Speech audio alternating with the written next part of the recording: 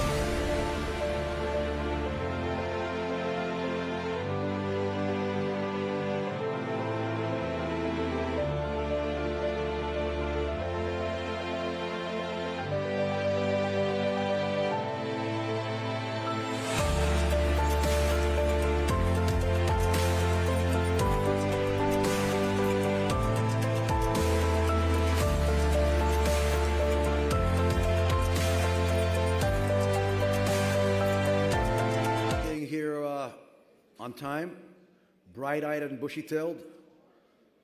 We have a long day ahead of us. Please remember the home front command regulations. If I say this incorrectly, General Amos Gilad, please correct me. If I give out the home front command regulations incorrectly, please correct me. Okay? Basically, if there's a siren, not these little fake sirens that you were hearing yesterday, which were not the real siren, but if there's a real siren, okay, which means that there may be a drone in the air or a missile or something like this, and the real siren goes off, we stay in this room. We don't go anywhere, we just stay in this room, okay? All right? That's what happens. Now we finished that, and good morning, Boker Tov. We're going to begin the memorial ceremony for the victims of October 7th and the Swords of Iron War. I would like to ask the audience here to rise, please, for a moment of silence.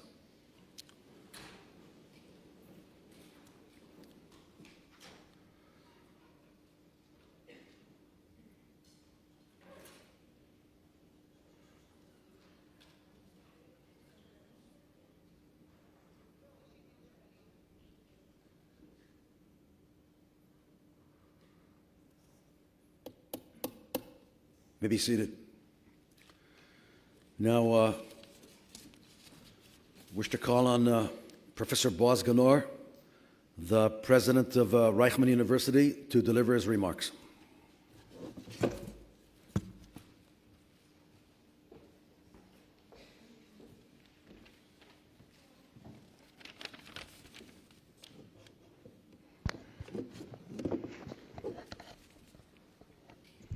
Hello and good morning to you all. We are convening today at a painful and difficult moment. This memorial ceremony for that horrible day, October 7th, 2023. On that day, thousands of Israeli civilians were brutally murdered. Men, women, children, elderly people, soldiers and civilians, in the hands of the Hamas terrorist organizations who, in an unprecedented and barbaric attack, murdered these Israelis. This is a day forever etched in the heart of our nation, the day which exposed the full hatred on the part of our enemies. However, this is also a day where we saw courage, brotherhood, and the willingness of many people to get up and defend their families, their communities, and the entire state of Israel. This very day showed us new heroes. Some are known, some are anonymous, and they gave their life and they devoted their spirits to protect others. Here in this university, we feel this pain very closely.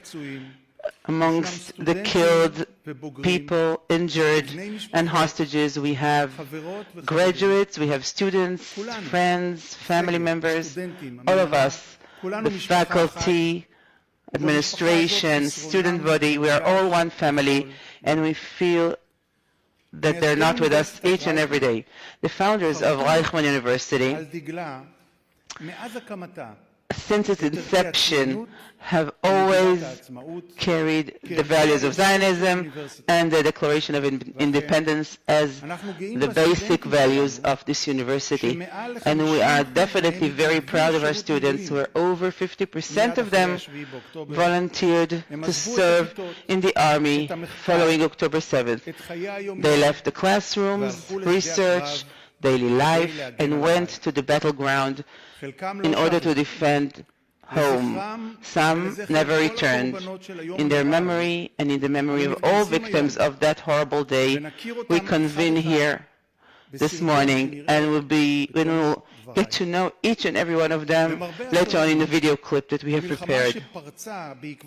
The war that broke out following October 7th is unfortunately not over yet. At times it seems that there is no end to this war. The young people, these heroes, people in reserves, continue fighting, continue risking their lives for the people and for the state. As a university, our role is not only to provide knowledge, but also to shape society. We're committed to education, values of responsibility, humanity. We must not be complacent when we see these horrific acts. The memory of October 7th must be a warning post, a living testimony where showing us where murder's ideology could lead people, could lead humanity. At the same time, we must also look into the future, draw some force from this memory in order to build a better future. We, people of the Academy, will continue fighting hatred, extremism, doing that through education, research, and commitment to the truth. We will continue developing knowledge and tools that will strengthen Israeli society. We will maintain our morality towards our students and towards the state of Israel. On behalf of the entire university, I'm sending a hug to the bereaved families, a prayer to the injured, and a stubborn hope for the immediate return of all hostages back home. May the memory of the murdered people be blessed. May their memory be a light that will guide us.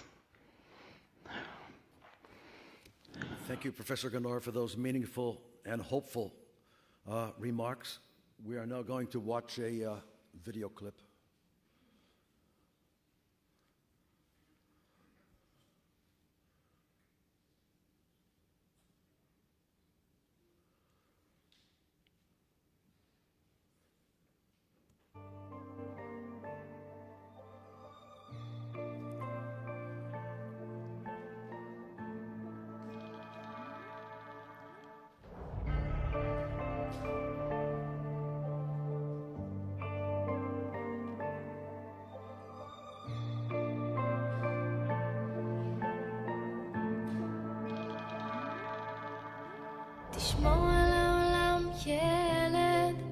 אנחנו רואים פה את העיר למרכז, זה רק דוחף אותך עוד יותר לבוא ולרצות, להמשיך להילחם ולהגן כמה שרק אפשר. אם תראה, תפסיק להיות גיבור של העולם, ילד עם חיוך של מלאכים.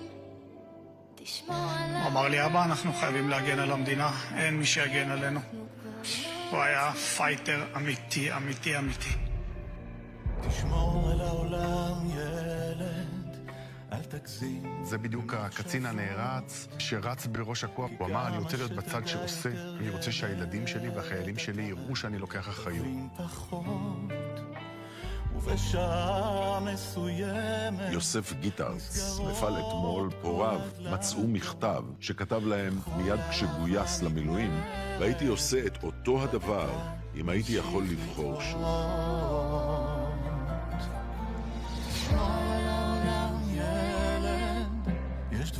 אנשים ביקשו את קרבתו כי הוא הניח את טובתו האישית בצד לטובתם. אם תראה, תפסיק להיות גיבור של העולם. סרן דור זימל היה חתום על כרטיס לתרומת איברים. בני משפחתו החליטו לממש את צוואתו והעניקו חירות וחיים ל7 בני אדם. כבר לא מצליחים. שם את האחר, את החבר, את המדינה, את כולם לפניו. תשמור על העולם, ילד. אם תראה. כשדגלים בידיהם ליוו היום אלפים את פקד ארנון זמורה, שנפל למהלך חילוץ 4 החטופים מהשבי. מבצע שכבר נקרא על שמו, מבצע ארנון. ארנון תמיד היה ראשון, הוא פעל באומץ לב וגבורה מאין כמוהו. אנחנו כבר לא מצליחים. כשאני שומע יאללה אני חושב על חברות ואיזה חבר הוא היה. הוא היה קצין מעולה, גם קצת מקים, אבל החבר שהוא, אני לא יודע איך אני אסדר בלי זה.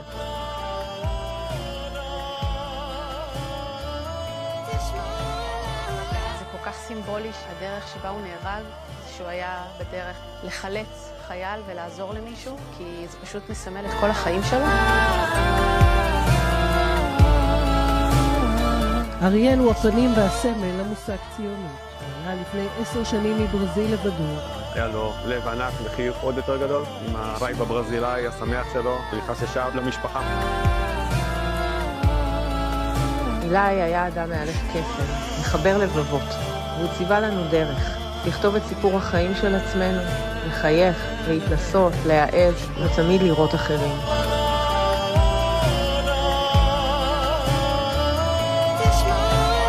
אנחנו רוצים שיזכרו אותו כילד חייכן, אהוב, חכם, חבר טוב, מצחיק, ואוהב את החברים שלו.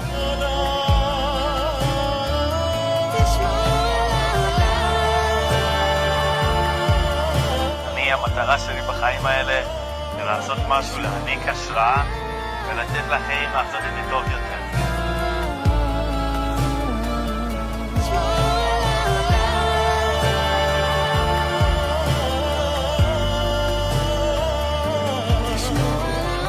כשהחלה המתקפה הוא סייע לשני מבלים שפגש לראשונה במתחם ברעים להימלט מהתופת והזוועות, אלא שאת עצמו כבר לא הצליח להציל.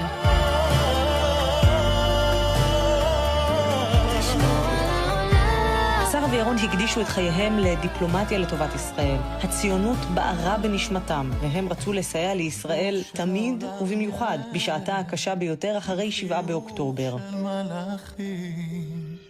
תשמור על העולם ילד, כי אנחנו עוד נצליח.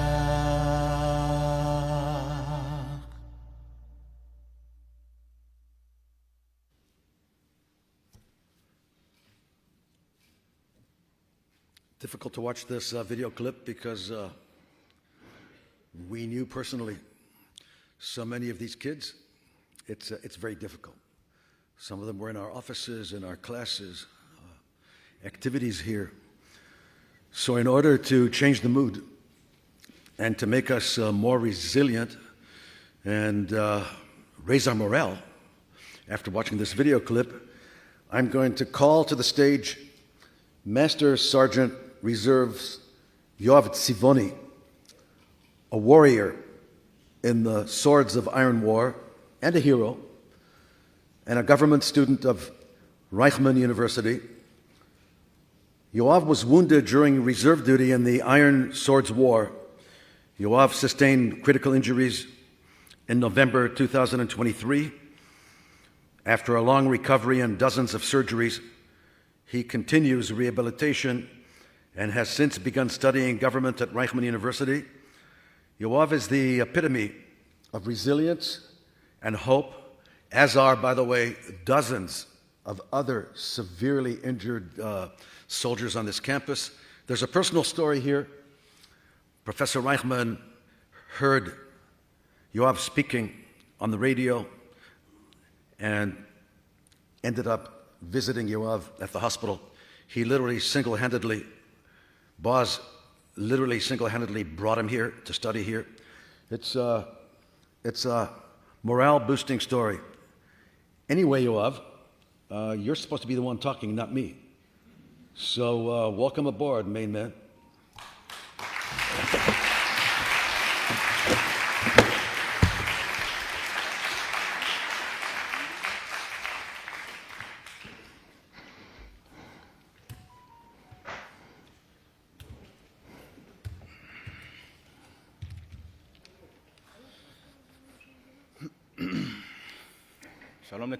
Hello.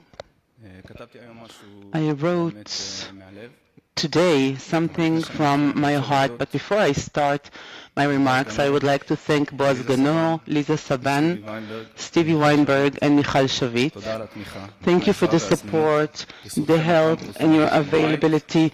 You all make this campus feel like home, and the faculty and administration feel like family. Thank you so much.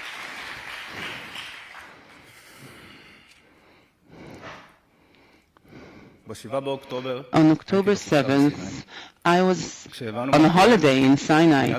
When we realized what is going on, we came back immediately to Israel. I remember taking the taxi to the border. Only yesterday, I sat on the beach, looking to the Saudi area and thinking of normalization. Still filled with sand, I was in the taxi with a high pulse and my stomach aching. 50 or 15 minutes prior, I saw the first clip of what is going on in Israel. I wanted to get to my parents' home, and I looked through the window and I knew that in this very time, good Israelis, people who love life, our people are being murdered, kidnapped. I didn't even know then what horror is awaiting us, how many more realization we're going to have. 7, I was already in my base camp. In the very difficult days following this slaughter, the soldiers in reserves were together while the entire country was glued to the TVs and trying to process the catastrophe. We started preparing our equipment, training. We had a lot to do. There's something about this togetherness, about preparing for the mission at hand that distracted us from what is going on outside, for better or worse. We went into Gaza, and on November 20th, I was injured. We were fighting a team of terrorists, and an Apache helicopter identified us as the enemy force, and they shot 3 missiles. One of them hit us. I don't recall a lot of what happened after that. When I landed at the hospital, I had no vital signs. Going from the chopper to the ER, I started reacting. I was burnt. And in the beginning, they said that I'm a John Doe. I was under anesthesia for 2 weeks. I had undergone many operations. I lost hearing in one ear. I had a hole in my lungs. I have burns. I have scars, but it's okay because it's very fashionable now.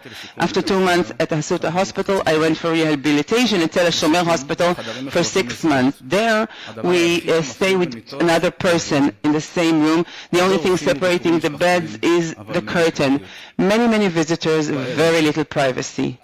In the evening, after all physical therapy sessions have ended, after all doctors went back home and all guests also left us, we were sitting together around the table, gossiping, talking about the really hot topic of the day, operations. Sometimes our talks were going into the night. We talked about what happened. We shared what we saw. And so in the middle of the night, almost whispering in order not to wake up our neighbors, we heard from on a first-person basis terrible stories about the heroism of those who experienced firsthand October 7th. I will never forget their stories. I had a very rare access to the hearts of those people who were there, of those people who lost everything.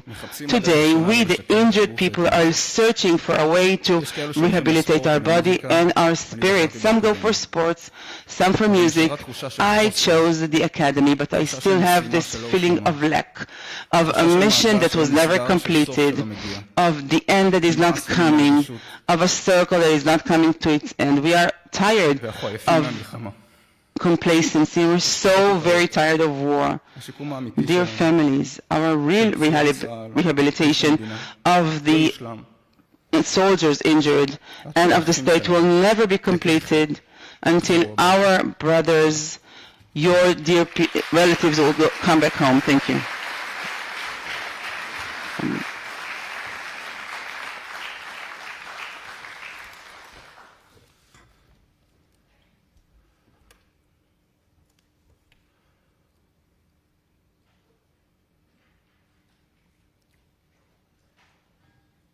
Thank you, Yoav.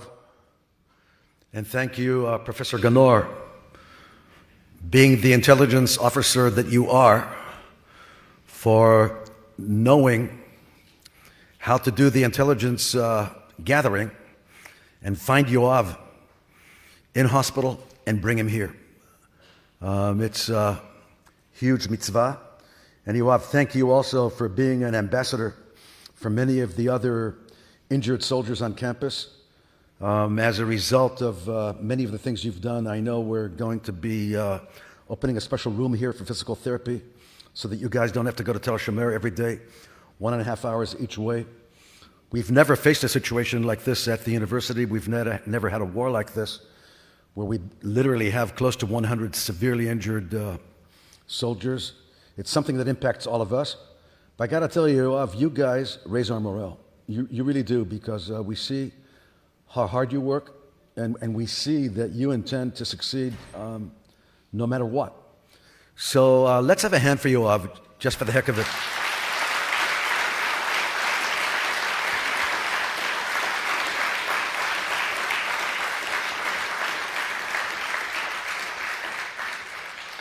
I think this is a perfect time for us to sing the national anthem of the State of Israel. So I would like all of you to rise, and I would like to invite Shiran Jeremiah, an undergraduate student at the Loder School of Government, Diplomacy and Strategy, specializing in security studies and counterterrorism, who, by the way, serves in the rehab unit of the IDF for injured soldiers while she does reserves. She's a busy young woman. She does reserves, rehab, and studies government. That's who we are. So go for it, Shiran.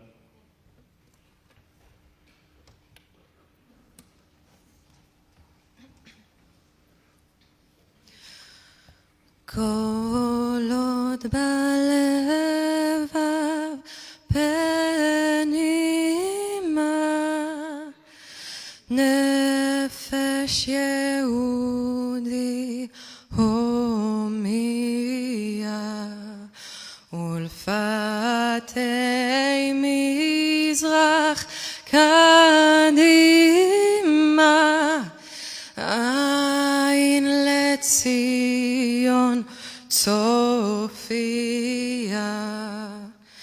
עוד לא אבדה תקוותנו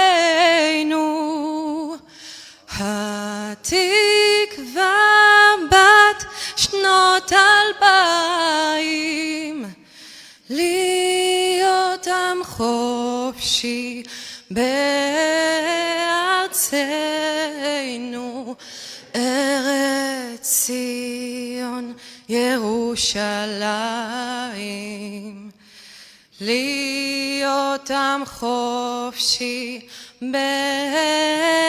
בארצנו ארץ ציון וירושלים. You may be seated. Thank you very much for that wonderful rendition of our national anthem. And now we are going to begin the session, Voices of Returned Hostages and Families of Hostages. I wish to invite to the stage Professor Lior Zemer, who is the Dean of the Harry Radzyner Law School. Professor Zemer is at the forefront of living our university's values, from traveling to Gaza border to teach soldiers, organizing panels that gave hostages and their families a voice, to personally leading students to the South, together with the Dean of Psychology, for reconstruction, resilience, even agricultural work during the war. His actions are an example to all of us, and we take this opportunity to thank him. First of all, let's have a hand for Lior Zemer. Okay. On a more personal note, Lior Zemer is like a brother, okay? We sometimes communicate at 1 or 2 in the morning. Sometimes we have this combat officer who's missing 5 points and wants to get into the law school, who's just served 300 days of reserves. Professor Zemer always has time to meet one of these warriors and help them get into the law school. And he's available around the clock, 24 hours a day. For me, he is the antithesis of woke, the antithesis of cancel culture. He is patriotism galore. In addition to all of that, he led the example for many of the other deans here coming out of the Office of the President, that there were students here who served hundreds upon hundreds of days of reserve duty and missed a whole semester or missed 1.5 semesters. And Lior Zemer, together with his faculty, decided not to miss a heartbeat. They got all of these students through the academic year. They didn't leave one reservist behind, and they all passed. He got the professors to volunteer, hold small workshops, work one-on-one with these students, and got them all through. And that's what makes us the Zionist university we are. Professor Zemer will now moderate our first panel featuring returned hostages and families of hostages. We will be hearing from Liran Berman, the brother of Ziv and Gali Berman, held captive in Gaza.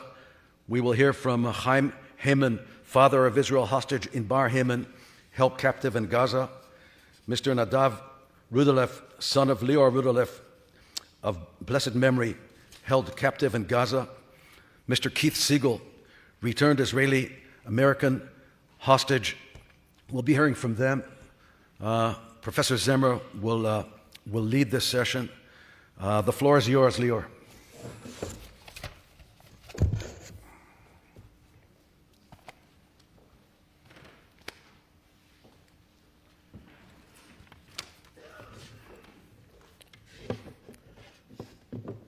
בוקר טוב. Good morning.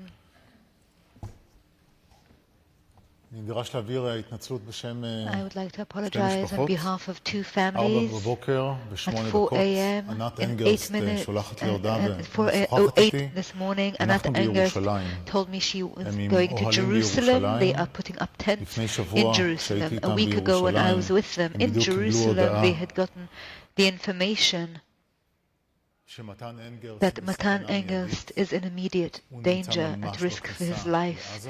He is right at the entrance to Gaza, so they went to Jerusalem, and that's where they are staying. Anat would like to convey her sympathy for us all, her love for us all, and she would personally like to tell you all that she appreciates all of your support. Inbar Hayman's family is also in Jerusalem, where we need to explain that if there's one thing that's important, it's returning the hostages. In 3 weeks' time, who would have imagined we'd be saying these words, but in 3 weeks' time it will be the first memorial of Shiri, Kfir, and Ariel Bibas. We can't begin a discussion with the families without trying to look for words that we cannot find. Long ago, it is no longer a discussion or a discourse on individuals. The discourse about an entire nation, an entire people. And if we will not realize that our resilience in the return lies in the return of the hostages, we will not be resilient. If they will not be returned, we will not be able to stand back up again. I would like to invite Liran, Nadav, and Keith to the stage, please.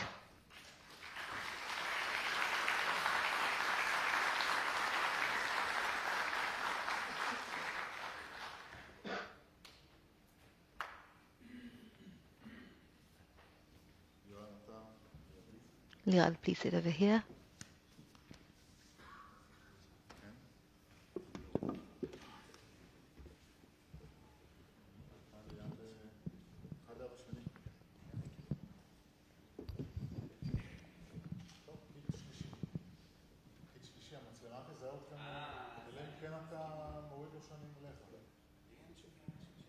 They're just arranging their seating.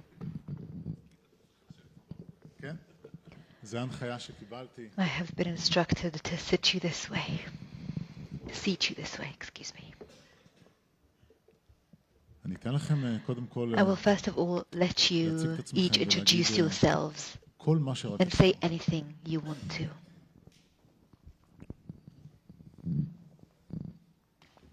Hello everyone, and thank you so much for being here. My name is Keith Siegel. I was born in the United States. I came to Israel at the age of 21. I'm married to Aviva, and I have 4 children and 5 grandchildren. Since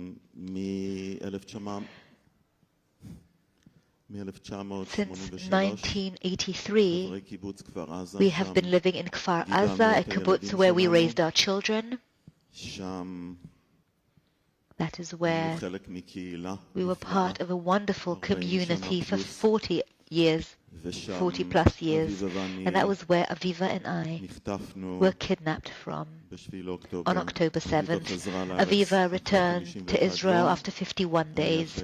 I returned after 484 days. I was with Liran's brothers, Gali and Ziv, in captivity, twins who are also each other's best friends. They're as close as can be. They were kidnapped together and were forcefully separated in captivity, forcefully, brutally. We were together. And together we experienced terrible, horrible things. We held each other's head high. Ziv really helped me. He washed my clothes. He took care of me in any way he could. I also did my best to help and support him. Gali and Ziv are still there, as is Omri Meiran, who's the father of 2 daughters who are 4 and 2 years old.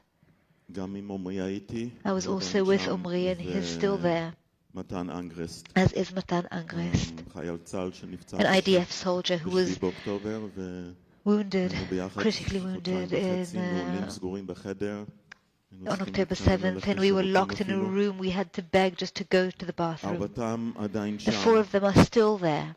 I was privileged enough to return, and I just want to do everything I possibly can and take every opportunity I am given to help, together with so many other people in our wonderful nation who are doing since October 7th everything to bring me back, to bring Aviva back, and are continuing to bring back the other 48 as well. So again, thank you all so much. Thank you for your support along the way. And I would like to ask from all of you to keep supporting, keep doing everything you can, and ask everyone that you know that they too do everything to bring our hostages back as soon as possible. Thank you.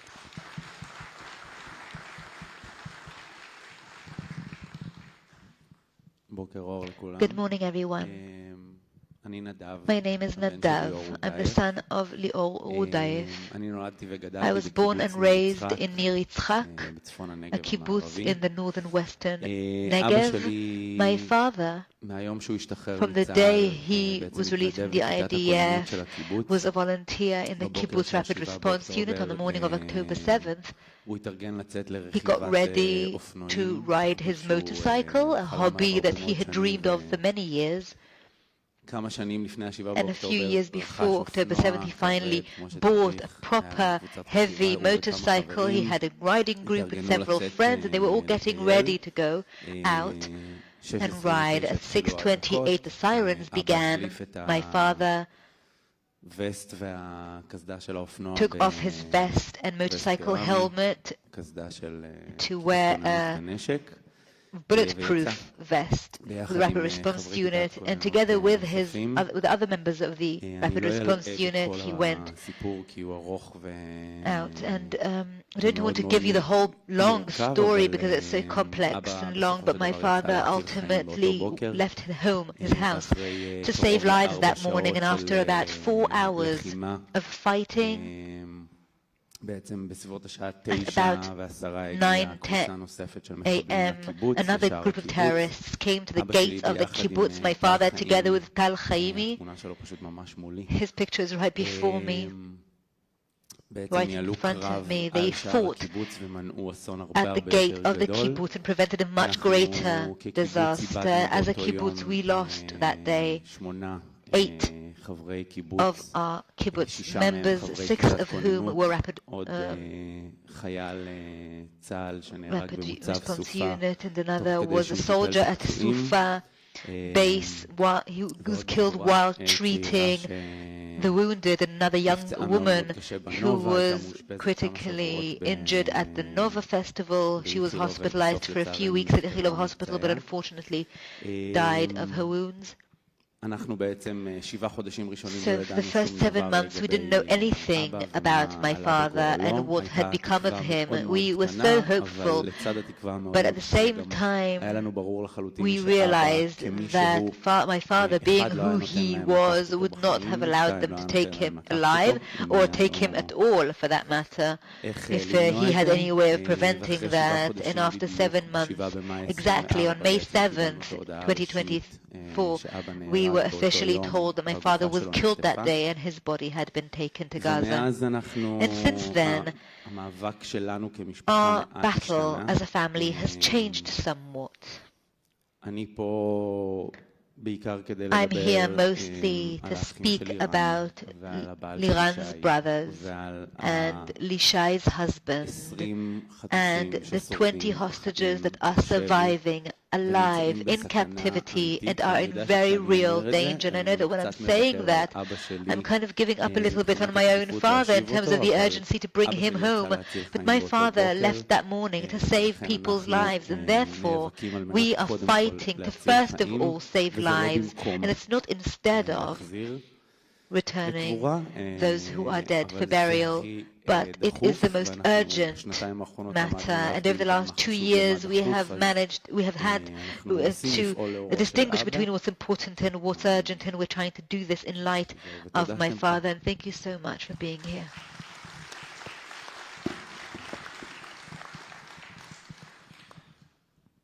I'm Liran Berman.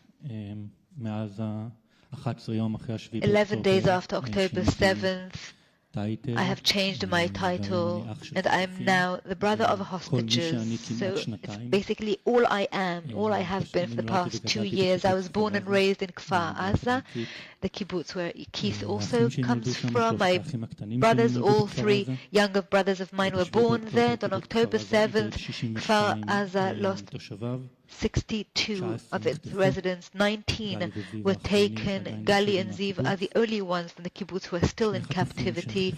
2 hostages who were taken from Kfar Aza were killed in captivity. So the final number of the murdered or those killed from Kfar Aza following the October 7th attack is actually 64, with the 2 hostages that are still in captivity. And now all I do these days, I'm not a father, I'm not a husband, I'm a brother of 2 hostages who are surviving, have been surviving for 2 years almost, who have celebrated, if we can say that, marked rather, 2 birthdays in captivity, one of which was just last week. And those who have returned and the ones that are here are all doing everything we can to bring them back, because we are currently injured. We all have wounds that will not heal until they come back. We can't stop, we can't breathe, we haven't breathed for 2 years. We can't do so before they all come back, and we're doing everything we can in Israel, worldwide, everywhere around the world, including getting to the highest places, prime ministers, presidents, chancellors, everywhere around the world, with governments that have already sort of shifted and changed. And even though presidents are no longer the same presidents, prime ministers have replaced one another, but we are still here. And Israel is still on October 7th. We're all still on October 7th. And the whole world is changing and shifting around us. And for us to be able to move on and continue, and for me to be able to go back to being a husband and father, I need my 2 younger brothers to come home. And we are going to be fighting until the very last hostage, the 48th, will return, because we've already been there. We had 255 hostages on October 7th, and only when the last one will return will we be able to move on and continue to live here as a nation. So thank you to all who are here and for listening.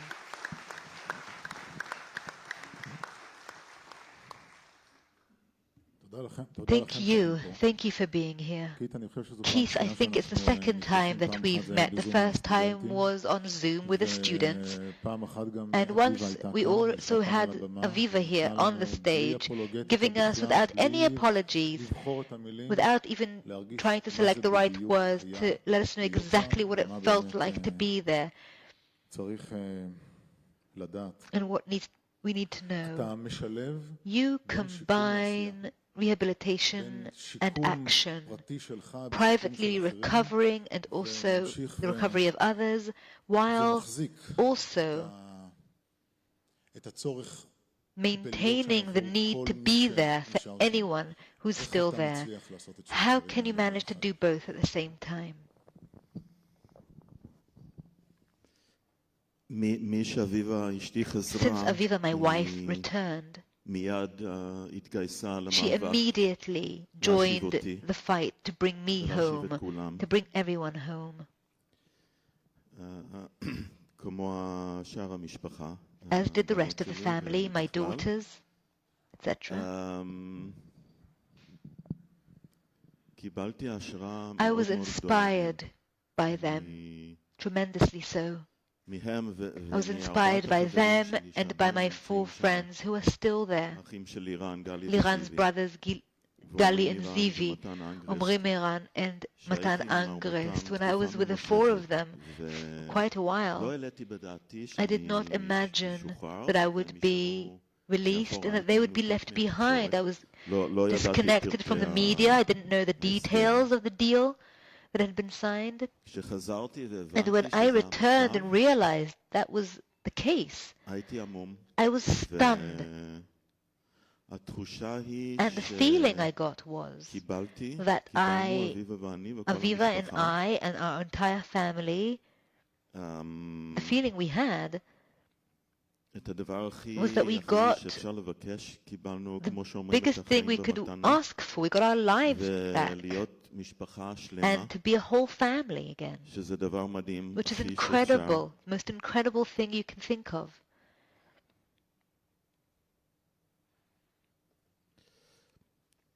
And it's something that all the hostages and all the families must also get. It's inconceivable that we returned, and so many others have, and yet 48 hostages remain there. And I feel that it is my duty. It is my moral, value-based duty, national duty, to do everything in my power to help bring them all back. And I'd also like to say that I am getting so much strength and support from Israelis at large, from you, all of you who have come here today. It really gives me so much strength, and I am also so inspired and supported by the hostages' families who are running around the entire world and across Israel from morning until nightfall, and the whole terrible situation they are enduring. And I feel it is a great privilege to be part of this nation that is fighting, that is doing so much for the hostages, and to be part of the family that has greatly expanded, the Berman family, the Angrest family, the Lavi-Miran family, and all hostage families. The hostages families, I feel, are my family. And for my family, and for any person, anyone I could help, that's what I want to do. There is nothing more important right now than to bring the hostages back. And the number 2 and 3 don't even exist. All the first numbers are, first of all, to bring back the hostages. I remember that when I met Aviva in New Self, one of the things that really characterized our conversation was that she said, ask whatever you want. Don't think about what you're asking. Just ask whatever you want to know. Is there anything that you haven't been asked yet, and it's important for us all to know about what's happening with the hostages, any kind of message you'd like to convey at a time when Matan Angrest is really at the entrance to Gaza, his life is in immediate risk, when 20 living hostages, with one of them has already dug his own grave, a Jew digging his grave in Gaza. Sharon has been shouting in the hostages square saying, I don't want to be a widow.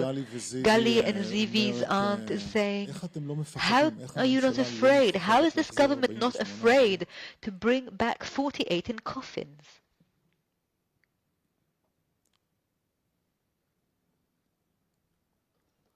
And Nadav, you have really broken all of our hearts. I remember your sentence saying, Grandpa Lior will not have his grandchildren run towards him.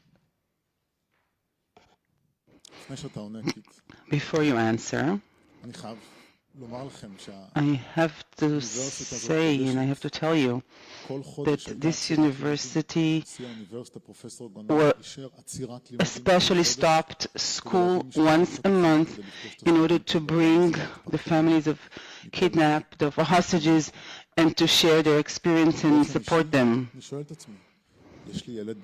And personally, I'm asking myself, I have a 14-year-old son, and he's asking these questions. You have exchanged this country. You had indefinite achievements abroad. You have built your own state in order for this state to continue existing. What else would you like to tell us?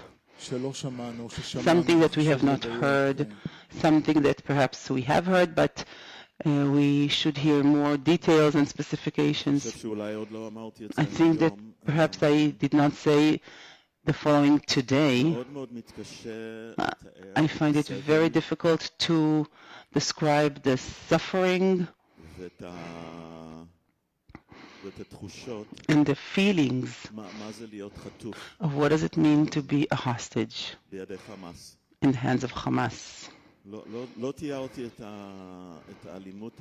I did not describe the very harsh violence that I have experienced and others are experiencing.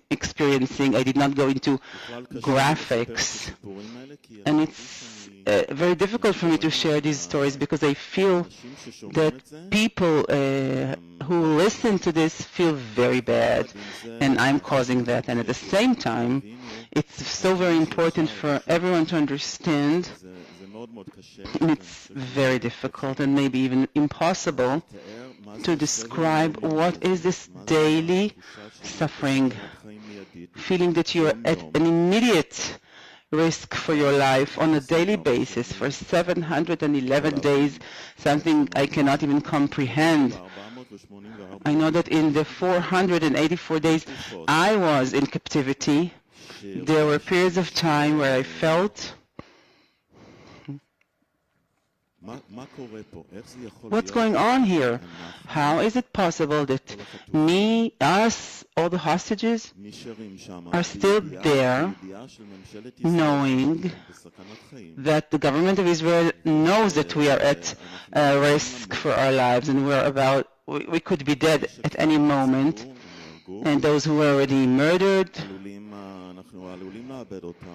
we could lose them.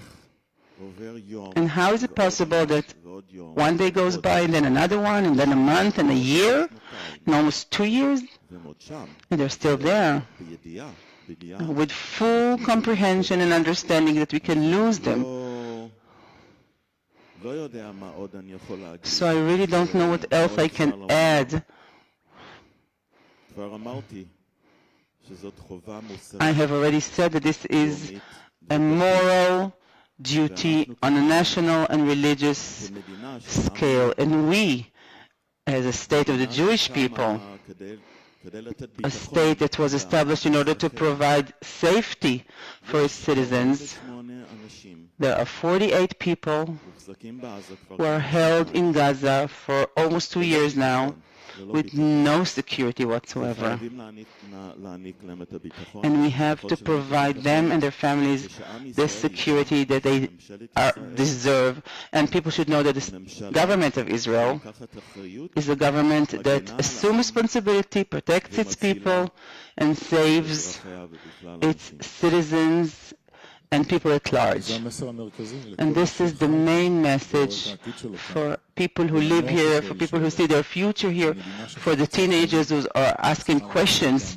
A state that wishes to live on must return the hostages.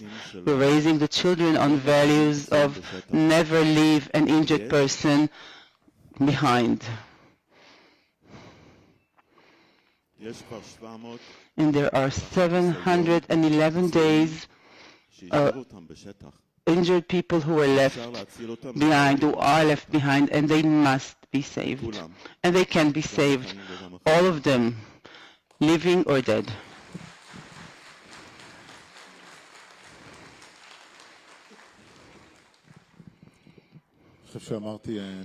I think, Nadav, that I said that you really conquered all of our hearts. Nadav said, unfortunately, the end of our story will not be a happy one. No one is going to be moved together with us when we see Tomer and Dagan running towards their grandfather in the hospital, because the father is going to stay forever, 61 years old.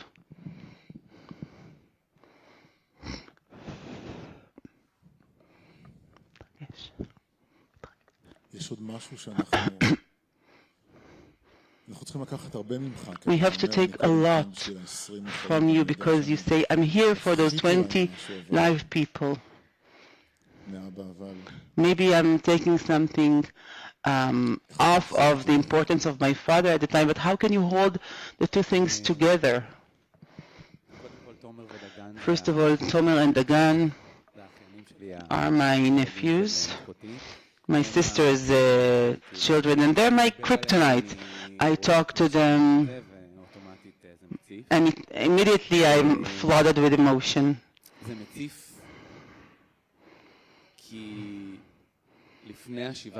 I'm overcome with emotion because before October 7th, my partner and myself were thinking about surrogacy, bringing children to the world, having a family here in Israel.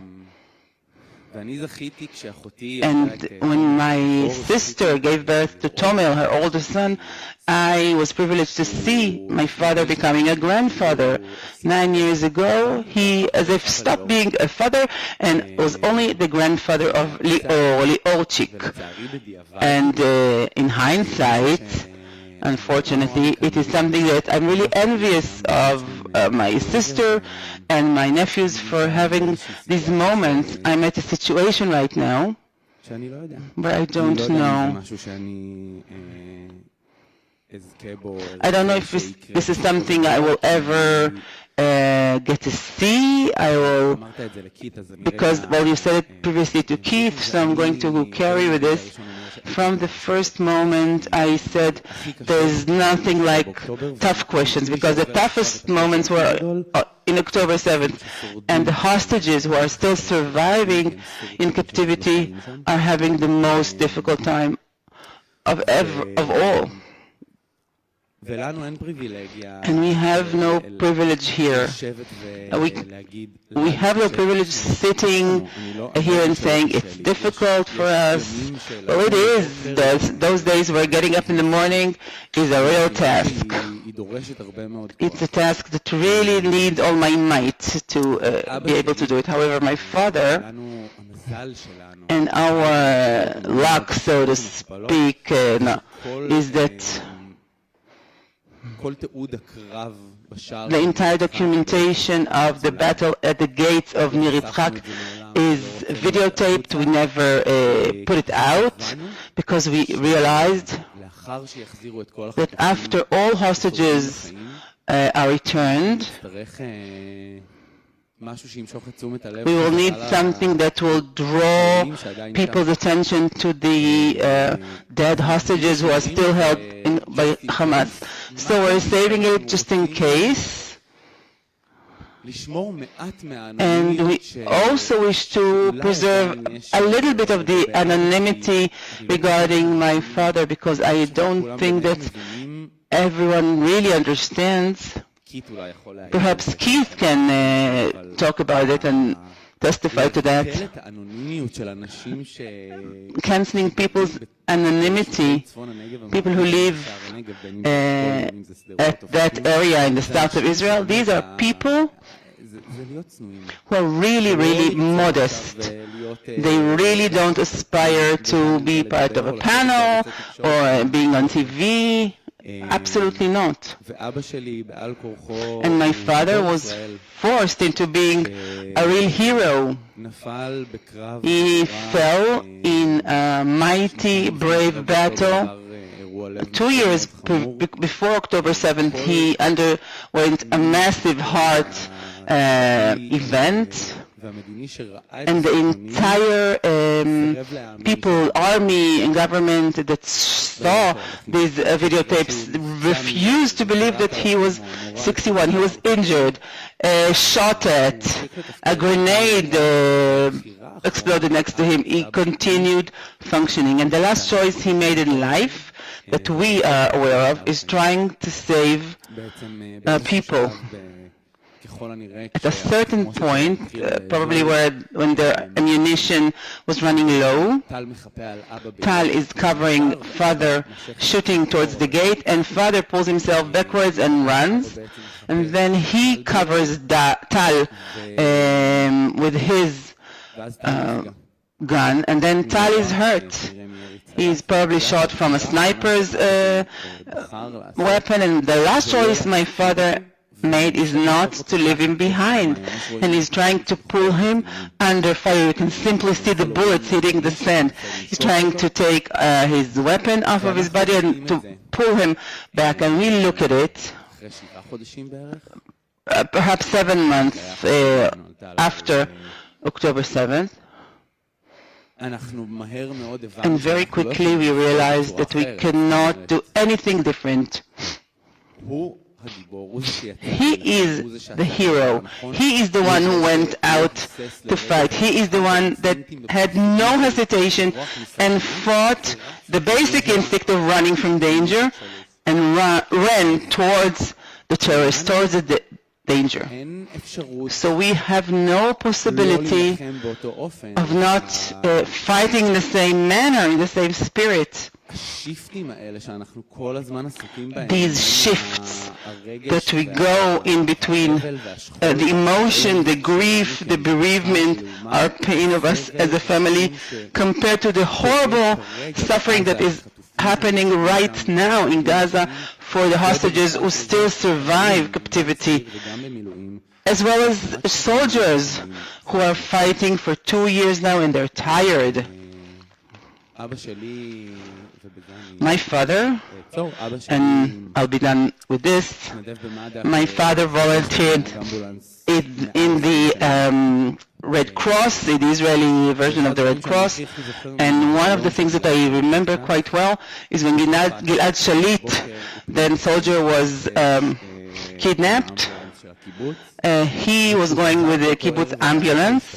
When he came back home that evening, he said, if ever I was kidnapped and I die, do not make any efforts. So we had some sort of a will. We're not going, of course, to forgo my father and leave him on hostile land, because he deserves, and we deserve, to close this circle, to know exactly where he is resting. But when we learned about it on May 7th, I took it upon myself to have an independent research of what happens to a body under this or under conditions when there's no life in that body anymore. I don't know if I felt better or worse after that, but after October 7th, not knowing is the worst possible thing for a person. And I think that today, most of us are really preoccupied with knowing, and we know way more than we ever planned of knowing. You said that we changed the state. Some talk about a cult of hostages, but this is a parallel world that is working alongside routine, alongside normal daily life. On a personal note, I am not working. If there is a session, they ask me, there's a session at 9 o'clock in the morning, Reichman, can you come? And I always say yes. There is no legitimacy to answer with a no, because it doesn't matter who is listening. It's important to continue because we're not stopping. It is always going in between, holding emotion, holding the rational part together. You say Tomer and Dagan will never run towards father and hug him. So we feel choking in our throat and tears in the eyes, but then you go back into functioning because we have no other choice. As Liran said, I'm no longer Nadav. I am Nadav, Lior's son, Lior, who's kidnapped and dead in Gaza. I have many titles now. And as Keith said, we are simply fighting for morality and our values as people here in a Jewish, democratic, of high values country.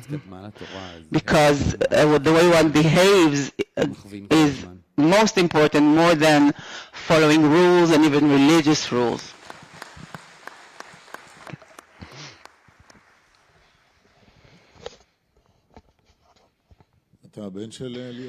You are the son of Lior, the hero. He was killed as a hero. Absolutely.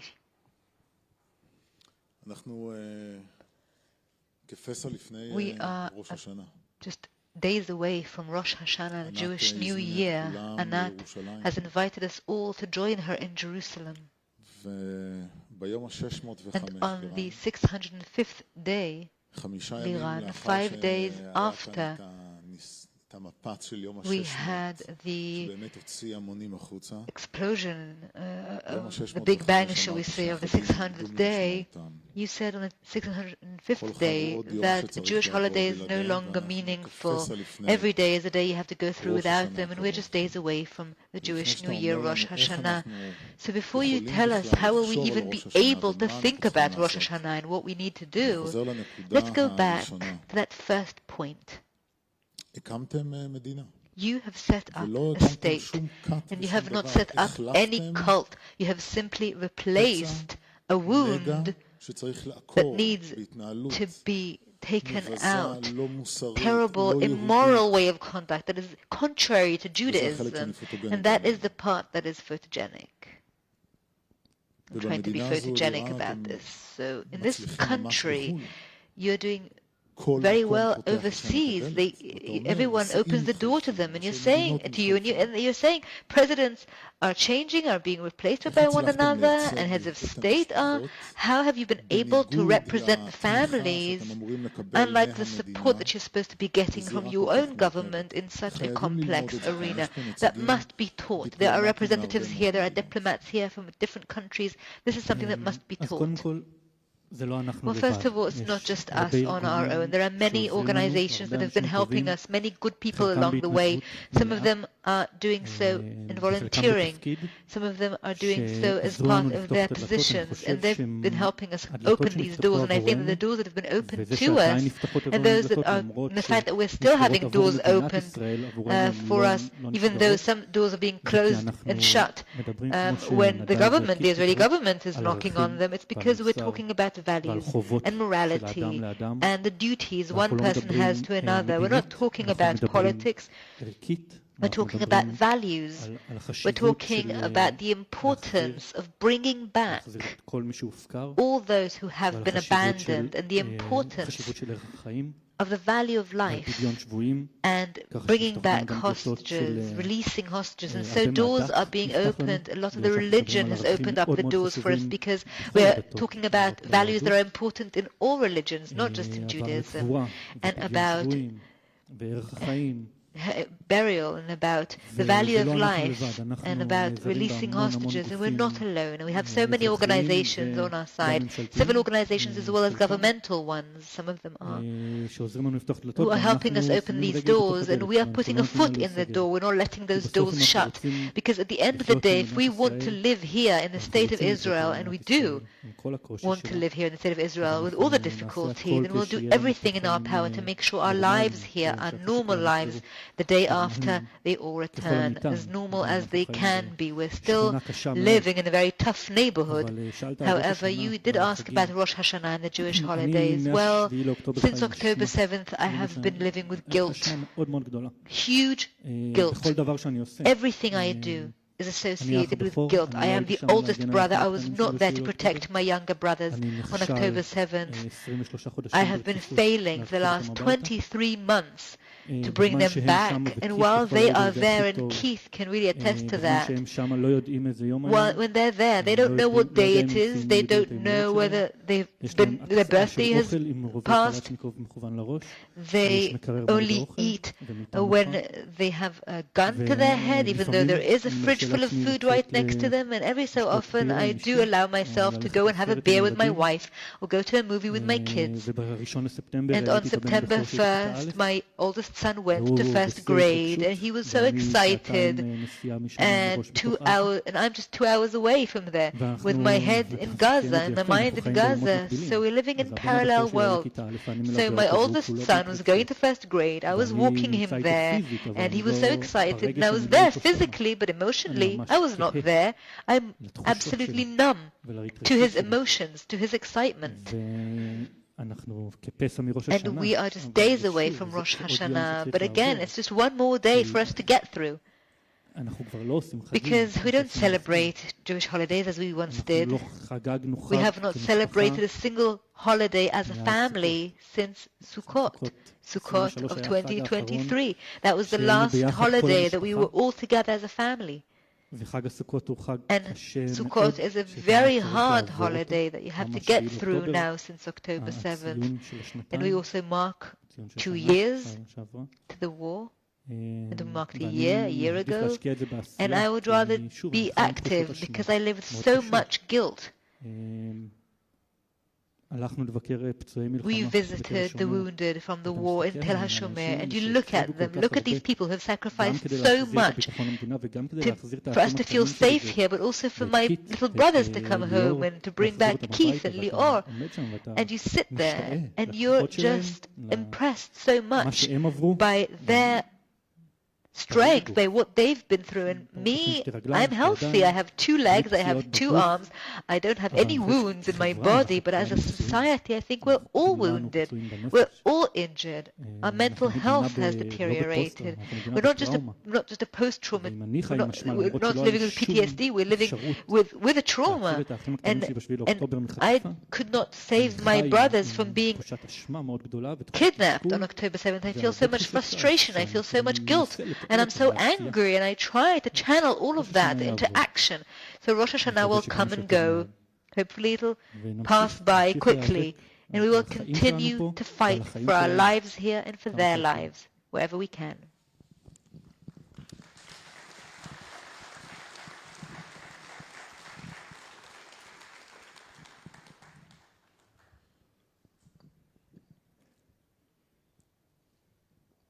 This wound and this trauma that you have spoken about are a collective wound and trauma. We all feel that way, and this country will only get back on its feet again when they all come back. And coming back means that Lior and the other who are dead, I have talked to Inbar's aunt, Hannah, who is like the sun. Inbar is like the sun. She shines bright in every photograph of hers. And this closure of Hannah and the family and for you is so crucial for the trauma to become a post-trauma, something that's treatable. And when Gali and Zivi will come back, when they understand how many nicknames they have here, the entire country knows them by their nicknames. They don't know them by their regular names, their full names. And let me also connect that to Keith. Keith, you are an inspiration. You and Aviva are a source of inspiration. First of all, Mazel Tov, congratulations, because I think your daughter has recently gotten married. She waited 2 years, didn't she? She waited for 2 years before she got married, is that right? They waited, right? They postponed the wedding. Yes, almost 2 years, says Keith. Okay, so first of all, congratulations. And I think that it is a moment that will connect the good that is awaiting. There's no other way except bringing them home quickly, immediately, all of them. Keith, Nadav, Liran, you will stay with us until they all come back, and then you will continue to be celebrities for life, so take that into account. Thank you so much for coming. Thank you very much. Thank you. Thank you all. I just want to say as a final word, really a final word, hostages is not politics. I know time is up. I already saw the time is up, but hostages is not politics. A deal that will bring people back here is not instead of the security of the state of Israel. It's not something that is at the expense of another. These things have to be solved together, and that is what the elected officials must do. It's their job. It's their job because they have taken the responsibility of leading this country, and that is what we demand. Not anything beyond that. Bring us our family members back. And the last, very last thing, I want to, in order for you to tell your loved ones you love them, you don't need a reason. Liran has said that. I feel that every day. Don't feel remorse. Don't feel guilt. Just do it. And tell your children you love them. You talked about your son, so he can also say he loves them. Don't wait. Thank you, Nadav.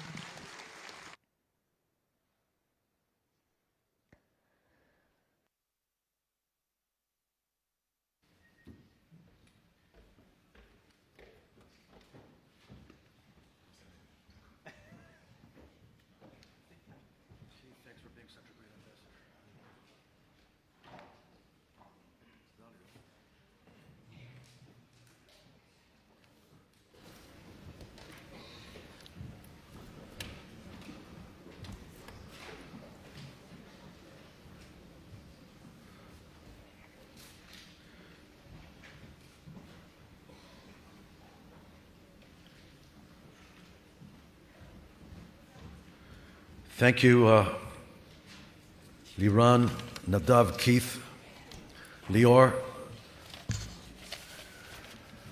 This whole situation is a knife in the heart of the country, and all we can do is pray for the return. Hopefully, some people in Jerusalem were listening to what was happening at the conference here.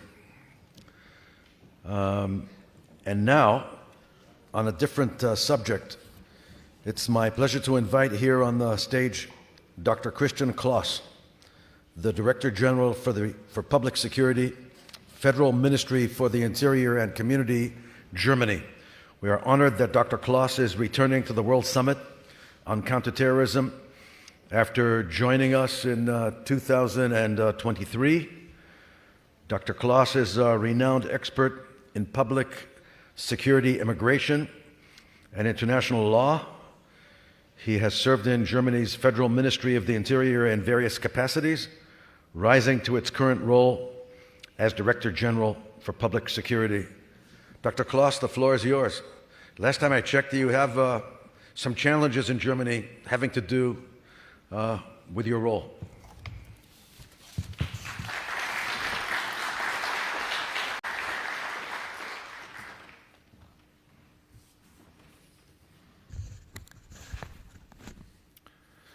Dear Excellencies, esteemed guests, friends, and colleagues, Shalom Likulam.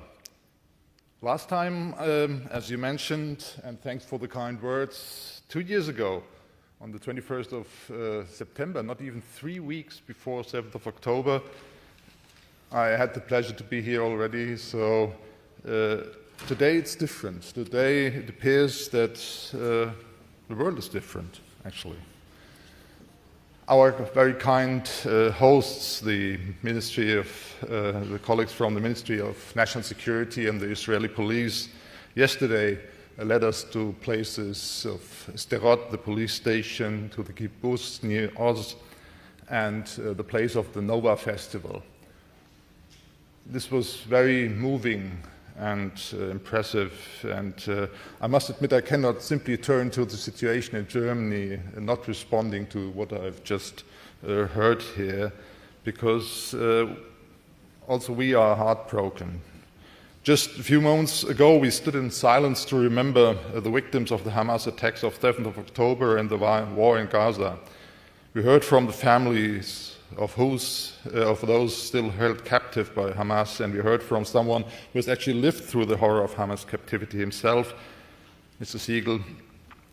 I don't know where he is, but I cannot see him now. I cannot begin to imagine the torment, fear, and pain you have had during your time of captivity in the hands of Hamas, and I admire your strength, and I'm very grateful for your willingness to share what you have lived through and your strong voice, that the lives of the remaining hostages is still on the brink every day, that Hamas continues to refuse to let go of the hostages. On behalf of the federal government, and this includes also the other speakers here, Mr. Berman, Mr. Haim Hayman, and Mr. Rudaeff, and I have to say, these are stories of pain, resilience, and also hope. And on behalf of the federal government and the German people, I want to express my profound compassion and my wish for strength, and to emphasize our continued hope for the safe return of your loved ones. We all hope you will soon be able to embrace each other again. What has befallen you and your family touches me and the German people deeply, as I said, not just as friends of Israel, but also because German citizens are also among those still held hostage. We all remember the recently published shocking video of starving Ron Poslavsky, who holds both Israeli and German citizenship. Just recently, Ruby Chan, father of Itai Chan, who is still held by Hamas in the Gaza Strip and also holds both Israeli and German citizenship, has visited Germany. He has delivered his strong message that Itai and the remaining hostages are counting on all of us to do what we can to bring them back home. As a father myself, this continues to touch me deeply, and together with all other fathers, mothers, brothers, sisters, sons and daughters, husbands, wives, I hope for the safe return of each and every one of the remaining hostages. Germany stands with you in this difficult time. We will support all efforts that can contribute to the release of the hostages. Let me be crystal clear here. Hamas could have ended this war at any time. It can still do so today simply by laying down their arms and letting go of the hostages. Their continued unwillingness to do so shows that they are utterly indifferent to civilian casualties, even and particular among the Palestinian population. Germany stands by Israel as a friend in its righteous case to defend itself against the heinous form of terrorism which reached its terrible climax on the 7th of October. Terrorism is a scourge of humanity that we must fight together. Dear guests, when Hamas shows such a disregard for the suffering of the civilian population in Gaza, it is all more important that we, as democratic nations governed by the rule of law, remain a beacon of hope for the interests and the well-being of the civilian population. Wars being fought in areas where civilians live, where they work and sleep and eat, mean often civilians are the ones suffering the most from its consequences. Germany, with Israel's consent and in coordination with Jordan, has since 1st of August of this year delivered a total of more than 380 metric tons of humanitarian aid to Gaza through an airlift. Nevertheless, we remain concerned about the worsened humanitarian situation on the ground in Gaza. And Germany is ready at any time and in close coordination with our friends in Israel to do what is necessary to help to improve the humanitarian situation in Gaza. Now I would like to turn to the German perspective and actually the impact the conflict here has on the situation in Germany. The 7th of October is a painful reminder for us in Germany and Europe that anti-Semitism is still again on the rise. We have been horrified to see the resurgence of anti-Semitism in our countries and around the world, often disguised as supposedly harmless criticism of the state of Israel. And let me be also clear here, I say that unfortunately Germany is no exception. What is particularly alarming is that in recent years anti-Semitism has increasingly spread beyond the right-wing extremist spectrum. We are also seeing it in the left-wing extremist spectrum. But what we also see, of course, is a major rise due to the pro-Palestinian protests in Germany and across Europe. So a religious and nationalist perspective or extremism stemming from there. Since the Hamas terrorist attacks on Israel, current developments in the Middle East have had an enormous potential to inspire strong emotions and mobilize action among Palestinian sympathizers around the world, including in Germany. This situation also serves some actors as a motive and justification for committing crimes in Germany. Anti-Israeli and anti-Jewish rallies and demonstrations often involve protests in front of Israeli facilities and Jewish institutions and places of worship. These rallies consist usually of a broad spectrum of participants side by side. Participants that have nothing in common but pure hate for Israel and the Jewish people, Islamists and Palestinian extremists, Turkish right-wing extremists, German and Turkish left-wing extremists. In Berlin, there were violent riots and clashes between demonstrators and police forces in Berlin on the occasion of the so-called Al-Nakba Day in May this year, and the number of participants increased to 1,100 at its peak. So a police officer actually was seriously injured in the course of these demonstrations and had to be hospitalized, and we had to arrest 56 of these people. When under the guise of solidarity with the Palestinian population in the Gaza Strip and the West Bank, the freedom of religion of our Jewish fellow citizens in Germany is jeopardized, and not just that, but when the actual security of our Jewish fellow citizens and of our Jewish and Israeli institutions in Germany is endangered, this is simply unacceptable for the German government and our security authorities. As a direct response to the 7th of October, my department has banned in November 23 Hamas and its supporting association Samidun from all activity in Germany. Both bans can no longer be appealed in court. These bans also serve as base for ongoing criminal investigations against certain individuals. The ban on Hamas covers all symbols clearly attributable to Hamas, whether or not they are specifically mentioned in the banning order. For example, the banning order consists of the slogan "From the river to the sea" to be a symbol of both Hamas and Samidun, so that using this slogan can be prosecuted as a criminal offense. In many cases, assemblies were only permitted on the condition that this slogan would not be used, and its use in violation of this condition led to criminal convictions. Of course, our measures have not stopped with banning of Hamas and Samidun.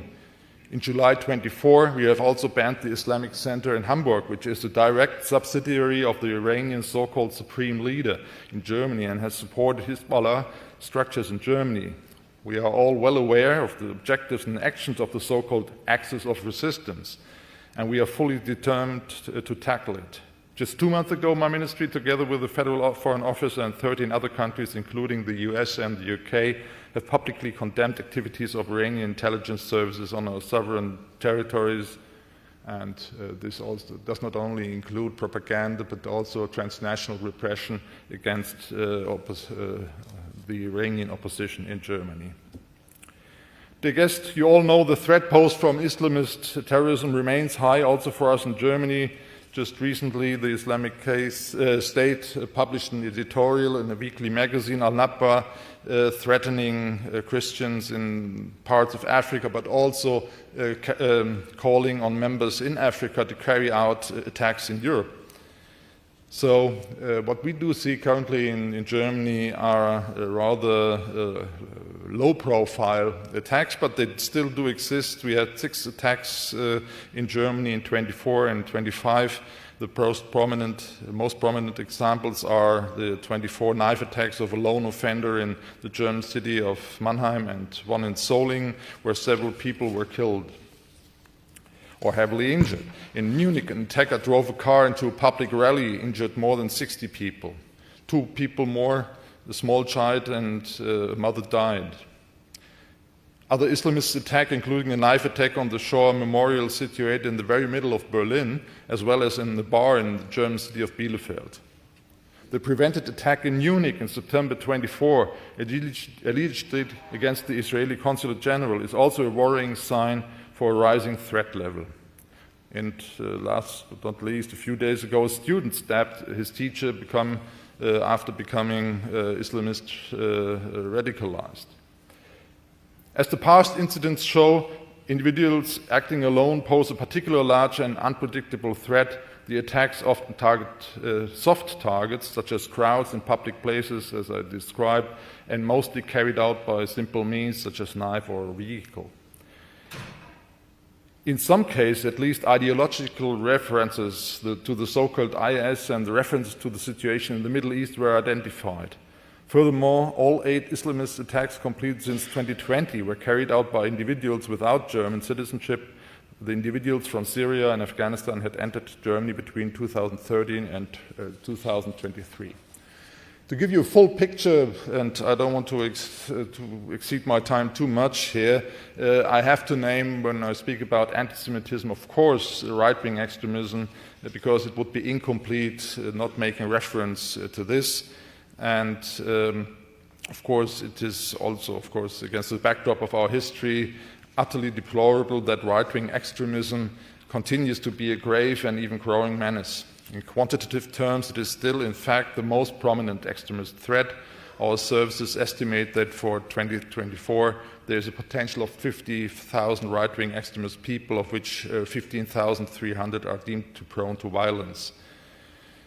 So our strategies to tackle this is that we would focus on measures not only based on repression, but rather on preventive action, and to see also the online world here, and to be active and to counter very young people, or actually to bring them back to track by more addressing the social integration or cohesion, if I may say, of young right-wing extremists, seeing no perspective in Germany. So it's a rising movement, and what we do see is indeed people becoming younger and younger here, and this is worrying. Therefore, we have to start at schools and possibly even before to address this, in particular in certain areas of Germany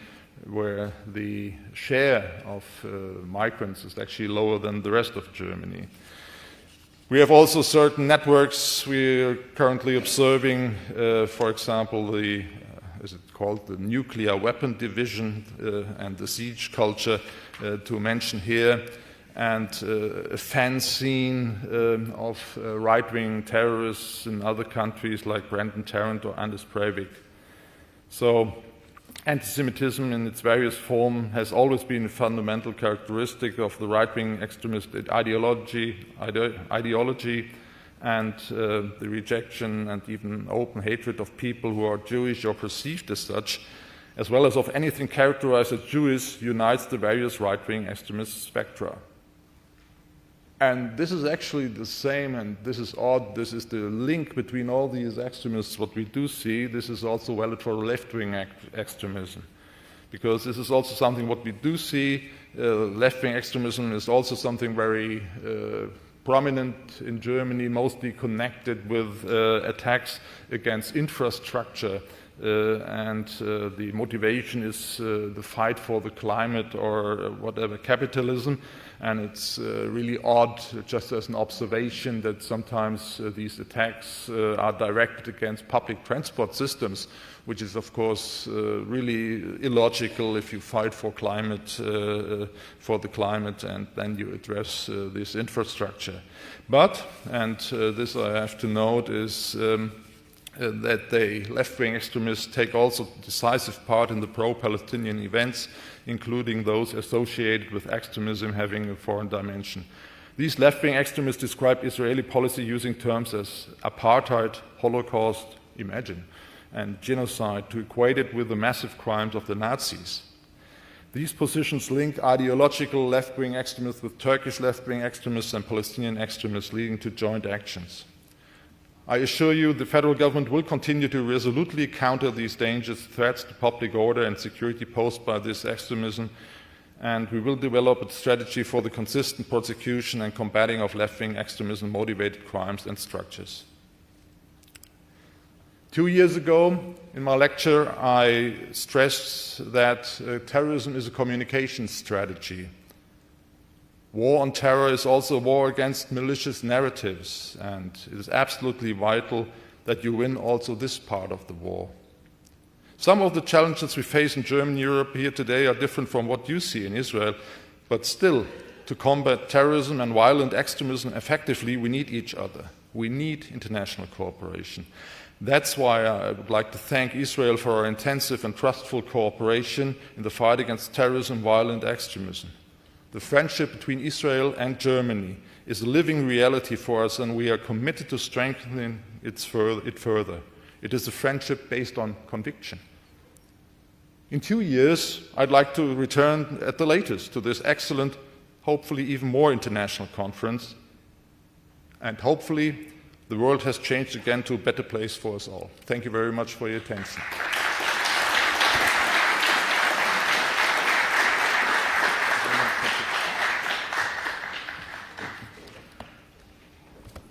Thank you very much, Dr. Klaus. We thank the German government for protecting the Jewish community in Germany.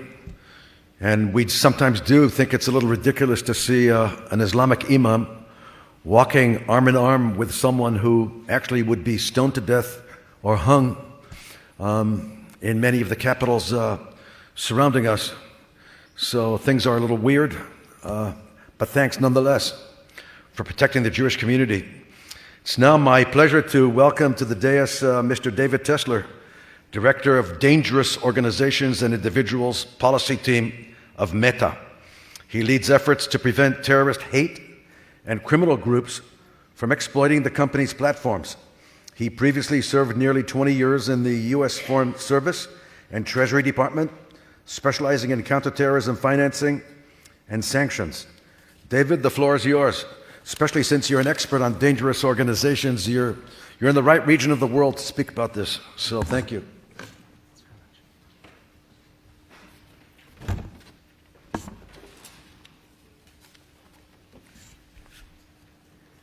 Good morning, distinguished guests, colleagues, and friends. I'm so happy to be back in Israel and to participate in the 25th Shabtai Shavit World Summit on Counterterrorism.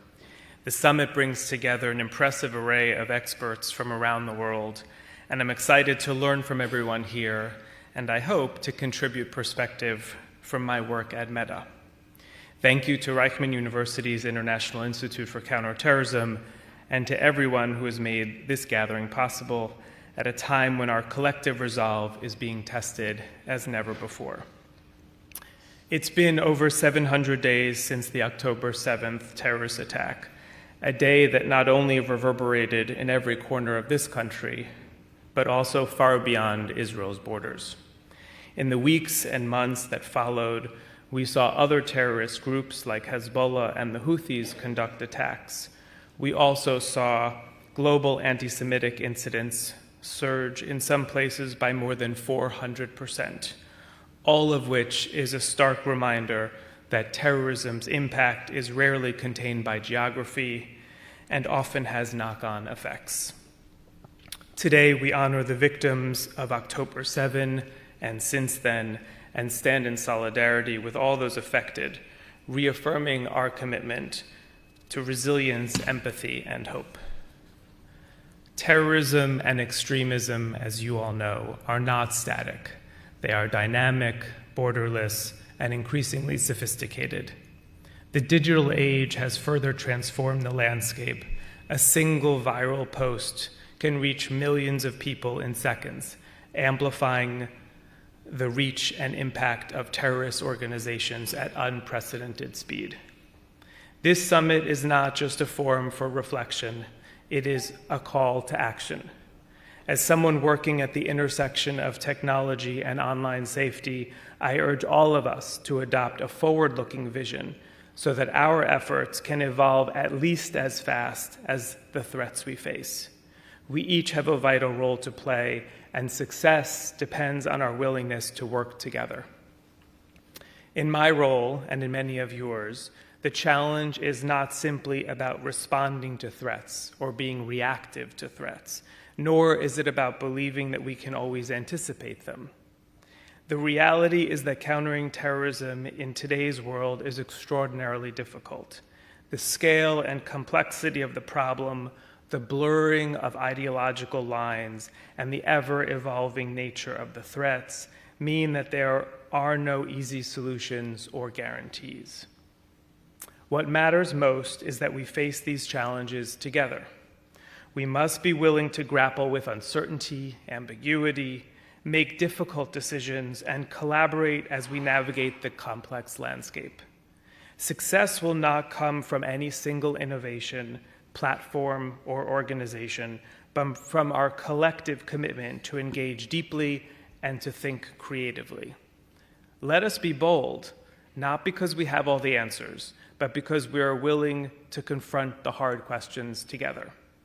At Meta, with over 3.9 billion people using our platforms each month, we are acutely aware of the profound responsibilities, both to protect the voice of our users and to protect our platforms from abuse that comes with connecting nearly half of the world. Every day, I steer our Dangerous Organizations team working at the front lines of digital safety. In just the first half of this year, we removed more than 12 million pieces of content violating our terrorism policies, 99% of which were detected before they were reported to us. We're investing heavily in advanced AI, which now detects and removes harmful content at a scale and speed unimaginable just a few years ago, and with enhanced language coverage globally. And we're optimistic that advanced AI will be an even more important tool in our threat mitigation toolkit as we move forward, helping with contextual awareness and early detection. It's not yet clear how terrorist groups may or may not adapt or adopt advanced AI, but it is clear that we can harness its potential to help mitigate the threat. But in addition to investing in these tech solutions, we also continue to invest in human expertise. Our experts and investigators help us to find new trends and techniques used by terrorist groups online that we can then feed into our automated systems to bolster our overall enforcement. It's the complement of advanced tech and human expertise that gives us the strongest enforcement.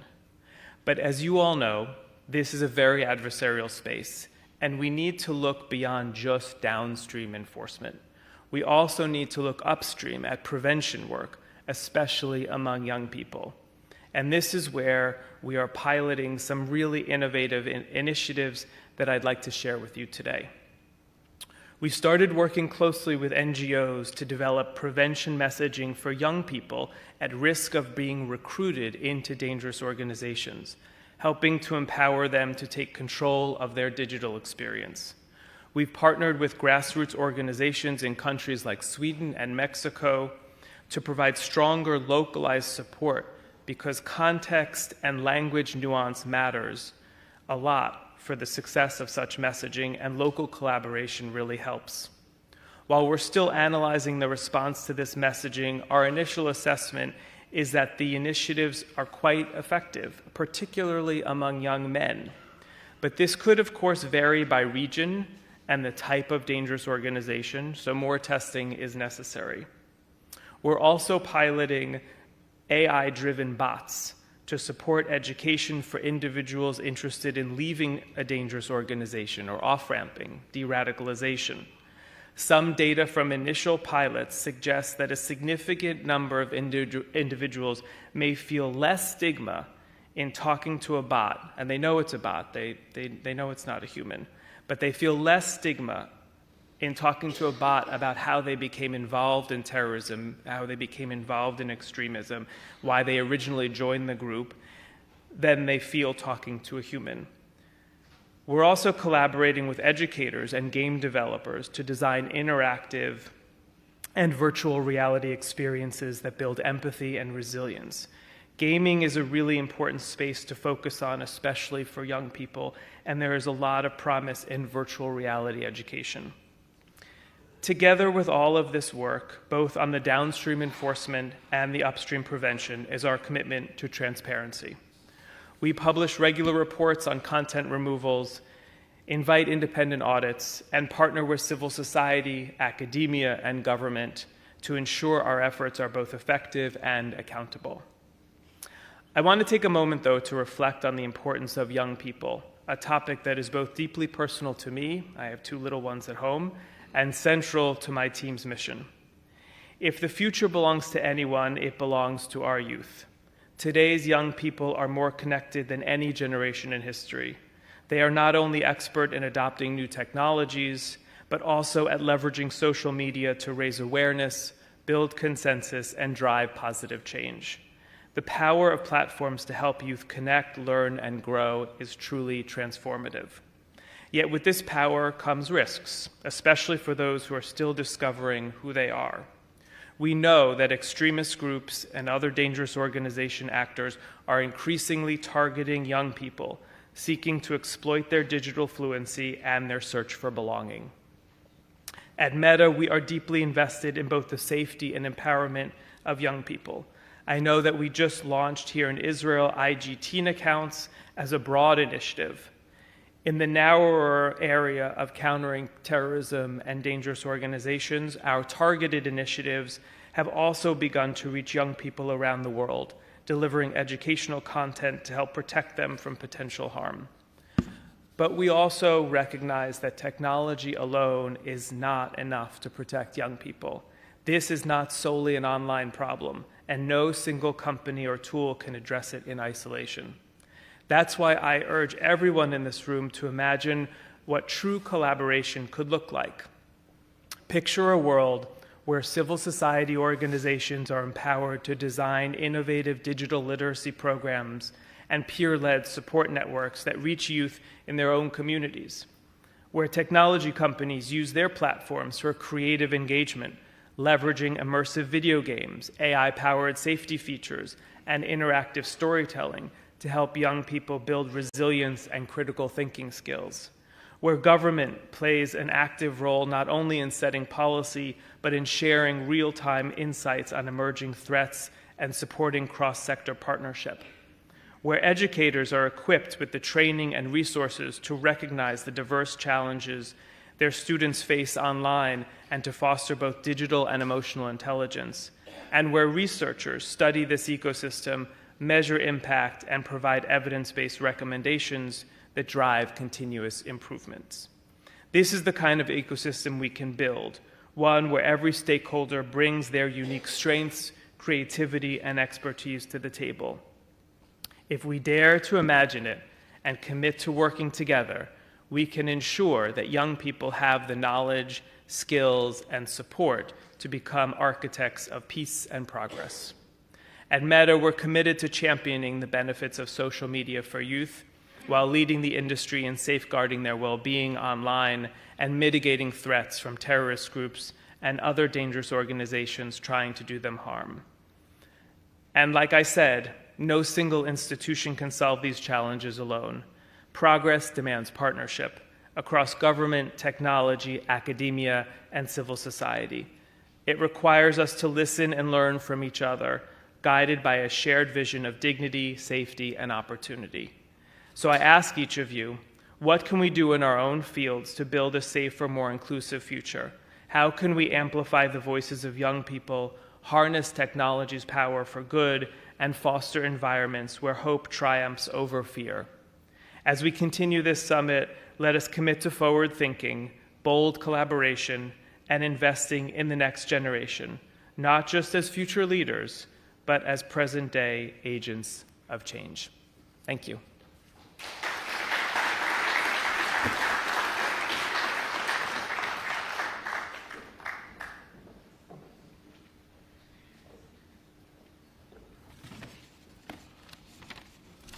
Thank you very much for your important message. And if your message really impacts the various communities around the world, then maybe people like Charlie Kirk of blessed memory would be alive today if these messages were sent to the right addresses of the youngsters around the world. Something to think about. So thank you for your service and thank you for your important remarks. Our next speaker is a member of the Knesset, Yair Lapid, who is the head of the Israeli opposition, and he is a former prime minister. He's the current head of the opposition. He's the head of the Yesh Atid party. Member of the Knesset, Lapid has held key positions in government, including Minister of Finance, Foreign Affairs, and alternate Prime Minister. Before entering politics, he was a well-known journalist, author, and TV presenter. I believe he's making his way here. They tell me 2 minutes. So in these 2 minutes, I'm supposed to broadcast news. So I'll pretend that I'm on Fox right now, and they've just told me that I've got 2 minutes to burn. So I want to tell you something about this university. This university is a university with a Zionist ideology, and it's very patriotic. And now I see the security man of member of the Knesset, head of the opposition, has just walked in. You can always tell when the head of the opposition is walking in. You've got this tough security man in front of him, protecting him. We need that protection. I see that the president is in the back of you. Great. So, member of the Knesset, Lapid, head of the opposition, the floor is all yours.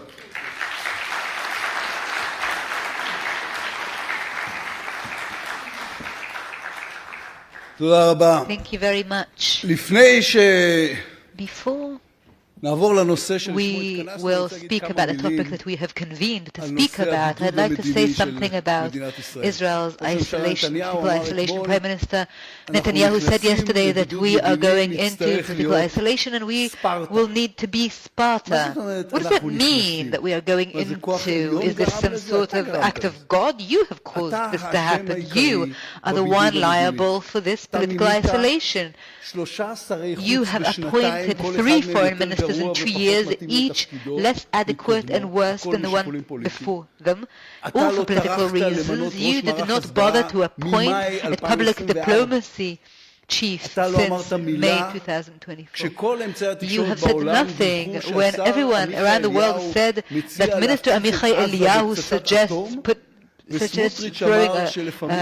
using an atom bomb on Gaza, and Smotrich said that it is sometimes justified to starve people. You went to an attack in Doha without making a cabinet meeting, and you didn't talk about the impact on the hostages or the peace and Abraham Accords. So you have, with one failed attempt, to unite the Arabs and also to divide the Jews. You are the one who is fighting the chief of staff, and it's leaking out. Qatar is keeping agents, paid agents in your chambers, in your bureau. And the main reason for political isolation is the lack of policy. No one in the world understands what Israel wants. What is this government strategy? What is the end game? How will we bring the hostages back? How will we end the war? It is all amateur, it is all arrogant, it is all just off the cuff, and then you suddenly say there's political and international isolation. Well, it doesn't have to be this way. Just 3.5 years ago, I convened, not far from the grave of Ben Gurion, the Negev summit with the U.S. Secretary of State and ministers from Bahrain, Morocco, and UAE. The whole world cheered us on. The Israeli economy was thriving. Our international status was peaking. Were there no anti-Semites back then? Of course there were. Did they not want to recognize a Palestinian state back then? Yes, of course they did. But we were able to withstand it. We were able to withstand this tsunami. We had a proper, organized foreign policy. And what's happening these days is that this foreign relations crisis is the worst ever in our history, but it's not an act of God. It can be fixed. We can come back. We can form a better government, an efficient government with a foreign policy in place, and there'll be no political isolation. Now, we can go back to talking about the subject at hand, terrorism. What is the aim of terrorism? What does terrorism strive to do? Well, terrorism aims not to kill or burn buses or explode buildings. These are the means, not the end. The end, the goal of terrorism is not what it does to us, but what it makes us do to ourselves. Terrorism wants to change us. It wants to make us afraid. So afraid that we'll stop being ourselves. Terrorism's victory is the moment when we begin to do the work for it. Terror in English is intimidation, scare, fear. It is supposed to make us afraid. It's supposed to make us lose our senses, stop being rational. It's people who believe that force in the most brutal sense is the only thing that is running the world. And what do terrorists want? Terrorists want us to be like him. He wants us to live in his space. And what's in his space? Hatred, craziness, insanity, violence, a world with no rule, with no respect for human life, no systems that are functioning, just blood and fire and smoke, and anxiety and fear run everything. Terrorism does not win when two terrorists shoot at a bus in Jerusalem 10 days ago and kill innocent people. It's a disaster, it is terrible, it is monstrous, but it is not a victory. Terrorism wins when Prime Minister Netanyahu goes to the scene and blames the Israeli justice system for the deaths of good Israelis that he was supposed to protect. Terrorism wins when Itamar Ben-Gvir, the minister in charge of counter-terrorism, goes to the scene and blames the Supreme Court for people dying. That is the greatest dream of terrorism, to see them there. That is what terrorism wants, to make our body go against itself, to weaken us from within, to make us blame one another. The blood is not our choice, but dancing on the blood is. Terrorism is a choice, and the question is, how do we react to it? This government has failed this test, not because terrorism exists. It has failed because it allows terrorism to dictate the way it is conducting itself, because it is making the government claim that it is not responsible for how this country is being run. In the government that I led, the number of casualties from terrorism was lower than 2% of the number of victims and casualties in this government. The same Netanyahu and Ben-Gvir would not stop blaming us. Netanyahu said at the time, and I quote, "Hamas sees a weak government that supports those who support terrorism and is unable to counter it. This government has to be toppled. We must form a strong national government that will bring back quiet and security to Israel." If that were true, about 2% of the number of casualties that the current government is responsible for, what does it mean for you? What does it mean for the boundaries of your responsibility? What does it mean for the colossal failure of the way that you have offered for countering terrorism? Since October 7th, this government has not offered us any solutions for the situation. It only offers people we can blame. It sells us some kind of unfounded explanation for the colossal failure of countering terrorism. And what have Ben Gvir and Netanyahu been telling us? What is the essence of the claim that the Supreme Court is to blame? They're saying that the problem with counterterrorism is that we have to abide by law. If we stop abiding by the law, if we will not have to abide by the laws of international law and Israeli law, we will be able to do everything that we do not do now. Okay. What then? What will you do if you did not have to abide by the law? What is the one thing that you want to do and you have not done yet? What can you know to do, but the Supreme Court has stopped you from doing? Have you ever, has the court ever told you not to kill terrorists? Has anyone ever stopped you from bombing in Gaza, stopping the humanitarian aid for many months, to demolish terrorist houses? Has the Attorney General stopped you from giving away weapons without checking who's getting the weapons? What have you not been allowed to do? Has anyone ever stopped you from countering terrorism, from killing terrorists? There's always this ludicrous ceremony where after the terror attacks, Ben Gvir stands festively in front of the cameras and says that he will give tailwind to any police officers who shoot when there's a risk for life. Of course there will be supported.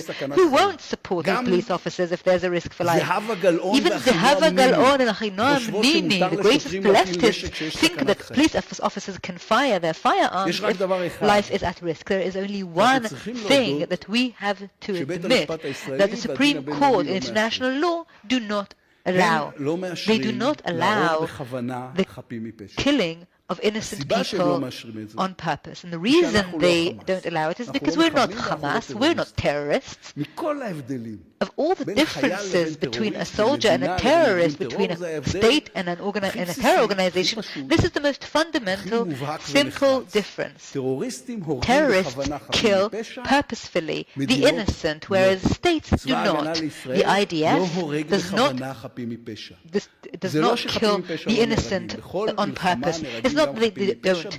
Yes, the innocent do die, especially at a war when Hamas is using women and children as human shields. That too, the Supreme Court and the Attorney General allow for and approve, but you cannot purposefully kill people who have done nothing wrong. In some places, it's okay. In some places, you're allowed. The government is allowed to kill the innocent, and they don't have to answer to anyone. Until recently, we were proud of being the only country in the Middle East that does not work that way. But now we have a government that is unable to stop terrorists, and so it wants us to be like them. The government that I led abided by the law and did not blame anyone, not even in tough times. And what was the result? The result was that October 7th did not take place. There were no hostages in tunnels. There were no over 900 soldiers killed, and there were less than 2% casualties compared to today. So terrorism can be countered and can be defeated while abiding by the law. To win over terrorism, you need intelligence, you need warfare, you need to work properly with the civil society, and you need to cooperate with the world. It's a whole theory. And yes, sometimes you have to be brutal and you have to be cruel and you have to kill terrorists without hesitating. And we did that when we killed the leaders of the Islamic Jihad, and also when we went back to targeted killing. It worked because we didn't look for excuses or people to blame. We did what needed to be done. We did our job. Our government knew how to do that. The current government, however, does not. It got the chance to fight terrorism, and we see the outcome of that. Thank you very much.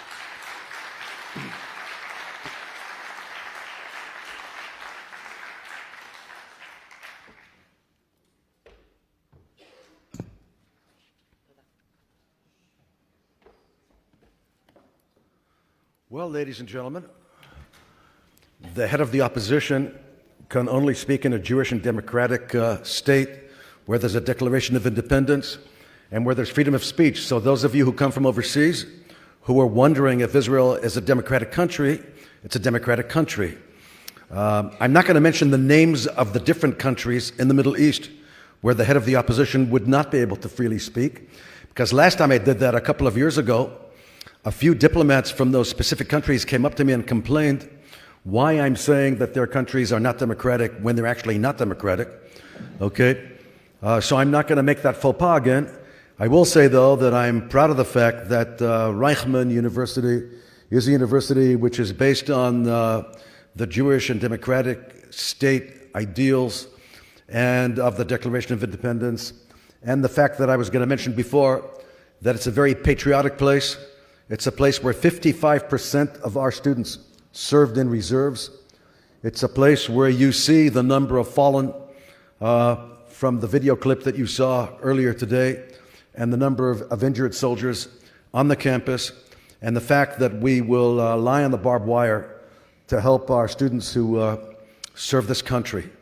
I would also like to mention one more time that out of about 8,000 students on this campus, 2,500 students study in English at our international school, and each of you are welcome to apply for any of our 20 different academic degrees which we provide at Reichman University, taught in the English language.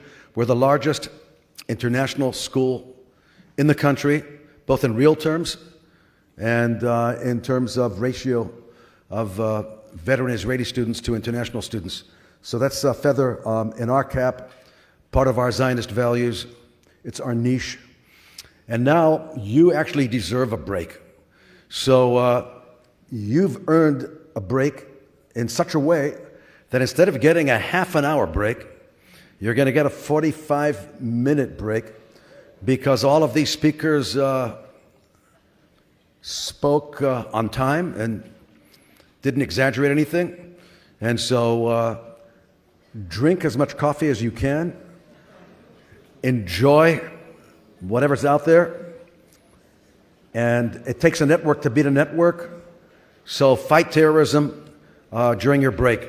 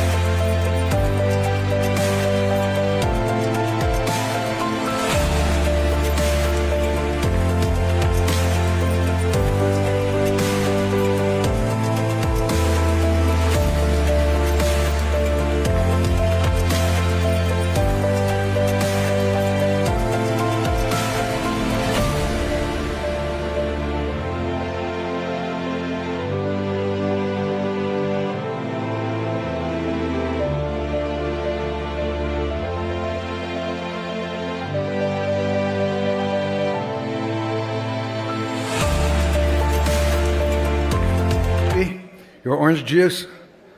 Now we're about to begin the session on lawfare and legitimacy. It's going to be led by Dr. Shai Har-Tzvi. He's a senior research fellow and head of the international and Middle East arenas of the Institute for Policy and Strategy, IPS, at Reichman University. His boss is General Amos Gilad. Before joining IPS, Dr. Har-Tzvi served as the acting director general of the Ministry of Strategic Affairs. You weren't acting? Were you acting as a general or as a director general? Or you were the acting? He was the acting director general. That was supposed to be a joke. Okay. This is a very interesting session because being a former combat soldier myself, it's always a huge challenge being in the field and defending your country and needing a legal advisor while you fight. And that's the challenge of being a democracy. You see, the countries around us don't need legal advisors when they fight, okay? So like in Syria, they don't need legal advisors. In Yemen, they don't need legal advisors. In Iran, they don't need legal advisors. Here, because we're the only democracy in the region, we need legal advisors. So anything we do may be used against us in a court of law. And that is why it's important to always not take anything for granted around here, because we're the only ones who really have to pay any price, okay? And because of our ideals, we want to be law-abiding because we're a democratic country. So Dr. Shai Har-Tzvi is going to lead this session. It's a star-studded cast. There's people here from all over the world who are joining us. The floor is yours, and may you succeed. May we succeed in neutralizing terrorists and abiding by the law at the same time.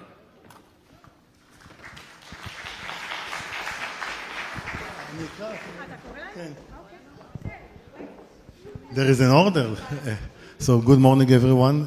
Thank you, Jonathan. And as he said, it's really a very, very important panel, not because I'm moderating it, but because I do think that the lawfare campaign, combined with the delegitimization campaign against the state of Israel, actually pose a real threat. And we have a very distinguished and known experts that will elaborate about it. And I hope it will be interesting. So the first one, she has the home court advantage. Dr. Daphne Richmond Barak is a senior researcher and the head of the Terrorism International Law desk at the ICT and the head of the International BA in the government at Reichman University. Daphne, please.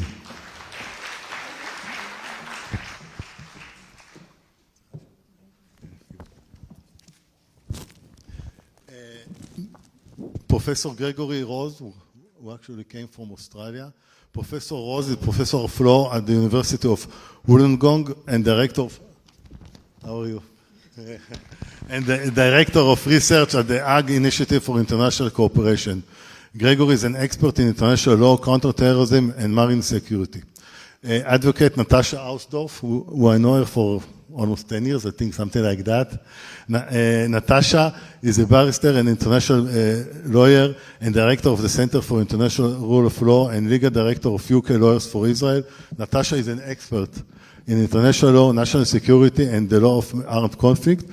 Natasha actually holds law degrees from Oxford and Tel Aviv University and previously clerked for the president of the Israeli Supreme Court. Colonel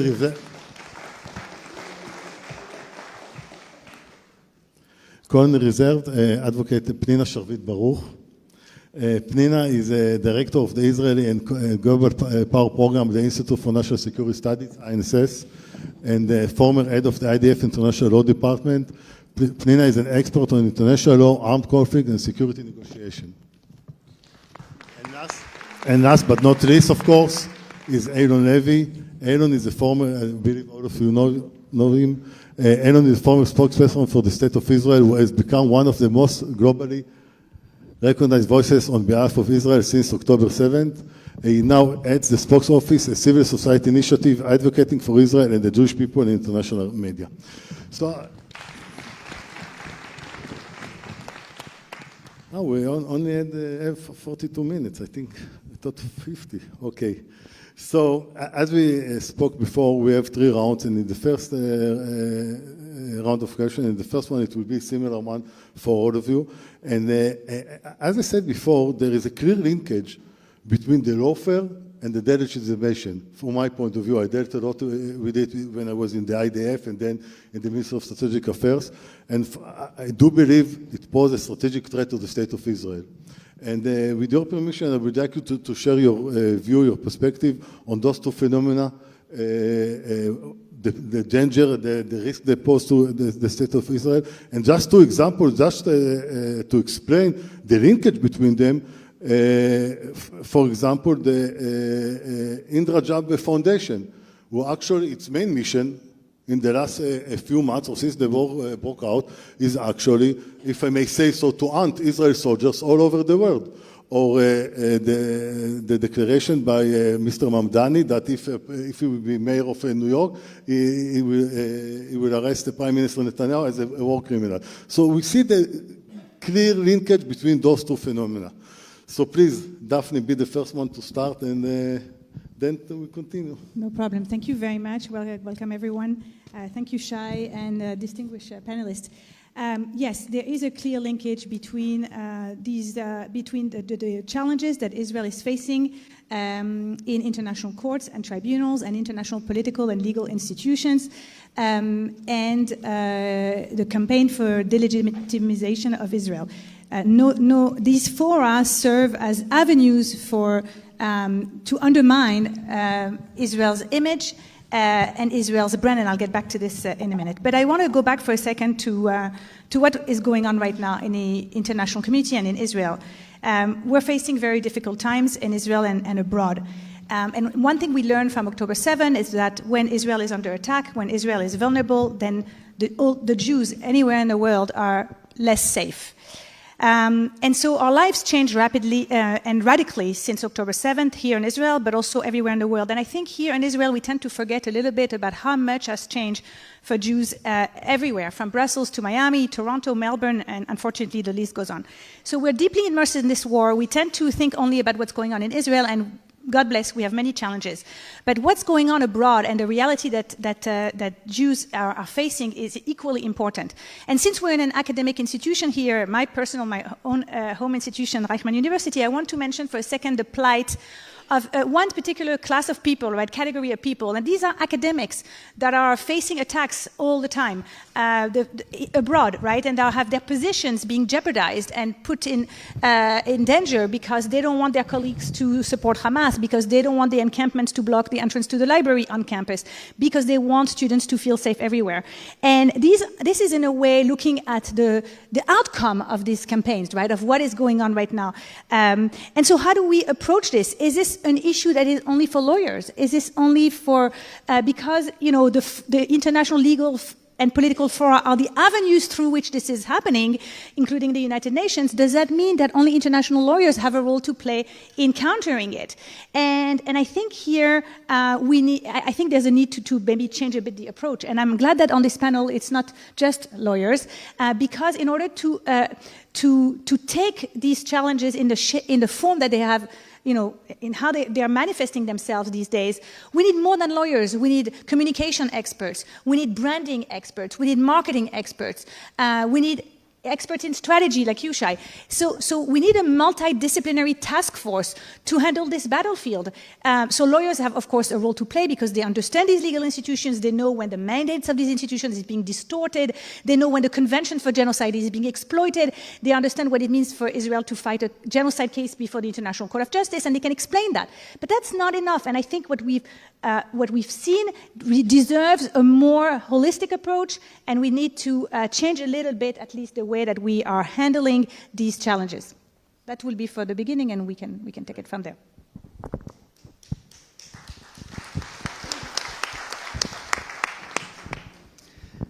Thank you, Daphne.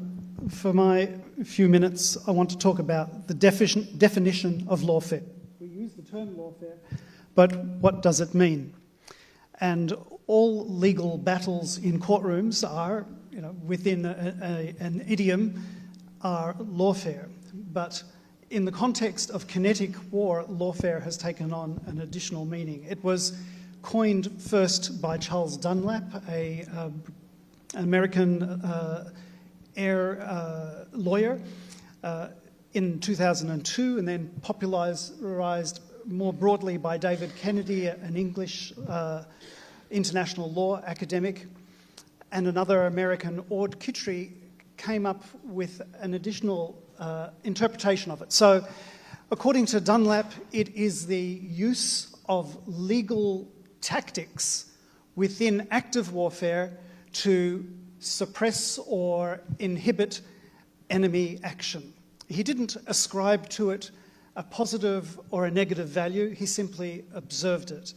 Kennedy noted that it was now a part of rhetoric. As Daphne has pointed out, it goes beyond the courtroom, it goes into the media, into your lounge room, through the television as part of contemporary rhetoric. Ord Kittry, who's University of Arizona and also Foundation for Defense of Democracies, came up with a useful analysis, which was that it involves compliance disparity leverage. In other words, one country is going to comply, the other party, typically a non-state actor, is not. So there's a disparity in compliance between them, and it's possible for the other party to leverage that disparity to its advantage. So that would be where you have use of civilian shields, for example. And I'll come back to that in a moment. And my own addition to this is that we should ascribe a moral value to it, that it's immoral to subvert the purpose and objective of the law, effectively to subvert the rule of law, to take advantage, to take tactical advantage of this compliance disparity. So now we come to an example of how it's used. If children are put in the front of a battle line and the combatants fire from behind them, then the children are put at risk. The IDF or other combatants have the choice of aborting their operation or of immediate risk to innocent civilian children. So they're placed in the position of that dilemma. The way that you can see that this subverts the rule of law is that humanitarian law is designed to protect civilians. So by putting civilians in harm's way, the purpose of humanitarian law is subverted to the advantage of the party that disregards compliance. So it's a simple illustration. And what are the consequences of lawfare? So lawfare is a tactic. What does it actually do? It is part of the rhetoric, which means it provides disinformation. Israel targets children. It's part of the delegitimization. The state of Israel is a terrorist state targeting children. And we see today, in the context of globalization and the regulation of the global economy and interdependence, that there's a much greater role for legal rules, legal institutions, for judges, and with the creation of the International Criminal Court and the greater activism on the International Court of Justice, we find that this use of disparity in compliance and rhetoric actually has impacts on the ground. It's not just rhetoric, it's not just shmum now. It is threats to supply lines, to the supply of chemicals, of ammunition, of ability of Israeli leaders to travel abroad, and that is as a consequence of the globalization of regulation. I think I've used up my time now. One more minute.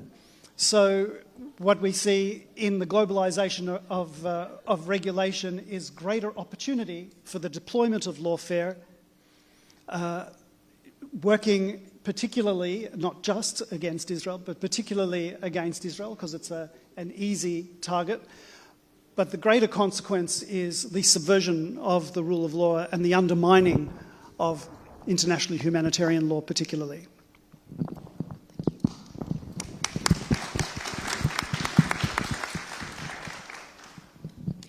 Thank you. I think this is an extremely important panel to be hosting at this conference, not least because this lawfare phenomenon has now increasingly been described as the eighth front of this war. And if Israel is going to be as successful as it has been on the 7 kinetic fronts, then a collective thought process as to how best to combat lawfare and the legitimacy issues is going to be critical and has every place at this ITC conference. I thought it might be helpful to spend a little bit of time thinking about how we got here and then what we can potentially do about it.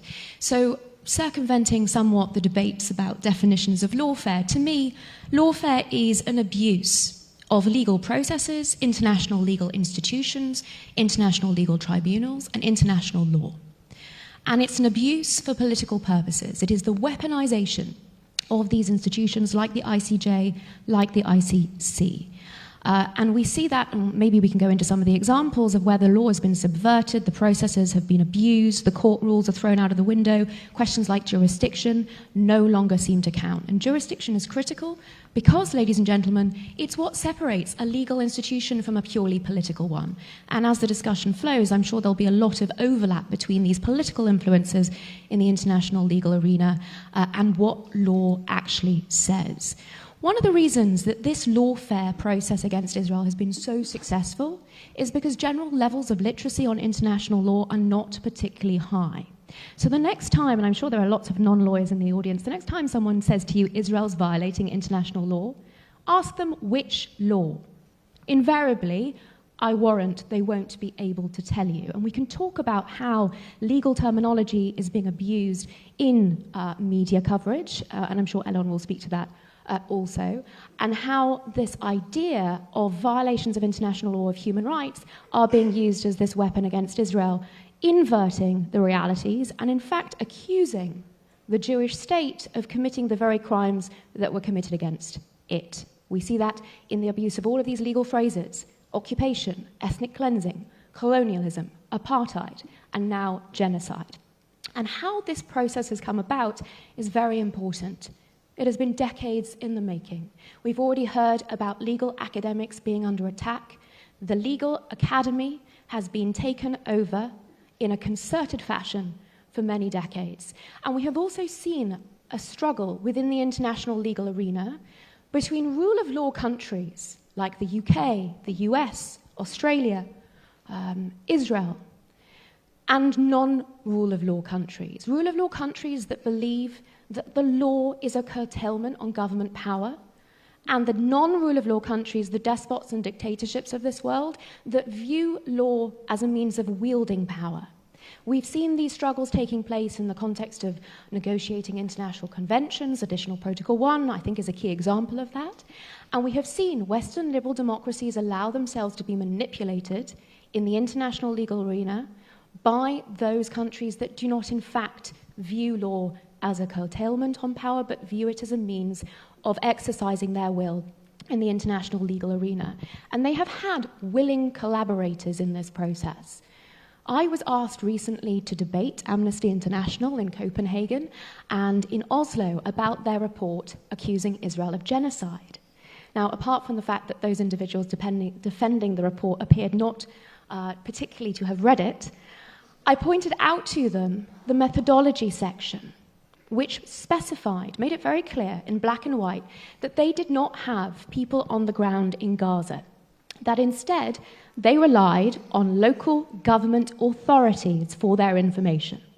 So we have organizations, so-called human rights NGOs, that take information from the local government authorities in Gaza, Hamas, put it in a document which is headed up with their name, and then we see how this cyclical process begins, when UN special rapporteurs quote that document in their reports, and they subsequently get referenced in UN Human Rights Council resolutions or General Assembly resolutions.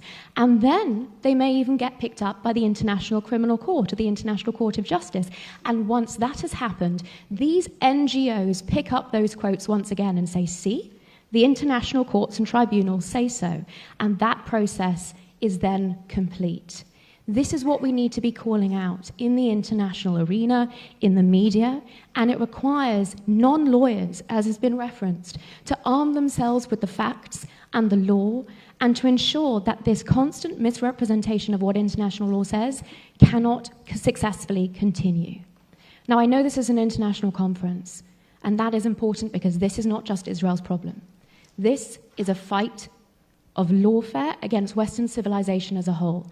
And once these processes and these legal institutions have been subverted in this fashion, have been weaponized and politicized, they lose their credibility, they lose all real value. The ICC is not acting as a court anymore, but as a political organization. And then international law as a whole is under threat. And that means bad news for all those rule of law countries that value the international legal system that we all hoped this would still be today. So these are all really important issues to be drilling down on, and I look forward to the discussion.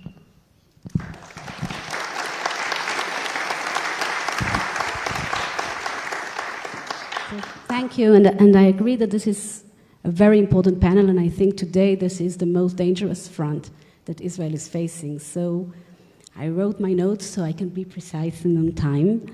And when we look at the legal campaign against Israel, we face a challenge that goes far beyond Israel itself. It is a challenge of living in a world that wants everything to be simple, black or white, good or bad.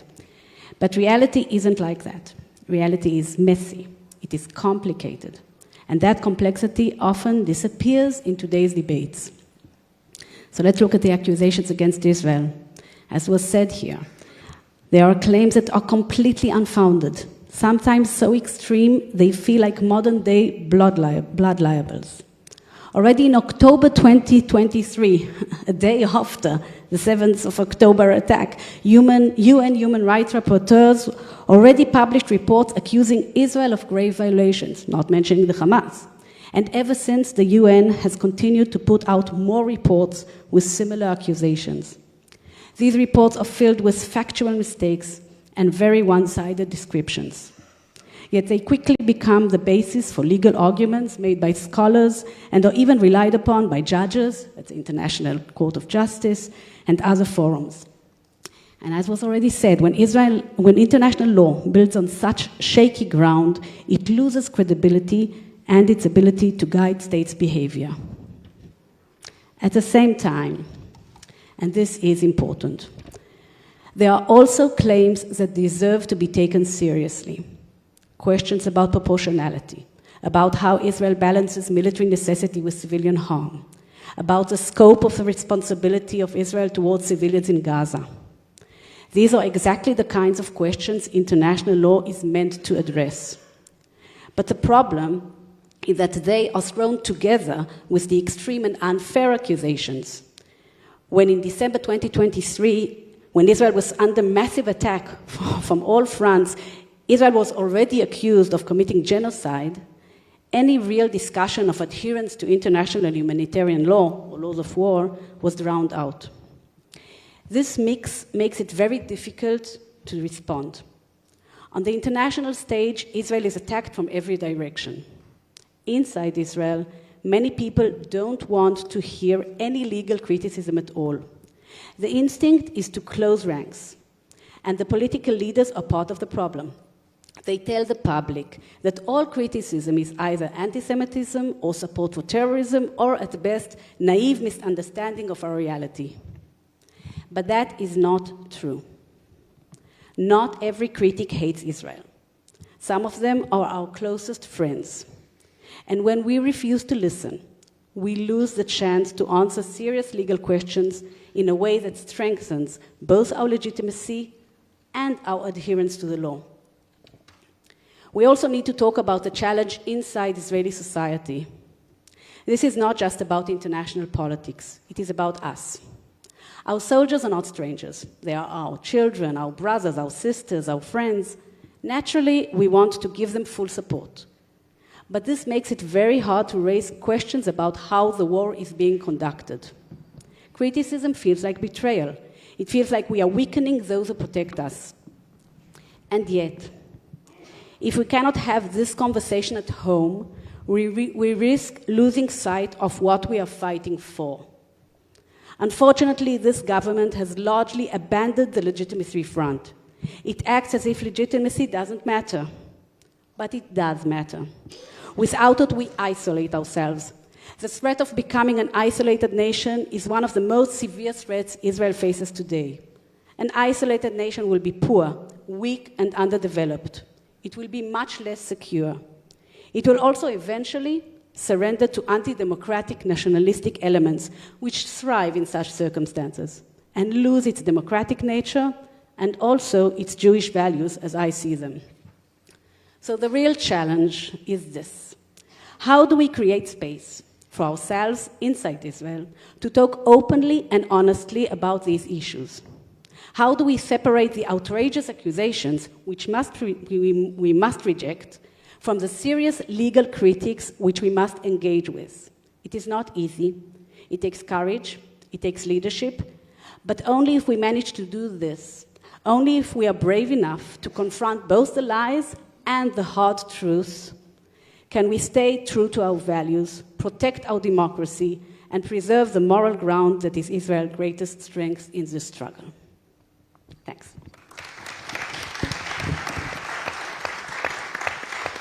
Thank you very much. I'm glad to join this panel as, I think, the only non-lawyer, much to my mother's disappointment. So there are two of us. The battle for legitimacy is not the eighth front of this war, as suggested by my friend here, Natasha Hausdorff, who is otherwise correct about absolutely everything else. And I insist on calling it the October 7th War, not the Swords of Iron War. This is not an episode of Game of Thrones. I won't call it the War of Redemption either. It is the October 7th War. We must never stop reminding the world how this war started, where it started, when it started, and what we're fighting to prevent. But when we call legitimacy a front in the war, we minimize it. There are 7 physical fronts in the war. We can win on 6 of them, lose on 1 of them, and say we still won 6 out of 7. Legitimacy is not the same. Legitimacy is the domain that underpins the rest of the war. Because if we lose the legitimacy front, then our military advantages on all the other fronts really don't matter. If we emerge from this war a global pariah where the average European is convinced that Israel is worse than Nazi Germany. And that is the goal of the information war that is being waged against us right now. To convince the average person in the West that Israel is worse than Nazi Germany. Worse because the Nazis couldn't have known any better, and the Jews really should. The goal of calling us genocidal is to make killing us a moral act. Israel's enemies want to destroy Israel, and they believe it will be easier to destroy Israel if they convince the world that Israel deserves to be destroyed. That is the context in which we have to understand the propaganda war that is being waged against Israel. And I'll bring an example from just the last hour. While we were outside having our coffees, one of the UN's made-up commissions released its report concluding that Israel is guilty of genocide in Gaza. In fact, whereas the Irish, God bless them, know that Israel cannot possibly be held guilty of genocide and therefore asked the court to redefine the legal rule that genocidal intent is not the only plausible intent, it is one possible intent. This report comes out and says genocidal intent is the only plausible explanation for Israel's actions in Gaza. As if we're fighting ghosts, as if there isn't a terrorist army that is trying to gain the protections of international law by violating the protections of international law, as if there are no hostages at all. The anti-Semite knows that you are not a thief. He wants to watch you turn out your pockets. That is why they invited you onto the debate in Copenhagen with Amnesty, because you get dragged onto their turf. And the debate about whether Israel is committing genocide, God forbid, is then a question about the methodological footnote at the bottom of page 49 rather than the substance, which is that there is a movement here that wants to destroy Israel and is trying to frame Israel as the enemy of humanity in order to legitimize its destruction, to legitimize violence against Israel, and to legitimize violence against Jews and Israelis around the world, which is the eighth front of this war. The murder of Yaron Leshinsky, Reichman graduate in Washington, D.C., that's the eighth front of this war. The National Security Council warning yesterday that Israelis should not go to Turkey over the holidays because it's a life-threatening risk, that's the eighth front of the war. It's a campaign that seeks to weaponize and mobilize international institutions in order to make Israel a global pariah and justify and promote violence against us, whether we are here, whether we are anywhere around the world, based on the argument that Israel has broken every norm and every rule of humanity, The problem is not that Israel is committing crimes, the problem is that Israel is a crime. It's not that Israel should be stopped, it's that Israel should be ended. They want violence against us, and they want Western people to cheer along when that happens, saying they broke every rule in the book, they violated every norm of humanity, they're an illegitimate state, not a state committing illegitimate acts, an illegitimate state, and we owe them nothing. And that's why the fight against the lawfare waged against us is so critical and so important, because it is laying the foundations in people's minds for that argument that Israel itself is illegitimate and that it's Israel itself that needs to be dismantled. So more power to everyone fighting against the lawfare campaign. Thank you.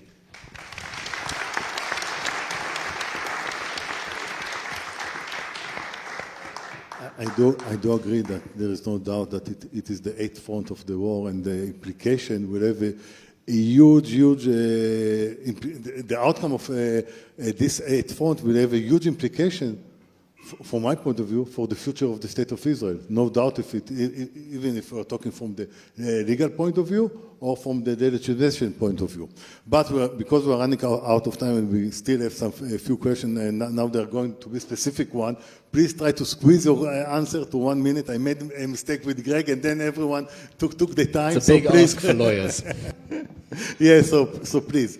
So Daphne, let's have a dream that the war in Gaza ends tomorrow. I know it looks like it's going to stay with us forever, especially after the last 12 hours. But I do believe that one time it's going to end. What, in your point of view, will be the implication to the lawfare?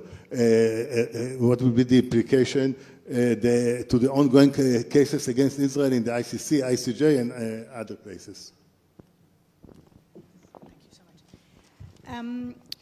I just want to follow up maybe on what Elon said. It was and some of my other colleagues here. I think it's clear that even though, or even if, we live in a world where international law and international institutions are being abused, Israel still can't afford to ignore international law or ignore the legitimacy front and dismiss it. And I think this is where the danger lies, right? Oh, this is what they want. They don't care about actually genuinely criticizing or pointing out to some of the difficulties of waging a war, but they actually care about making Israel be an illegitimate thing altogether.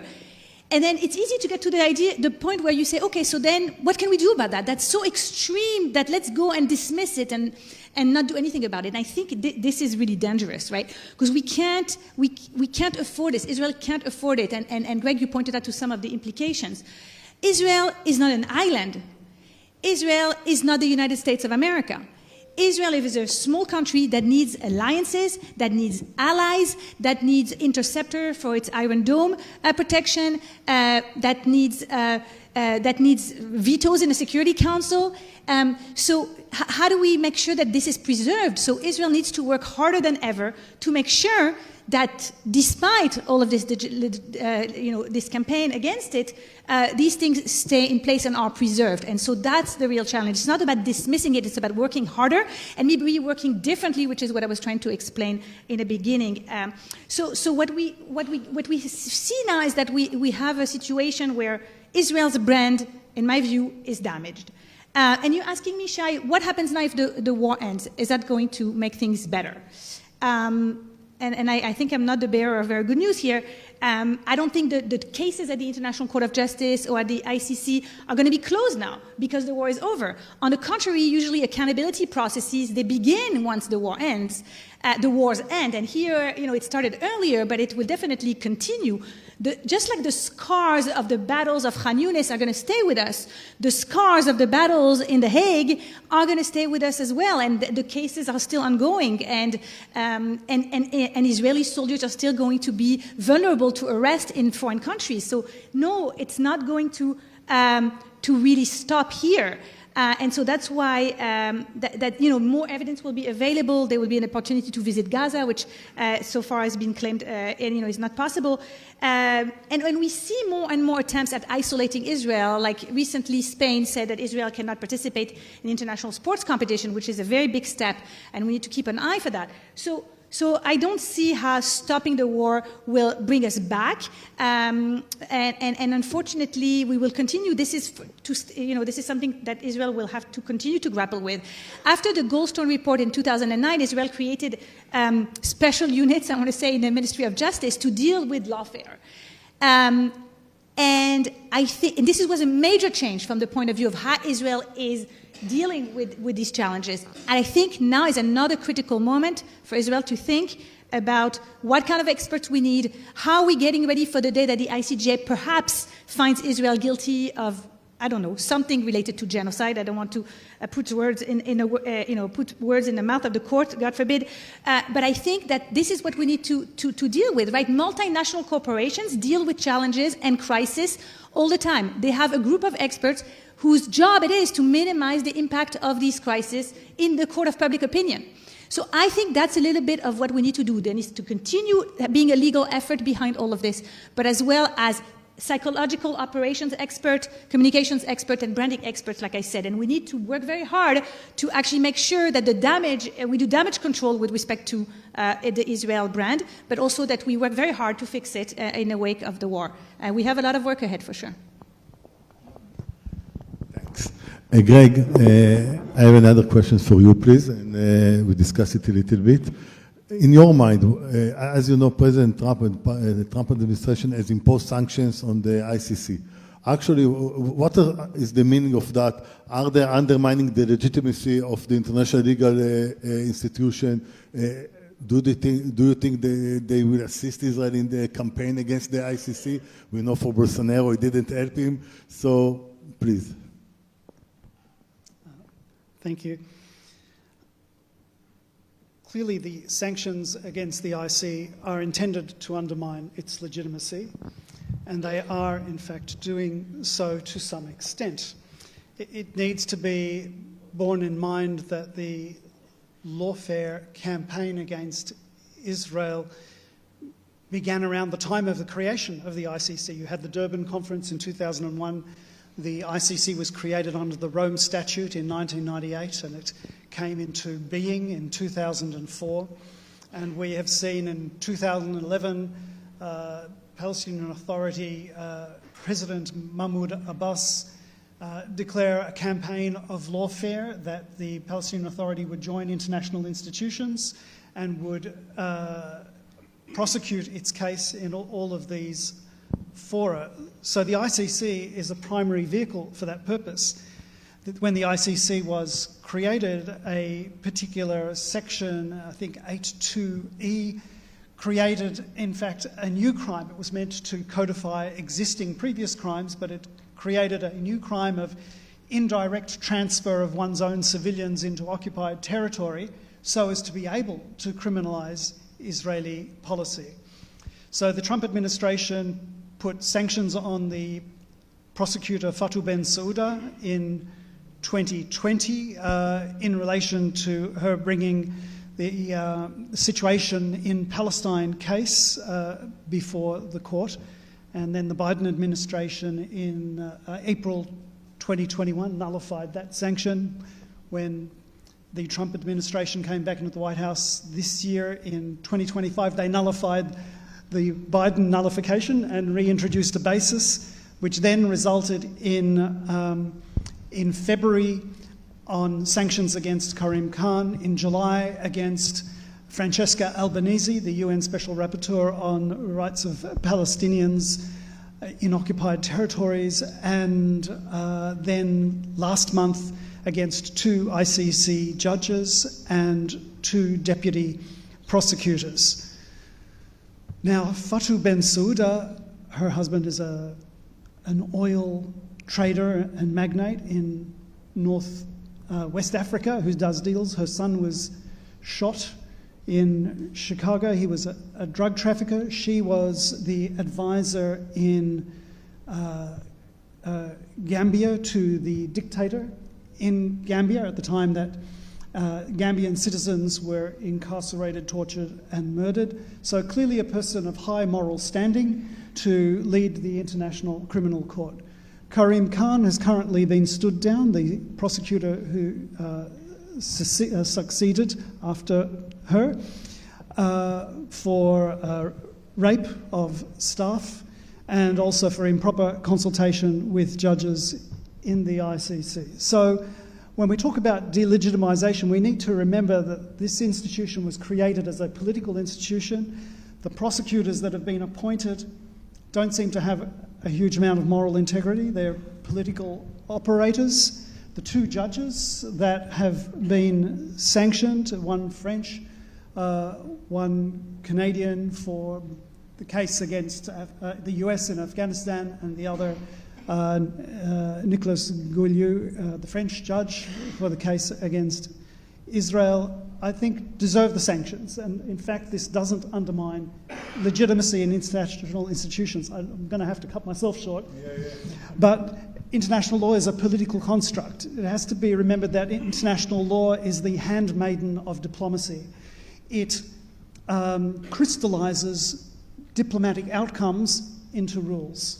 And in the current environment, 194 members of the UN, 57 of them members of the Organization for Islamic Cooperation, which on its website specifies that it was created to put forward the case for Palestine and against Israel, with the support of a great many, and I regret to say, particularly Roman Catholic-dominated states, who seek to roll back the legitimacy of Israel as a state and its authority over holy sites of the other Abrahamic religions, are setting the political dialogue that is then crystallized into rules that work against Israel. So I think that the sanctions, in fact, don't actually undermine the legitimacy of international law, but shine a light upon illegitimacy of certain institutions, and the ICC is one of those institutions. Natasha, a different question from a different angle. Next week, during the United Nations General Assembly, few leaders like President Macron and others are going to declare their support of a Palestinian state. What do you think might be the implication for the lawfare and the legislation campaign against the state of Israel? Well, I'd actually just like to link it to Greg's answer just now, because he mentioned Mahmoud Abbas's declaration of lawfare, and I think it's time we start taking that declaration seriously. And this campaign for recognition of Palestinian statehood is part and parcel of what was set out in that, infamous article by Abbas in the New York Times. This is what it was all leading up to. But the impact of that is purely in the lawfare arena. It cannot change what fundamental international law says about statehood, which is customary international law, but also set out in the Montevideo Convention. What you need for a state at a minimum is a defined territory, which of course the Palestinians never had. And if you want to talk about real applicable international law, including the customary rule of uti possidetis iuris, to understand what the status of the territory is, then what this proposed recognition does is ultimately attack Israeli sovereign territory, which hasn't changed since 1948. We've had, of course, a series of political agreements that have said that the formation or amendment to borders is a final status negotiation issue. We haven't reached that point.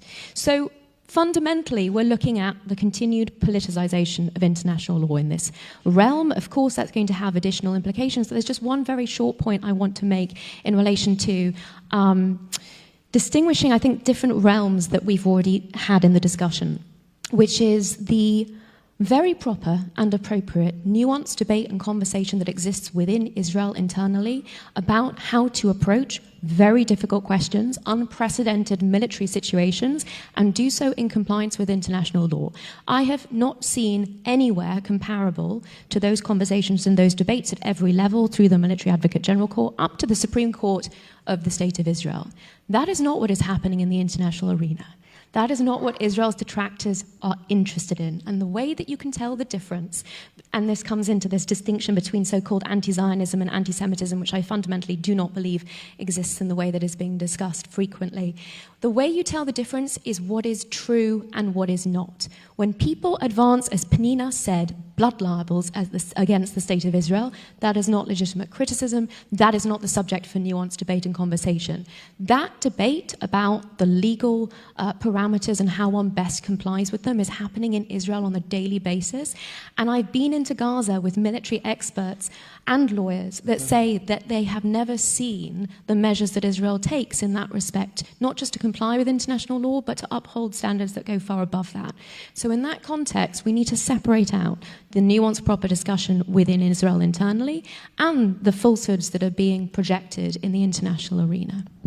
Thanks. Pnina,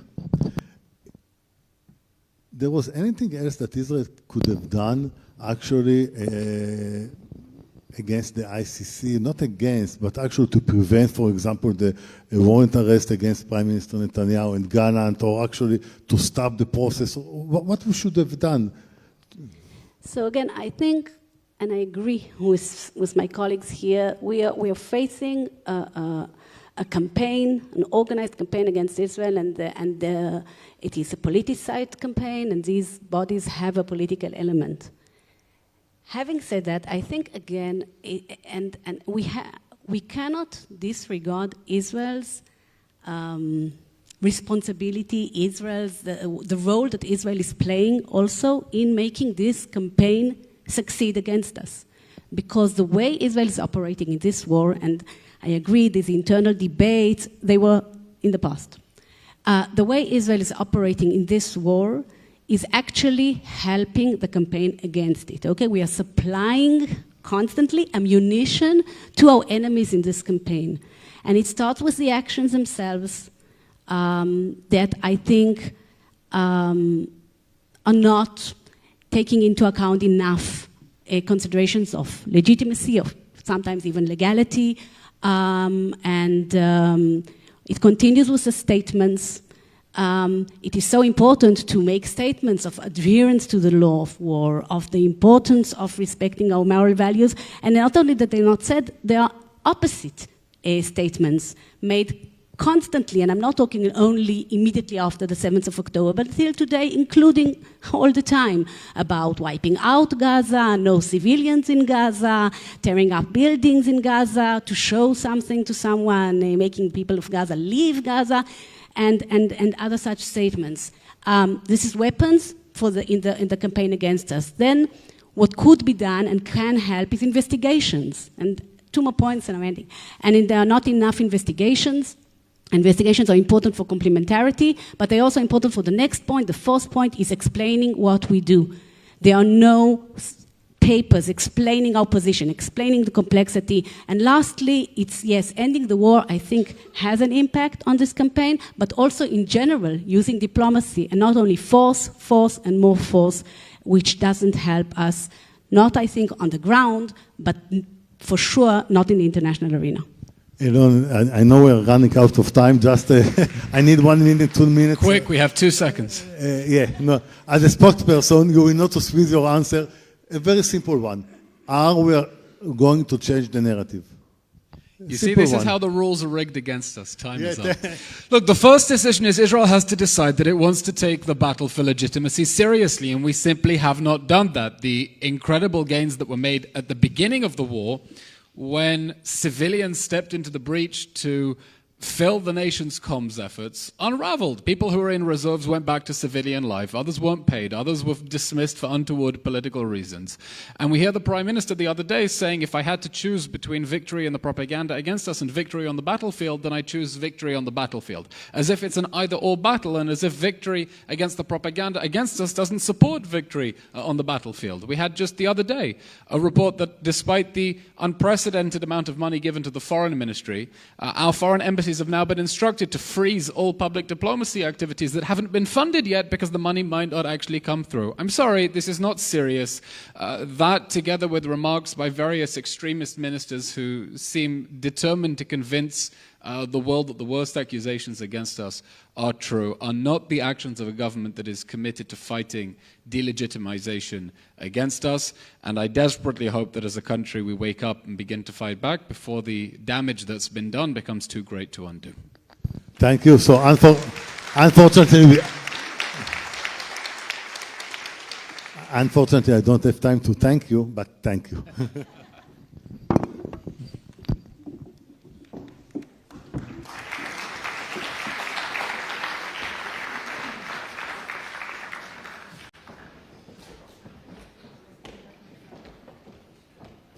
Thanks, Natasha. Great.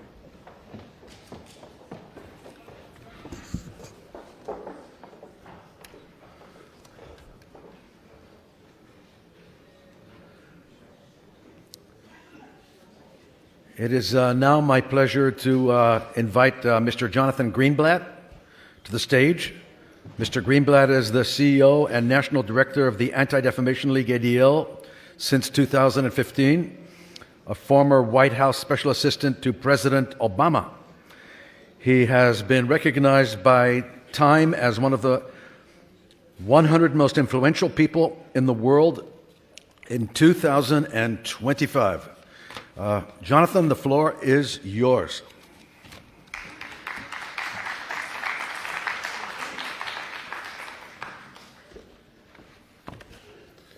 Good afternoon. Thank you for that introduction and for having me here today. In preparing for this talk, I came upon the New York Times obituary for Shabtai Shavit, for whom this conference is named. A Mossad chief and spy master, he was known for his discretion, once telling a reporter, "I hope not to regret anything I say today, but I do regret, at least myself, that I have to even be here to have this conversation on a topic that is so urgent." You know, when I visited Israel in December 2023 for the first time after the massacre, I met with a high-profile former Major General in the IDF.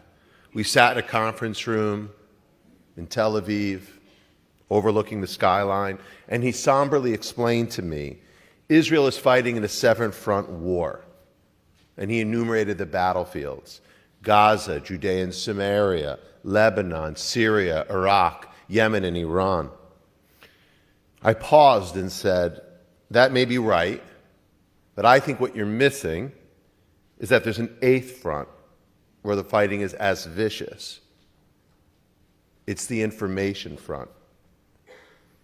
And I told him, that was then in December 2023, I'm afraid that Israel and the Jewish people are losing there on the eighth front, and I think it's going to get worse. Boy, was I wrong. It didn't get worse.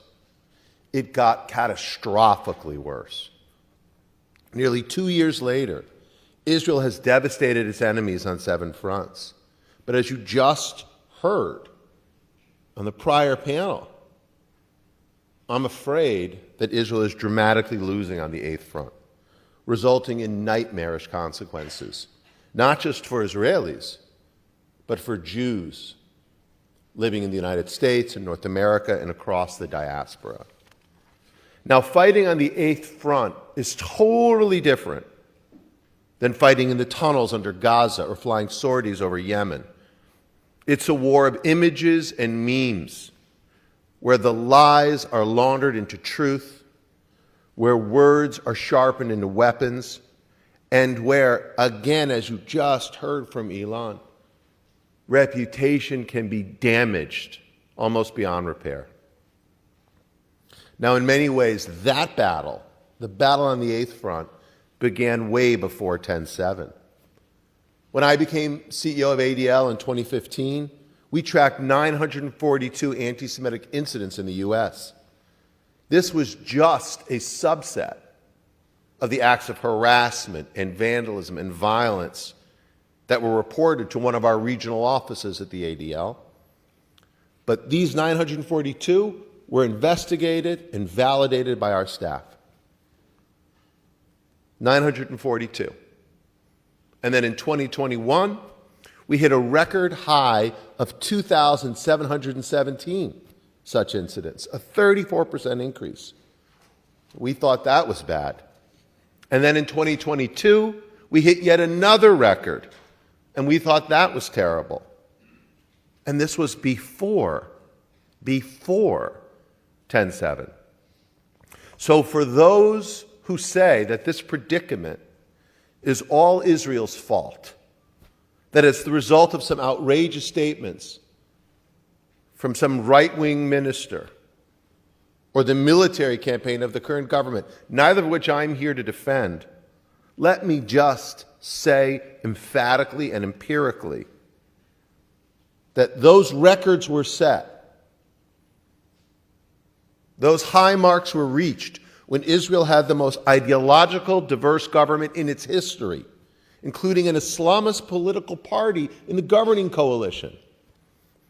What was driving that spike in incidents was a shift in attitudes that again began well before 10/7. This year, ADL's Global 100 survey of anti-Semitic attitudes around the world found a 46% shift. 46% of the adult population, 2.2 billion people, harbor elevated levels of anti-Semitism. That's nearly double the rate that we saw a decade ago. And so what I believe should concern every counterterrorism professional in this room, or anyone who cares about these issues, is that what ADL found in both our global research and domestically in the US, for the first time since we started tracking these attitudes in the 1960s, the younger generation is more likely to hold elevated anti-Jewish views than their parents or grandparents. Let me repeat that. The younger generation is more likely to be anti-Semitic than the older one. Humanity, thankfully, has learned to respect nearly all minorities and theoretically refuses to accept any kind of racism. But anti-Jewish racism, the data demonstrates that this virus is actually gaining ground among young people. My friends, that's not just some simple demographic shift or trend. This is a generational time bomb that endangers all of us. But it's even worse than that, because the bomb was planted and the fuse was lit a long time ago, again, before October the 7th. I say this because beyond a shadow of a doubt, it's clear that our adversaries have been preparing for this moment for a long, long time. ADL researchers uncovered on October the 8th, Sunday, October the 8th, as IDF soldiers were still tracking murderous terrorists in Sderot and in the south, as families, including mine, were still wondering what had happened to their loved ones. SJP, or Students for Justice in Palestine, the most virulent anti-Israel group on our college campuses, they published an organizing toolkit to their followers, directing them on how to frame the massacre as it was happening. These materials, which we have, unapologetically celebrated the atrocities of Hamas and spelled out a new strategy of confrontation that was designed, in their words, to, quote, dismantle Zionism. Make no mistake, these groups were ready. Recall that the first accusations of genocide against Israel happened before any tanks rolled into the territory. In those early weeks, minutes and hours after the massacre began, paragliding murderers were extolled as heroes. The inverted red triangle started to appear everywhere. Posters of innocent hostages, babies and toddlers, were ripped down as soon as they were posted. And in the 12 months after October the 7th, we tracked more than 10,000 incidents across the United States. That's the highest number ADL has ever recorded in any single 12-month period since we started tracking this data in the 1970s. The most visible And maybe the most troubling of these incidents is what we saw in some of the most prestigious universities in the West. Indeed, today, right now, ADL and the World Union of Jewish Students are releasing the first ever comprehensive data. It's a poll of Jewish students worldwide to assess their experience with anti-Semitism. The findings are shocking, if not altogether surprising. Our polling found that nearly 80% hide their Jewish and Zionist identities on campus. Think about that for a moment. Our LGBTQ family and friends are encouraged to come out of the closet, while Jews and Zionists are hiding in it. 1 in 3 know Jewish peers who've been physically threatened. 1 in 5 have seen them physically attacked. Imagine if that were happening to any other minority. There would be universal outrage. But when the victims of the racism are Jews, let alone Israelis, virtually nothing. Let's be clear, I'm not talking about safe spaces or hurt feelings or even free expression. I'm talking about intimidation, discrimination, and violence. Buildings vandalized, classes disrupted, libraries defaced, faculty harassed, students assaulted. The reports remind you of grainy newsreel footage or stories that some of us heard from our grandparents who were describing like Berlin or Vienna in the 1930s. But we're talking about Harvard University in 2023, Sciences Po in 2024, Columbia University in 2025. Now, to be clear, and I don't want to be misquoted, I'm not saying the student protesters are terrorists. They're obviously not the same as Al-Qaeda or ISIS. But you don't need a machine gun or a suicide vest to terrorize. You don't need to be formally organized into a cadre or a cell to operate as an ideological proxy for a foreign power. You don't need to be texting on a telegram chain with Hamas to be furthering their agenda or doing their bidding. And that's exactly what happened on these campuses. Don't believe me? Roll the tape. Masking their faces in keffiyehs, flying the flags of Samadun and Hezbollah, celebrating murderous terrorists like Yawa Sinwar or Layla Khalid, chanting support for Hezbollah and the Houthis with phrases like "glory to the martyrs" and "hit Tel Aviv." And as you know, their patrons noticed. Under the pretense of serving as a news channel, Al Jazeera pumps propaganda into the bloodstream, exalting these chaos agents and demonizing the very students who are being victimized. And at the same time, Hamas leaders resting comfortably in Doha and their sponsors in Tehran didn't even try to hide their enthusiasm. They issued statements glorifying the students and praising the protests against what they called, quote, neo-Nazi Zionists. And Iran's support, of course, wasn't limited to just statements. Their bots on social media spread discord throughout the West. Their hired thugs do even worse. I'm sure many of you saw what happened in Australia just last month, where the Prime Minister expelled the Iranian ambassador. First time it's happened since World War II, because Sydney found that the Islamic Republic had hired thugs to attack local Jewish businesses and synagogues. Now, some might think that this escalating anti-Semitism that I'm describing in Australia or in America and across the diaspora was just a foreign operation. That's not what I'm saying. That may be an element, but it's not the full story. The bigots and the bullies in the US and around the world, they are tapping a deep vein of anti-Jewish hate. That's part of what's fueled the Eighth Front for 700 plus days. because there's an open door.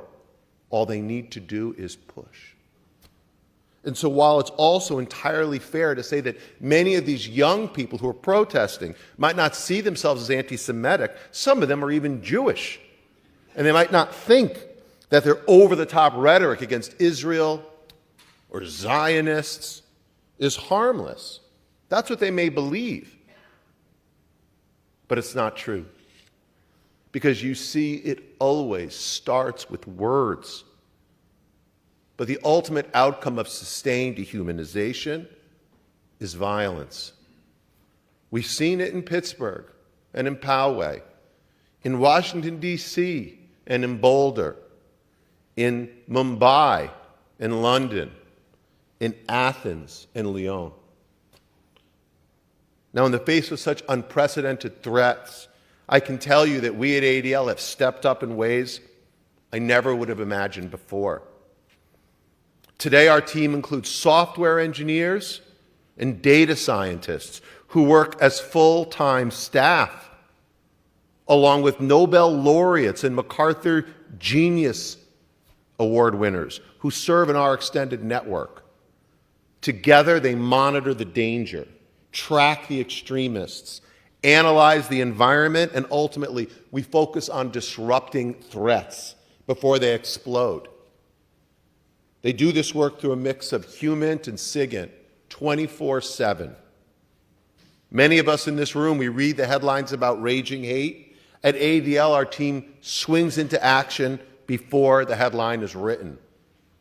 In 2024 alone, we provided some 2,700 tips to law enforcement. I'm talking about actionable intelligence that leads to investigations, search warrants, arrests, and prosecutions. We've been doing this kind of work for decades, but I'm here today to make the point that in this environment, as the eighth front is constantly evolving, all of us need to adopt a mindset of 360-degree innovation. That's certainly what we've done. And it's been a total change.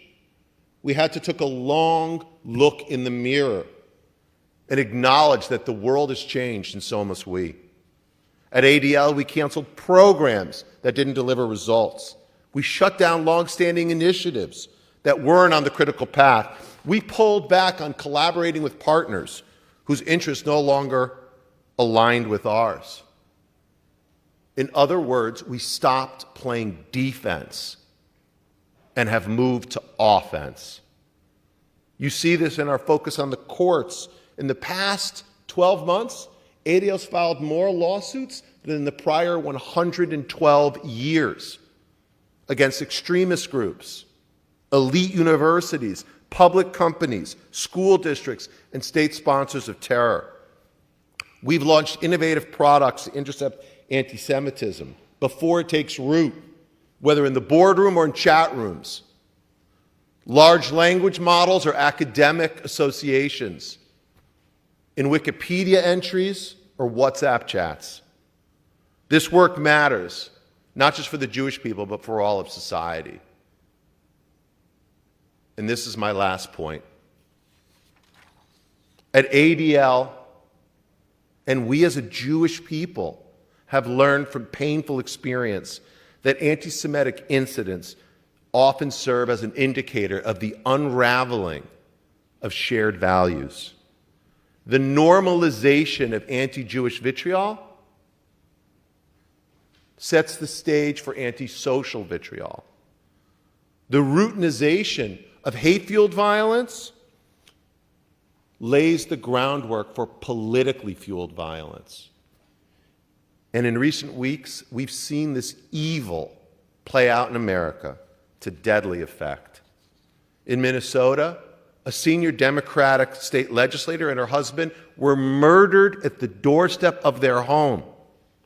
And in Utah just last week, Republican activist and free speech advocate and Israel supporter Charlie Kirk was assassinated in broad daylight while exercising his constitutional right to free speech. Now, to be clear, neither of these atrocities were anti-Jewish acts. But I would argue that unchecked anti-Semitism conditioned the climate for these crimes. It's the kind of terror that the non-Jewish world overlooks at their peril. Tolerating chaos directed at the Jewish people, it can mutate into chaos directed at all people. And here's the thing. The individuals perpetrating these actions, they know it. Their goal isn't social justice, it's social unrest. Their objective isn't reconciliation, it's revolution. Their enemies aren't just us, the Jewish people. It's civilization as we know it. You see, anti-Semitism, it's a predictable indicator of anti-Western sentiment. They're not distinct, guys. They're intertwined phenomenon. It doesn't matter whether it originates on a political spectrum, in a religious framework, or some other context. As Rabbi Lord Jonathan Sacks of blessed memory once put it, the hate that starts with the Jews, it never ends with the Jews. That's why fighting anti-Semitism cannot be separated from the broader counterterrorism fight. The ideologies, the networks, they are deeply connected. Plain and simple, anti-Semitism is a national security threat that must be defeated. And so at ADL, we've made our choice. We will never stop. We will never stop fighting the enemies who seek to delegitimize and destroy us. We will never stop exposing those who try to justify their agenda of anti-Jewish racism, whether they call it decolonization or cultural preservation or whatever. We will never stop resisting those who try to impose their anti-Semitic nihilism on us, whether they dress it up as anti-Zionism or National Socialism. And we will never apologize for defending our community, for defending our people, for defending the Jewish state. Not now, not ever. So thank you, Shana Tova, and Am Yisrael Chai.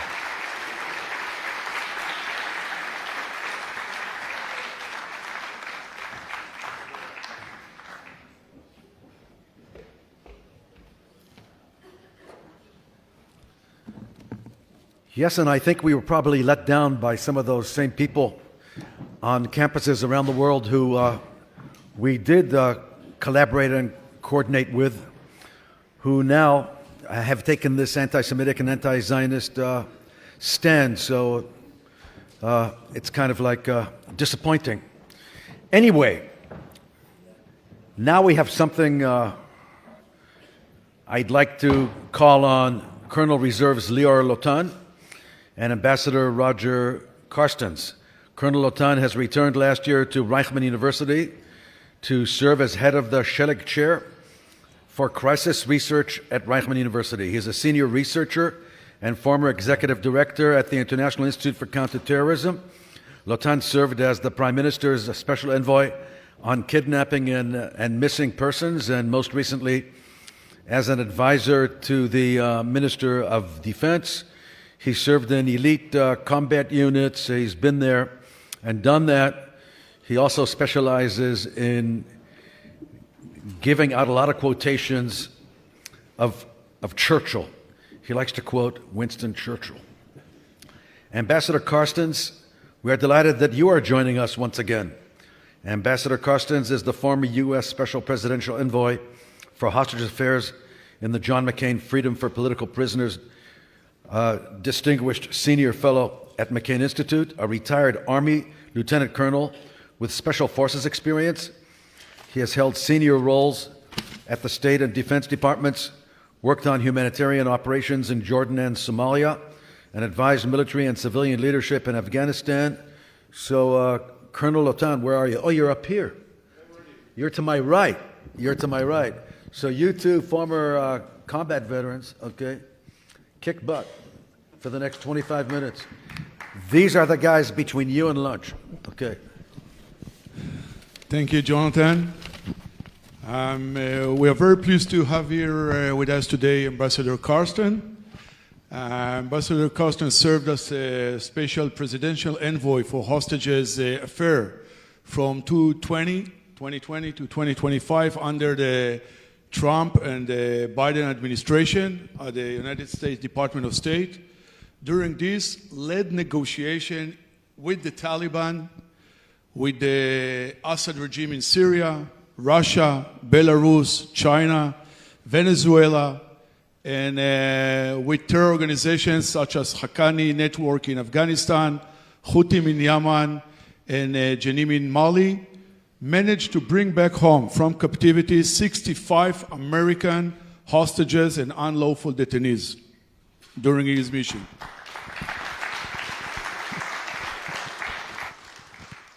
And maybe before neglected to say that also serve at the 1st Ranger Battalion and Special Forces, and today is aside of being a senior fellow, distinguished senior fellow at McCain Institute, also a distinguished member of the Special Forces Regiment. So thank you for being here with us today, Ambassador Karsten. Thank you for years of tireless and professional effort helping the vulnerable around the globe, and thank you for your comradeship. Thank you very much. If I can say thank you, first off, thank you, Lior, for inviting me as the Shelig Chair for Crisis Management and Research. I'd like to thank my good friend Boaz Ganor, Professor Ganor, for inviting me as well as Reichman University.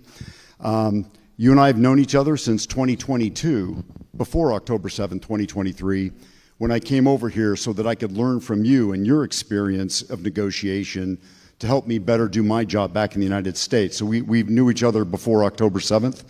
And I remember last time we were here, you and I were on this stage not too long ago, about a year or so ago, and we noticed that yellow chair over there, and you and I both commented specifically how that chair to us that day represented the student Idan Shtativi, who was at Reichman University. At that time, we were unclear on what had happened to him.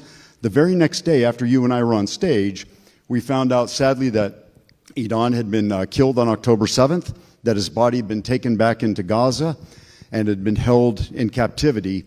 And Hamas cruelly would call his family and tell them that he was alive. And that shows you the enemy that we're fighting. It shows you the psychological terror that they're willing to visit upon the citizens of Israel and those that were taken hostage. Idan's body was recovered not too long ago, and he was laid to rest. And that's the kind of closure that every family of someone who was slain in Gaza deserves, and every hostage who is currently alive in Gaza needs to come home, all 48. And I'm grateful that we have a chance to talk about these topics on the stage before you today. Thank you for this. Of course, we'll talk about Gaza issue, but before that, even before October 7, and no doubt that after it, we can identify the sharp rise in the phenomena, in the trends of hostage taking by terror organization and wrongful detainees held by state. Do you think that this will continue or fade away? So I would agree with what you wrote. You wrote many years ago that this phenomena was going to increase, and I think you were spot on, that you were correct. The good news, if there's any good news in this, is that though it's starting to increase, whether it's nation state or terrorist groups, finally, after 4,500 years of recorded history in this field, the civilized societies are getting together to try to thwart it. So if you were to go back in the days of the Torah, the Bible, the Iliad, Herodotus, Thucydides, you'll read about these hostage crises that took place between nation states or terrorist groups. And after all this time, the terrorist or the nation state would usually go to nation states like the United States and leverage them. The Canadians leverage them. The Israelis and leverage them, and so on and so forth. Finally, and in great part because of, sadly, what happened in Gaza, the civilized nations are starting to come together, coordinate better, and I would say offering a prevention and deterrence strategy that will one day allow us to get ahead, to jump ahead of the enemy and to outthink them, out-organize them, and outwork them, and to hopefully one day put at least the nation-state side to rest. However, is it ever going to go away? Of course not. So no doubt we are on a path of doing a better job confronting this threat. But what are the crucial or the urgent challenges that we need as a community, as an international community, to overcome in order to be more efficient? So I would offer, and I'd be curious to what you think, because you study this too. Here's what I would offer. Right now, again, it's not perfect, but right now we're in a place where there are now multinational efforts to combat both the hostage side. Hostage, let's say we define that as a terrorist group taking a citizen, and arbitrary detention or wrongful detention, or a nation state, like, for example, Russia or Iran taking a citizen. We've become so much better. I think Gal Hirsch has done a great job of pulling together about 7 or 8 countries in kind of an ad hoc task force that he meets with regularly to talk about the citizens of their countries. That was actually a positive step. There was a time before Gaza where I would go to another country and say, hey, who's your hostage representative? And I couldn't find that person. I would go through the wiring diagrams, I'd work the emails, make the phone calls. I had no clue who my counterpart was.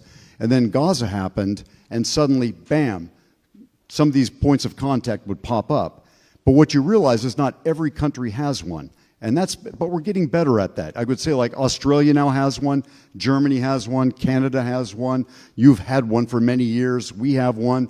There's a point of contact, a belly button, if you will, for a family to reach into the government should their loved one be taken, or someone from another country to call in and connect. So if, for instance, if I need to talk to someone in the Canadian government now, I know exactly who I need to call. And the Australian government, I know exactly who I need to reach out to. But again, so do the families. I think some other things that have happened, if we're talking about where we are currently, there's another multinational effort led by the Canadians who many years ago brought the declaration against state hostage taking, or an arbitrary detention rather, in state-to-state relations. So far, 79 countries and the European Union have signed on to this. Separately from that, there's another small grouping of about probably 12, 13, 14 countries that meet regularly to talk about actually taking action to thwart those who would take our hostages, and they're trying to recruit other countries. There's also an effort, also led by the Canadians, called the Independent International Panel on Arbitrary Detention. Think about 7 esteemed jurists who are getting together to survey all the laws and legal norms out there to determine where we have gaps and seams in our ability to fight against arbitrary detention. No, not the hostage side, but arbitrary detention. So these ongoing efforts that are making us better every day, but where the challenges that still arise is that there's still some ad hocery to this. There's not like a standing joint task force of people that get together and try to decrease the amount of diplomatic and military friction while increasing the amount of coordination. And you and I talked yesterday, there are things that we could probably do, or maybe we just need to be aware of each other, but we need to explore that side of the house. Secondly, I think we need to be very honest on where we are. The things that have changed, 5 years ago, if someone's loved one was taken hostage anywhere in the world, the family pretty much kept quiet. They were told by the government not to go public, to take the pain by themselves, and never talk to the media. Well, now the reality is the families have come together. They're very vocal in the media. They're very vocal and good at pressuring the government. I don't think that's a bad thing. And then governments need to recognize that, embrace that as well. The media now follows this. When I took my job 5+ years ago, there were probably 4 reporters on earth that covered this topic. Now, you can't swing a dead cat without hitting a reporter. Everyone's following this topic. And we also have to recognize that, and instead of being afraid of that as a government, we need to embrace that and find ways to work with that and try to make it work for us. So there are things that we can do. I would say the biggest things, though, is number one, let's have countries pick points of contact so we all can start working together and pick the phone up and coordinate. Number two, I think we need to work on the tools that allow us to fight against these things, and not just military or intelligence and the sanctioning tool. We need to be very expansive about exploring diplomatic tools, informational tools, intelligence, military, financial, law enforcement, All tools of national power should be explored to find extra tools that we could use to throw into these battles against these people that would take our citizens. But the biggest thing we can do is coordinate, and the dumbest thing we can do is forget that this ever happened, and 5 years from now when it happens again, I don't know who to call. The Americans famously master counterinsurgency every 40 years, and we always tell each other, we will never forget the lessons of this counterinsurgency. Start your watch. Within 5 years, we've forgotten everything that we've learned. And that's the thing that might happen here. We're trending in the right direction to beat the bad guys, and we will fail if we become distracted or forget that this happened and go our separate ways. I believe it was Professor Ganor who first said it takes a network to fight a network. So no doubt we need to create this international community of experts that know how to deal with this threat when it happens. But you know, double click, coming from the large picture to our picture, you mentioned the family.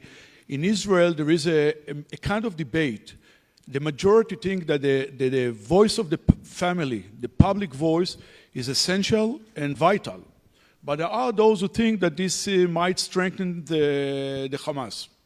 What do you think about it? No doubt, by the way, that it strengthened the hostages. We have a lot of testimony from survivors that said, one of them, Eli Sharabi, just mentioned that one mention of the voice of the public, of the voice of the family, worth to him and 10 meals that he didn't receive anyway.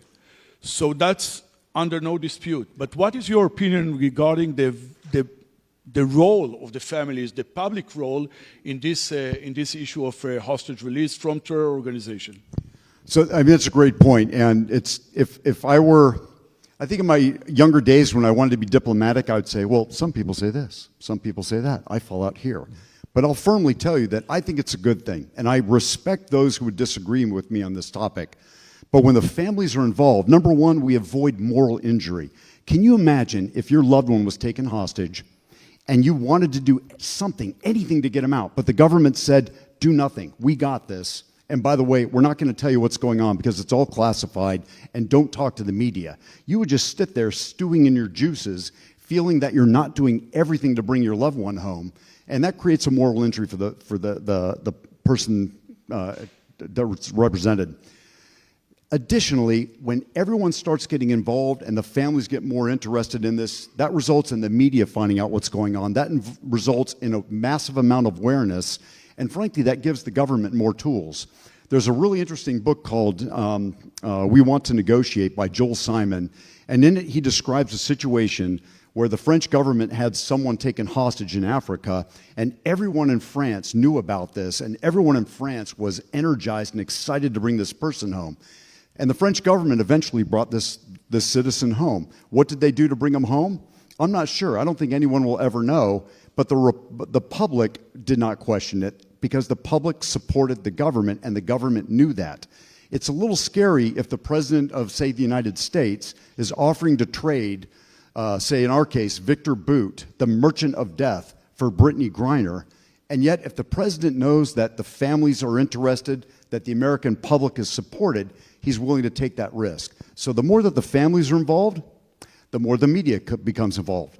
The more the media becomes involved, the more the government has a little more latitude to do what they need to do to bring someone home. Now, it doesn't always play out that way, and maybe this might be a specific example, but I think overall I see goodness with families being very engaged. And as the government, families would come up to me sometimes and say, well, Roger, if I go talk to CNN, won't that hurt our efforts to bring our loved ones home? And I would say, if I really believe that, I will beg you not to.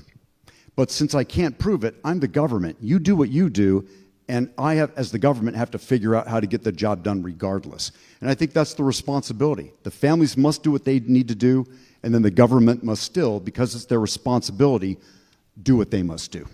But I have to ask, what do you think? A good question, which I prepared an answer, so it's a good one.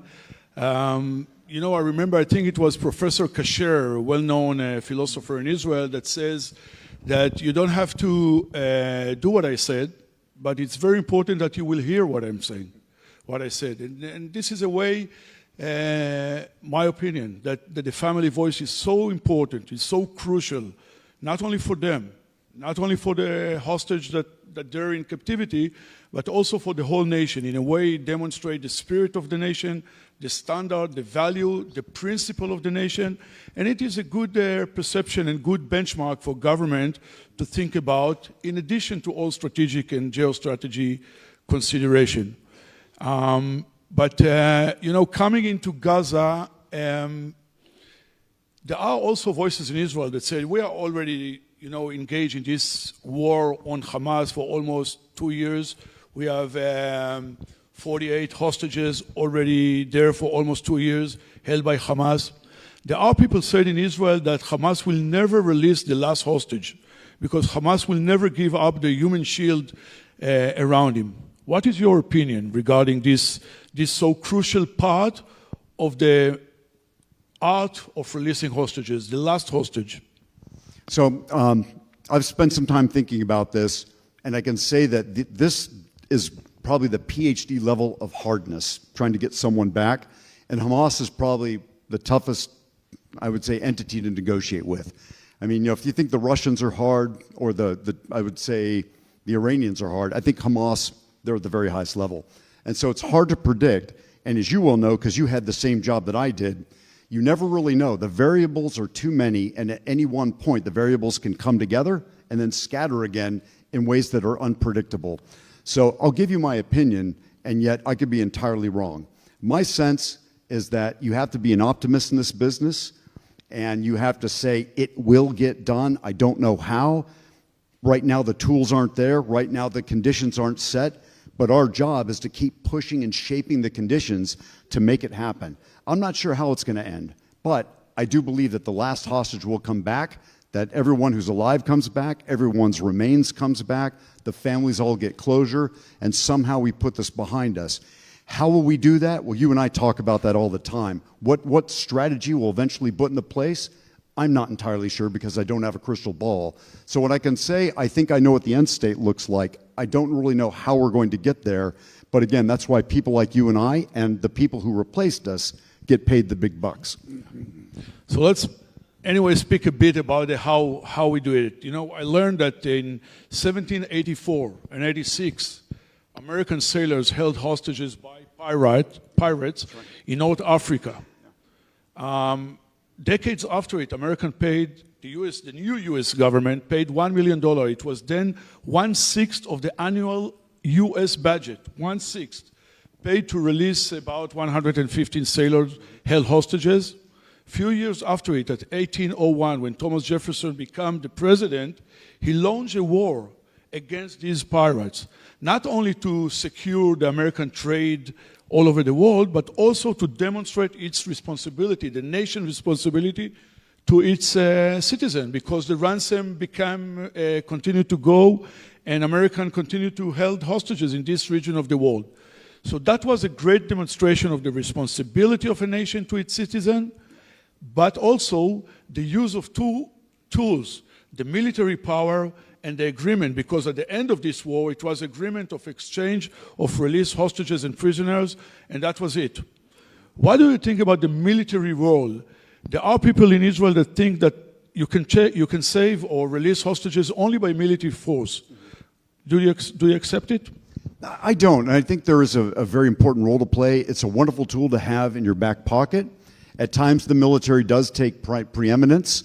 I could probably bore you to death with a few other more modern examples of either Delta Force, SEAL Team 6, going into action to bring back a hostage. I think you could also rightfully give me a few examples of what your wonderful military's done, whether it's Flotilla 13 or whatever force. But I would say that if you could talk your way into getting a hostage back, why not? And would the United States send a platoon of SEALs on a very dangerous mission in someplace like Somalia to save a citizen? Yes, we would, and yes, we have. But there are risks. You're putting people's lives at stake, and you don't really know how it's going to go. If you could perhaps talk to the other side to get the same result, but with no death, if you can use diplomacy and verbal acumen, why not give that a shot, knowing that the military tool is always in your back pocket? There were countries where At first, before I took the job, I'd say, well, we should send Delta Force in to get our hostages. And once you take the job, you realize the amount of drama that goes into making that happen. You can't just send a bunch of commandos in. You have to eventually take out portions of the other side's Navy, take out their air defense, take out their local, response mechanisms, kill a ton of their people, put civilians at risk, just to get people back. And by the way, if you save your American that's held in that country, well, in that country, there's probably about 500 or 600 Americans that are living there anyway, and so the bad guys will just go scoop them up. Little known fact, Iran, we have roughly, I think, 12 to 14,000 Americans living in Iran who are dual passport holders. They're American citizens and Iranians. So if we do something that we think is very extreme and very military to get a hostage back, well, they have roughly 12,000 more Americans to go grab up and throw into a prison. So if we can talk to the enemy out of what they have by diplomacy, that's not a bad way to go. Yeah, no doubt that a surgical operation that we both of us know and have some experience are accurate enough and maybe have the odds to succeed. But I'm speaking about military campaign, the challenge of how to transfer military achievement to an agreement or negotiated agreement of releasing hostages. This is the challenge of the government. What do you know? What is your opinion about this very fragile and very challenging point of state that trying to take the military achievement of a military campaign, not a surgical operation, and transfer it or cash it into an agreement to release prisoners, release hostages? Yeah, you know, I hope this doesn't come off as too cowardly in trying to avoid the question. I always find that there's information that I don't have, that if I had, I'd give you a more reasonable response. But there are lots of components to what's happening that I just don't know. I would say really that's the art of leadership. It's the ability to know when to shift it. And whether it's a hostage campaign or to shift from military action into a peace component, and I think about some of the wars that America's fought recently, that comes down to that general who, as Clausewitz says, sees that far distant light that the rest of us can't see and makes a decision not always necessarily made on mathematics and on reason, but perhaps on intuition. I think when you're working on hostage issues or war or frankly love, there are certain topics out there that really defy mathematics. And this is one where the leaders in question have to embrace the unity of opposites. Man, God, the irrational, rational, becoming, to be able to wrestle with something that you understand and can put on paper as 1, 2, 3, and then wrestling with something that's more intuitive that goes on a gut feeling. And on this one, it's one of those things where you almost are glad you're not sitting in the chair of leadership. But I would say that there does come a moment that leaders need to be able to feel the battlefield, that Fingerspitzengefühl, second Clausewitz reference, Brian, if you could catch that. It's 2 now. That ability to feel the battlefield and know when it's time to shift from that military campaign into getting your hostages back. And that doesn't mean you can't do both in parallel, and that pressure is probably exactly what's needed. But you're right, as you correctly pointed, you have to be able to sense when that moment is and then strike. Art of leadership and statesmanship. Very important word that I think many Israelis think about just this morning while seeing our troops having another operation, which is very important, and we really hope that it will cultivate the fruit that we all expected regarding the hostages. But it's exactly the point of clash between the moral or the values that all of us, there is no doubt, no clearer than that all countries feel responsible to the vulnerable and to the hostages and detainees. But then in clash with reality, with the state interest and state calculation, consideration, geostrategic consideration. What do you think about this clash? I think you gained the most vast experience in our time from anyone I know in exactly this junction that in one hand you have the values, the moral issues, and the other hand, the national and the state interest. You know, I think it's funny, I don't know if it was Jamie Rubin or Secretary Blinken that kind of coined this phrase, but they said that the moral hazard is overcome by the moral imperative. The moral hazard is that dangerous thing. It's letting go from a U.S. prison a bad guy so that we can get an innocent American. It's making that dangerous decision that you just made, that clash, that tension between the political interests of the state and getting a person home who just needs to come home because they belong to you. And I think that I always fall out, as I think Secretary Blinken did too, on that of the moral imperative. It's the government's duty to bring them home, and you have to be willing to accept some moral hazard. You and I as soldiers, what did we always do? Crazy dangerous stuff. But before we went into battle, we had to brief our bosses on risks, risk mitigation, and then your commander needed to decide whether he was willing to accept or find another way to buy down more risk. And it's not a risk-free world, and you know that. I mean, you've been on the front of either combat operations or negotiative operations, and it would be perfect if you were negotiating with someone who was going to give it all and you've bought down risk to zero, but that never happens. And every time I went into a negotiation, and every time I left it, at the end of the night, even after it succeeded, I was usually sick to my stomach, because going into the negotiation, it's going to just be brutal, and coming out of it, I got my American, but did I do the right thing? Because we took someone out of a U.S. prison, and we've turned him loose into society, and I hope he doesn't do anything bad now that he's home. Having said that, to my mind, the moral imperative outweighs the moral hazard. I think it's exactly what it's worth it. It's worth it. Thank you. Thank you, Ambassador Carsten. I think it's exactly what we're trying to do in this specific clash between principle and power.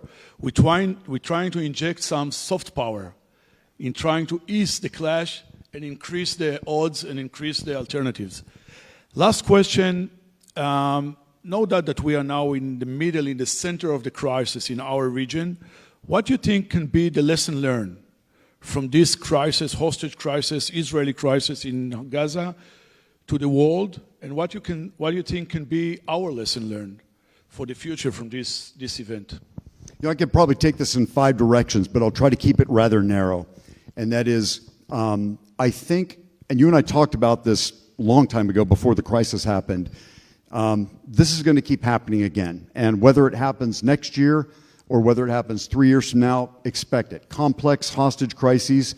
We talked about the Achille Laurel in 1984, where a big cruise ship was taken, and there were people from many different nationalities held hostage on this. And guess who was on mission to go save these hostages? Yes, this guy right here. That's right. Right? With many Israelis, with many other Israelis, brave one. I love that. He always gives credit to everyone else. That's a sign of a true leader. But I think the things that we got to learn are, look, we got to over-communicate with each other. We have to let down our guards, and so the United States needs to be open with our allies.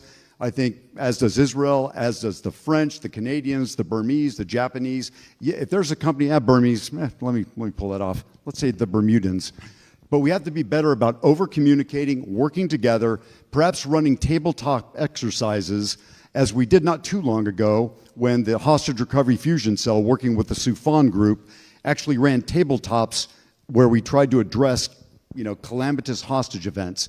But we have to be better about knowing who to call, what to do, and trying to find ways to decrease, again, I'll say it again, decrease diplomatic and military friction while jacking up and increasing our coordination. We're at a decent point right now, and if we don't lose these lessons, the next time this happens, we'll know who to call, how to start it, and how to get it done. And militarily, we're so much better. In America, we created JSOC, the Joint Special Operations Command, a standing joint task force that allows us to deal with complex issues. Israel has a military entity like that. So do most countries. They kind of coordinate much better now. How about diplomatically? No. So when the militaries all come together, that's awesome. But the diplomats are going to be a part of that too. And if the diplomats are not, in a way, kind of thinking about these connections and this connectivity, we're going to be able to put these military forces together and exercise power across all elements of national power to get the job done. So what do we need to do? Keep up the coordination, in fact, ramp it up, and think about ways to increase our abilities to lower friction and increase cooperation. Thank you, Ambassador Carsten. I mentioned, thank you. 1 minute. I mentioned before 1784, so I will go earlier to 1415. At the play of Shakespeare, Henry V. It was about the Agincourt battle, Henry leading the UK troops on a French soil, North French. They were outnumbered. He tried to encourage them, and he told them the quote from Shakespeare, "We few, we happy few, we band of brothers. For he today who shed his blood with me shall be my brother." Thank you, Ambassador Carsten. Thank you, brother. Thank you, too. Thank you very much. Lunch is served outside, either indoors or outdoors, and we'll all be back here in 1 hour from now.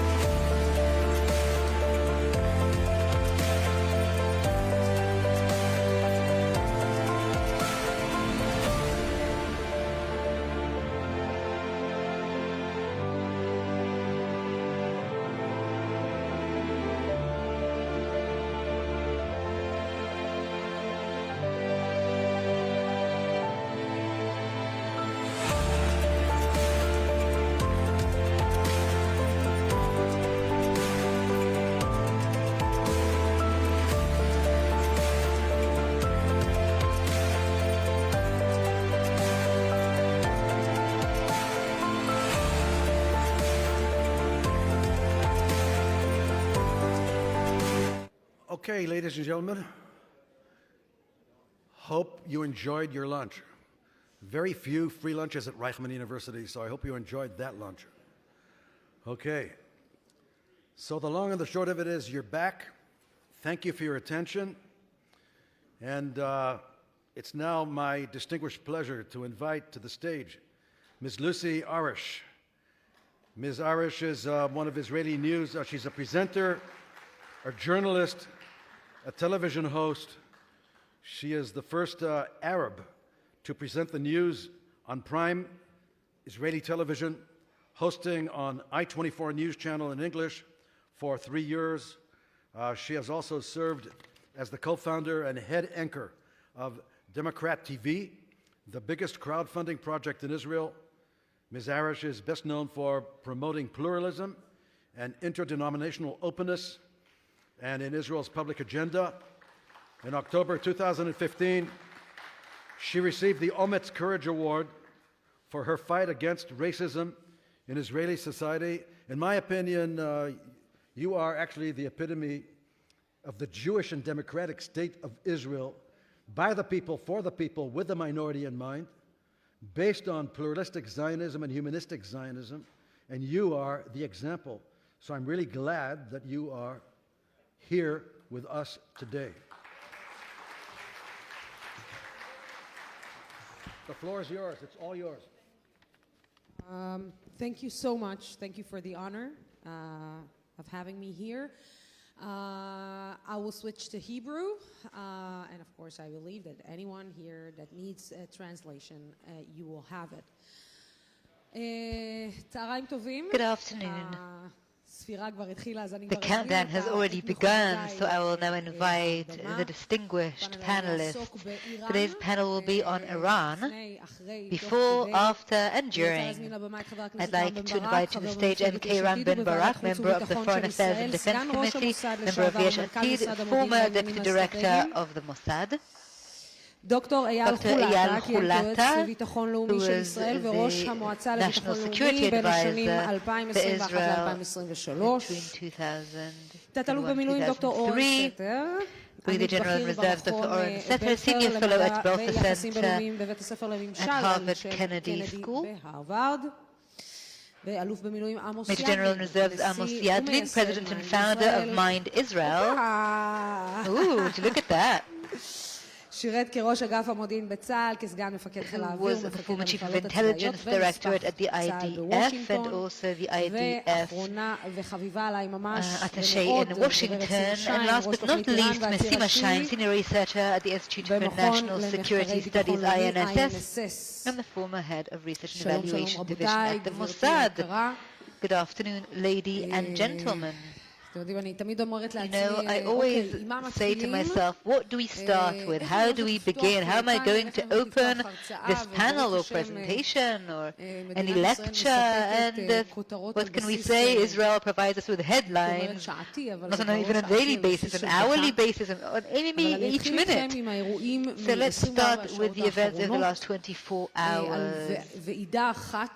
About at least one summit that took place in Doha, Qatar yesterday, and one might say that Israel in 2025 has managed to do what the Muslim world has been trying to do for many years unsuccessfully, and that is to unite the entire Muslim Sunni world and Muslim Shiite world, to make them sort of forgive one another and pardon one another instead of using their division to our advantage. And we see an axis of Sunni Muslim countries together with Shiite Iran convening to discuss the Zionist entity, the State of Israel. And the question is, my opening question is, how is it that after an attack, a war that was spectacular in terms of showing Israel's force as a state vis-a-vis Iran, Iran finds itself somehow, some way, being embraced yesterday by the very same Sunni states that to some extent we have done the work for, we have done the dirty work for. They have been waiting for someone to do that, especially when it comes to Iran. So Sima, let's begin with you. I came on last and I'm speaking first. Okay, so let me just say two things briefly because we don't have much time. The first is that the Iranians are ecstatic. Not saying that they were satisfied with the summit because, of course, there are no operative steps that have come out from it, but they have all convened to discuss Israel, and that in and of itself is a great achievement for the Iranians, and we have definitely played into their hands. Now, I want to say one more thing that does not have to do with Iran specifically. For the first time, you know, when Sisi spoke, it was very important and everyone talked about it, but the person who often speaks about what he says said something that was very concerning. For the first time in many decades, President Sisi used the word enemy to talk about Israel. So let's remember that. Let's understand that instead of now being in the midst of normalization in Saudi Arabia, Indonesia, the Muslim and Arab world, we are facing a summit that condemns Israel. Amos. Look, I think that we shouldn't be too nervous about this summit. The Arabs have not become Iran's friends, and as you've said, they did not say it publicly, but they were very happy by what happened to Iran in June. However, the Israeli government has not understood the sensitivity of the Gulf states, our natural allies, the UAE, Bahrain, the Saudis, as for the stability of the Gulf. And I took part in such a panel, a similar panel, an international summit, and a Saudi participant sat next to me, and he said, you know, we used to look eastwards and worry about the stability. The Iranians were shooting at us, as were the Houthis, and Saddam Hussein invaded Kuwait, and now we're looking westwards because that's the country that's destabilizing the Middle East. And I said, well, you didn't learn geography. We're not westwards, we're northwards. But that's the truth of it. I also met an Emirati senior official last week, and they said that they're calling Israel's actions treacherous. So we have not realized this GCC, the greatest value embedded in it is stability and security. And what we did has gone against the rules of the game. Now, it's not just this action specifically, because after attacking Iran, we were up in the peak. We began on October 7th at the lowest of the low, with a terrible disaster. And thanks to the IDF and the ISA and the Mossad, we managed to reach great heights. Hezbollah was defeated. Iran, we delivered a great blow to Iran. And instead of stopping while we're ahead, quitting while we're ahead, translating the military achievements to political ones, and then the Arabs and the Americans would all have been with us against Iran, against the Muslim Brotherhood, and against the jihadists, that would have been the right order of things in the Middle East. Instead of that, we have returned to Gaza, we have returned to the very place where a disaster is taking place that is no less severe and terrible than October 7th. This is going to be Black September, what's happening now on the political front.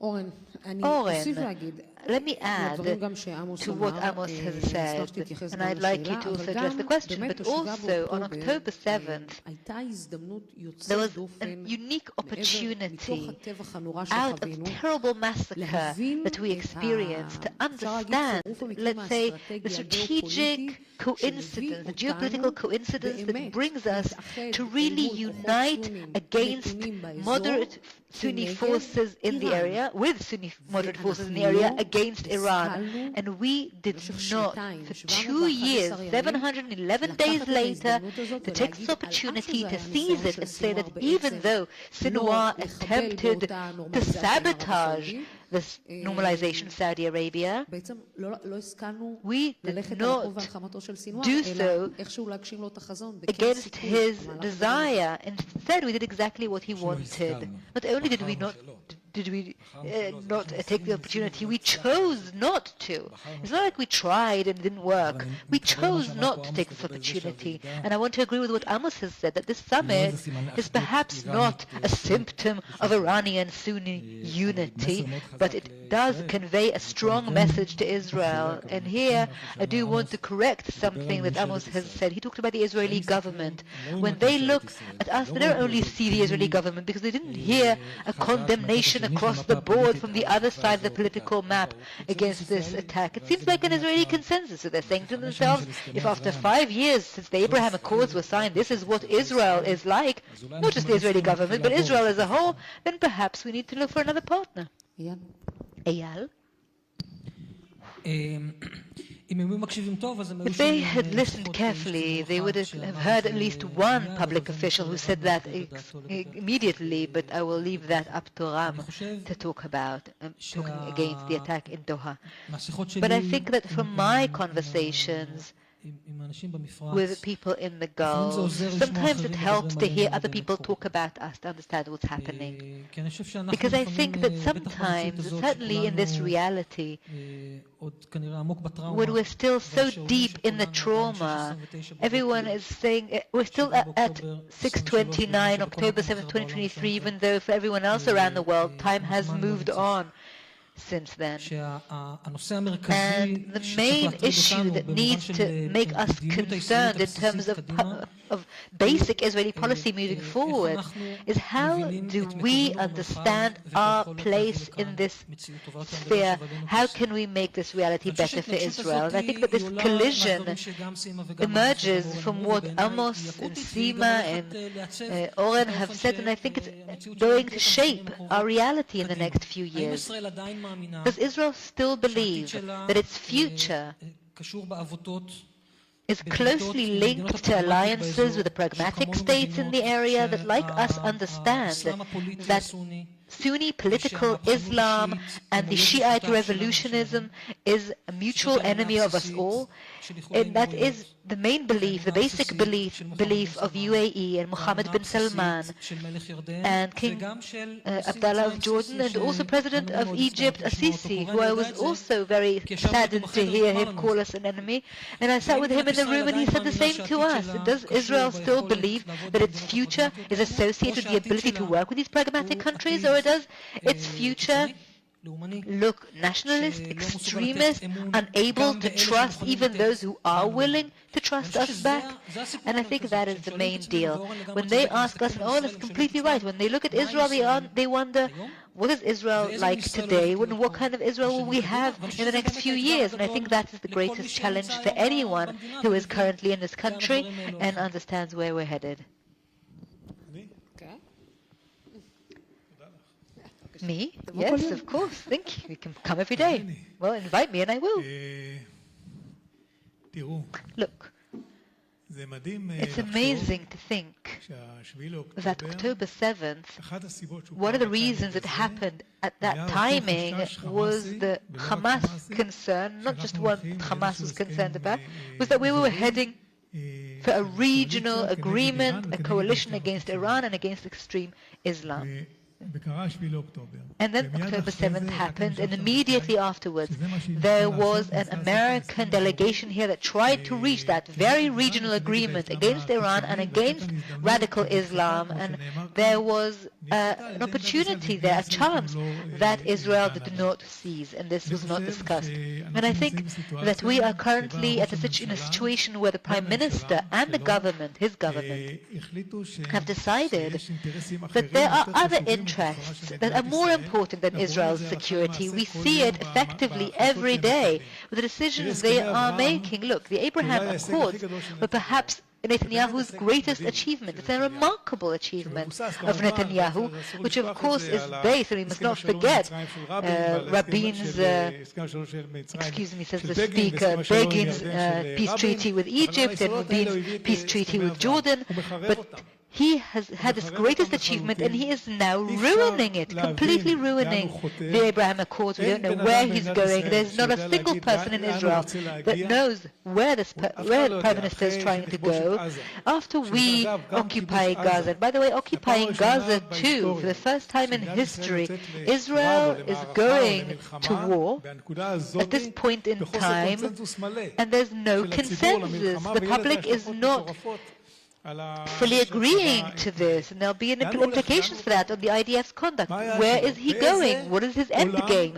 In what world does a prime minister decide alone, without discussing it in the Foreign Affairs and Security Committee or the subcommittee, without discussing it with the cabinet, to go and bomb using planes a villa in a terror-supporting bad country, but one that is not at war with us? Where does that happen? Except in terrible dictatorships. So we're actually in a dictatorship. And not only is he not consulting the cabinet or the committees, and the Knesset is not overseeing him, he's also not listening to the defense establishment. He's making his own decisions, and we're all paying the price for it. I'd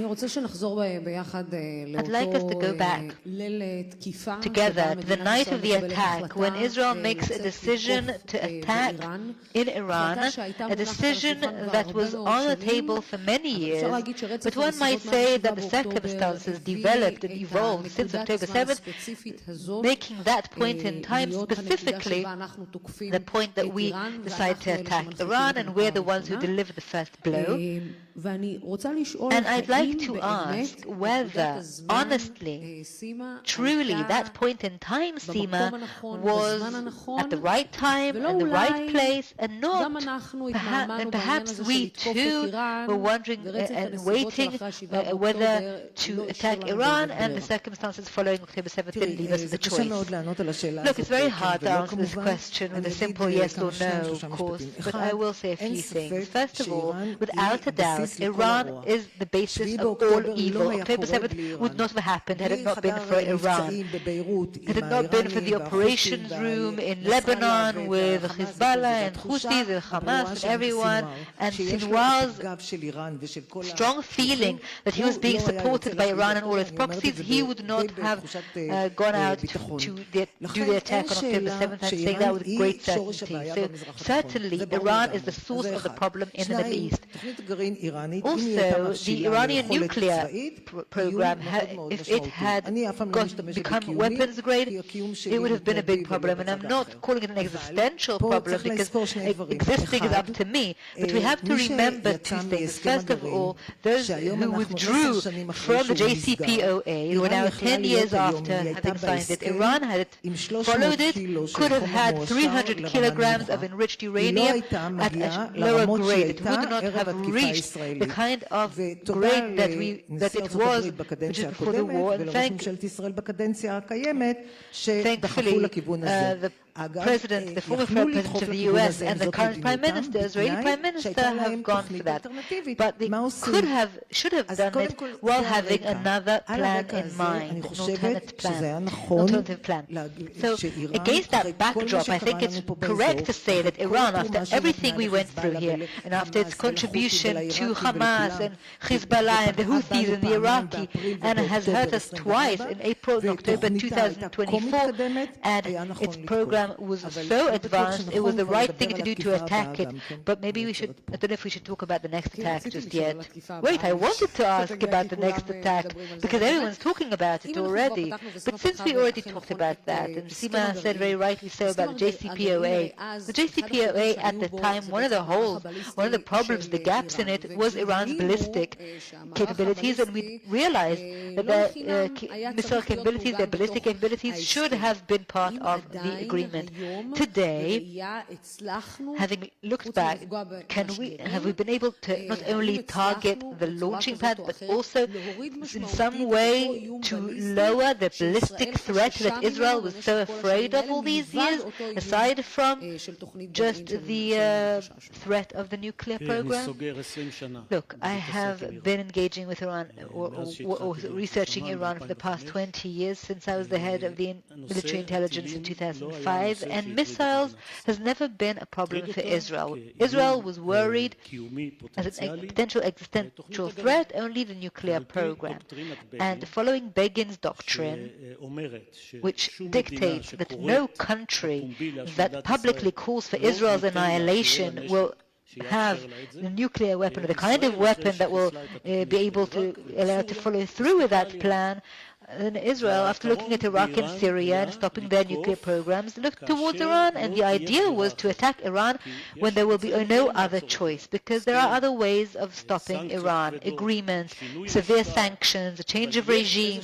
But at some point you come and say, okay, we've tried everything, nothing's worked, and the Iranians, as the head of the CIA has said, are standing at an empty goalpost. All they have to do is just kick the ball. And I think that June 2025 was the right time, because according to international media, intelligence has been collected that the Iranians are only engaging in the one thing they were not legitimately engaging in until then, and that is the weapons group, meaning going towards a weapons grade enrichment of uranium. And with uranium we already lost. They had 20,000 centrifuges, they had enough enriched material for 10 bombs with 60% enrichment, and it was almost the last minute. So you are right that at that time there was also some intelligence that Iran has over 2,000 ballistic missiles, and that they have a plan that within 2 years they'll have 8,000.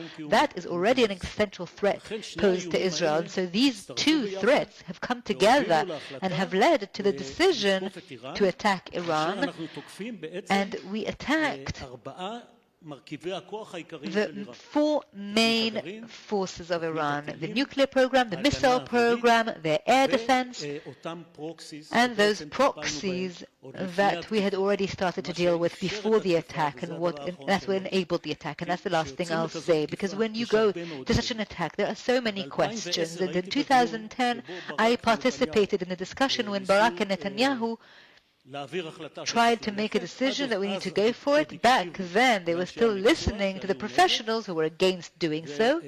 Dagan and Ashkenazi were very much against that, and they looked to me because I was kind of in between them, and they said, Amos, what do you think? I gave them 17 questions, and they had to answer, and in the affirmative to attack. The first question is, do you have the capability? Can you make this achievement? Because if the answer is no, all the other 16 questions are irrelevant. But there were very important questions there. Can we take the response by Hezbollah? What will the Americans say? Will we go to war after that? And many other questions. And in the summer of 2025, most of those questions could have been answered in the affirmative, and the emphasis that Hezbollah was no longer there, we could fly through Syria, and especially the Americans had given us maybe not the green light, but a glowing yellow light, and also some assistance. אני אוסיף לדבר הזה, ואני אשאל אותך, I want to add and ask you, at 3:30 in the morning, there was that alert that woke us all up. You woke up and did you say to yourself, it's about time, or did you say to yourself, God help us all, or we need God to help us, but it's definitely about time. ברור לי. So I didn't wake up from that alert. That wasn't what woke me up. I got an earthquake alert. I didn't know if it was an earthquake or Iran, but it definitely woke me up. Oran's Reserve 30 is completely involved. Based on what was said before by Rama and Sima, the situation would have been better if we'd stayed in the agreement, but we left, and once the circumstances were right for an attack, it took place, and the outcome was optimal, as good as could have been expected against nuclear and ballistic threats. Now, Unlike the situation in Syria and Iraq, an attack there is not enough to solve the problem. It is a delay, but if Iran decides to continue, then it can do so. Now the challenge is to take the military achievement and the strategic message that it can relay. That has to be translated into a long-term achievement, which requires diplomacy. I assume that Iran, as long as Trump is president and Netanyahu is prime minister, will not rush to pursue a nuclear program, but Trump's only going to be president for another 3 years. Negotiating an agreement of this kind will take at least a year and a half or 2 years. It's very, very complicated, and we're talking only about a nuclear agreement, not even about for ballistic technology. So there's not going to be a significant diplomatic effort in the next few years. So Trump and Netanyahu can say as much as they want that it was an excellent achievement, but in another few years you can have the nuclear program may continue. That's not very good news. I want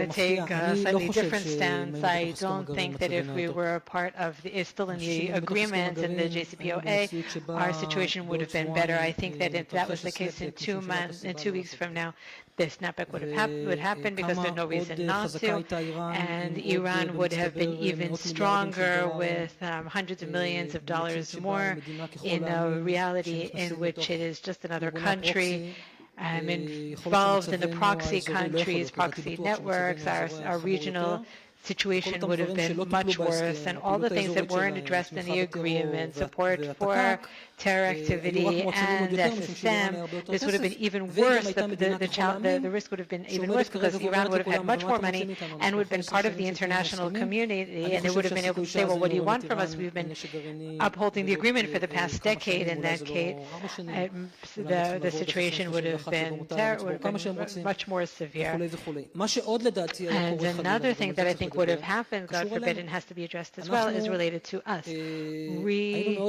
were not good at taking advantage of the time that we had, and part of my business, part of my work is buying time.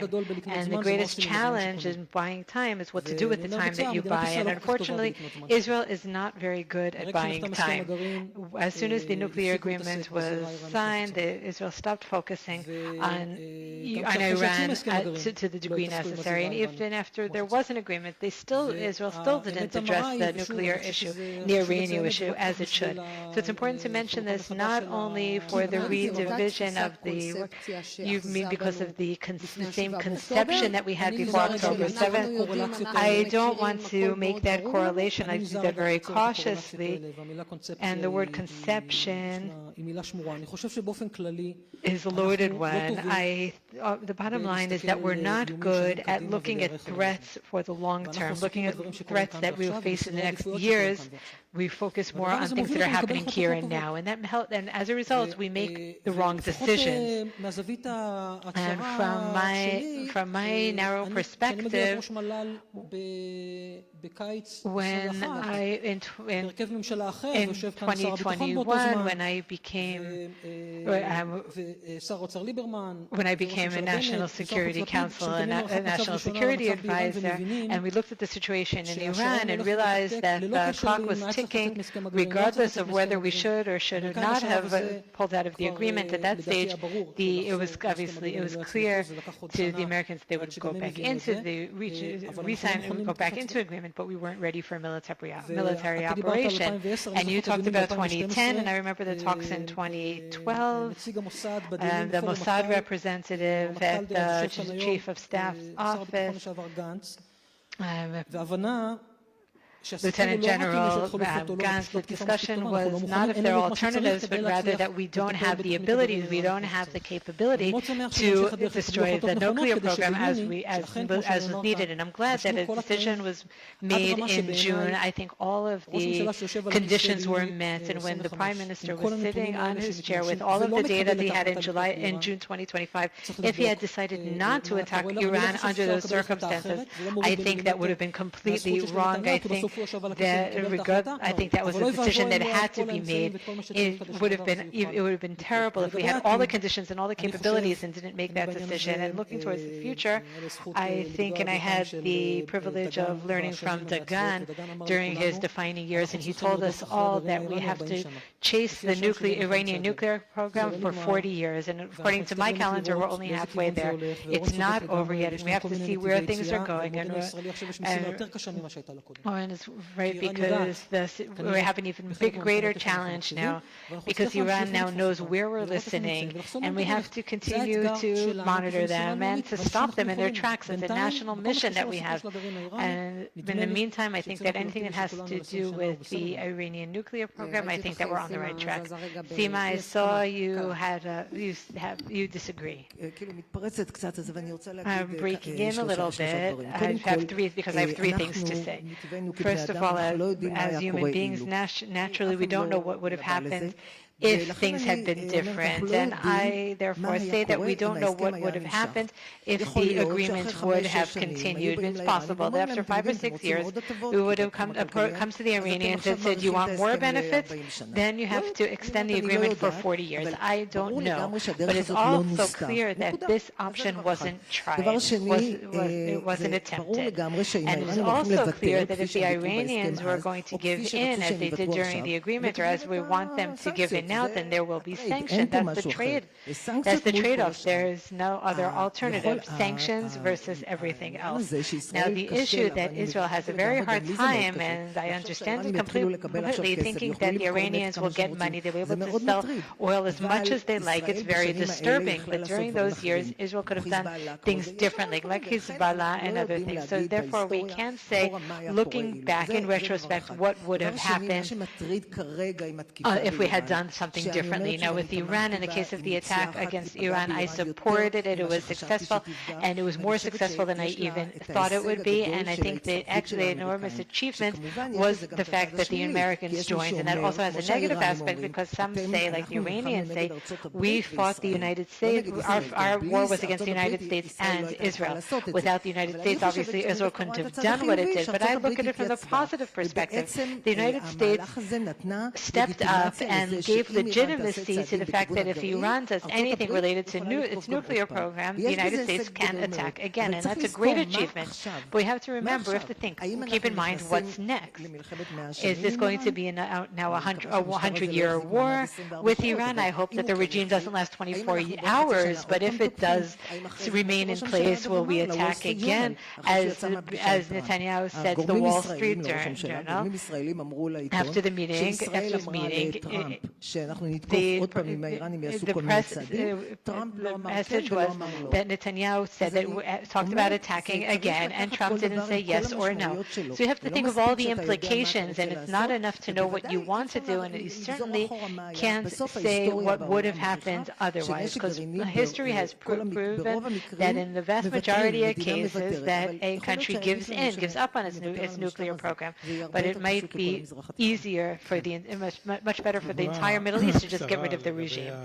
Now, about the attack against Iran, yes, it was the right thing to do, and the timing was right. We didn't have any other alternative, and it's a good thing that we have the Air Force and the intelligence and the commando forces that were able to bring about the desired outcome. But if we look back 15 years, I think, like Seema, that we made big mistakes along the way. The first mistake was the Congress, the speech before Congress, before the president, and that happened because 3 months before the agreement was signed.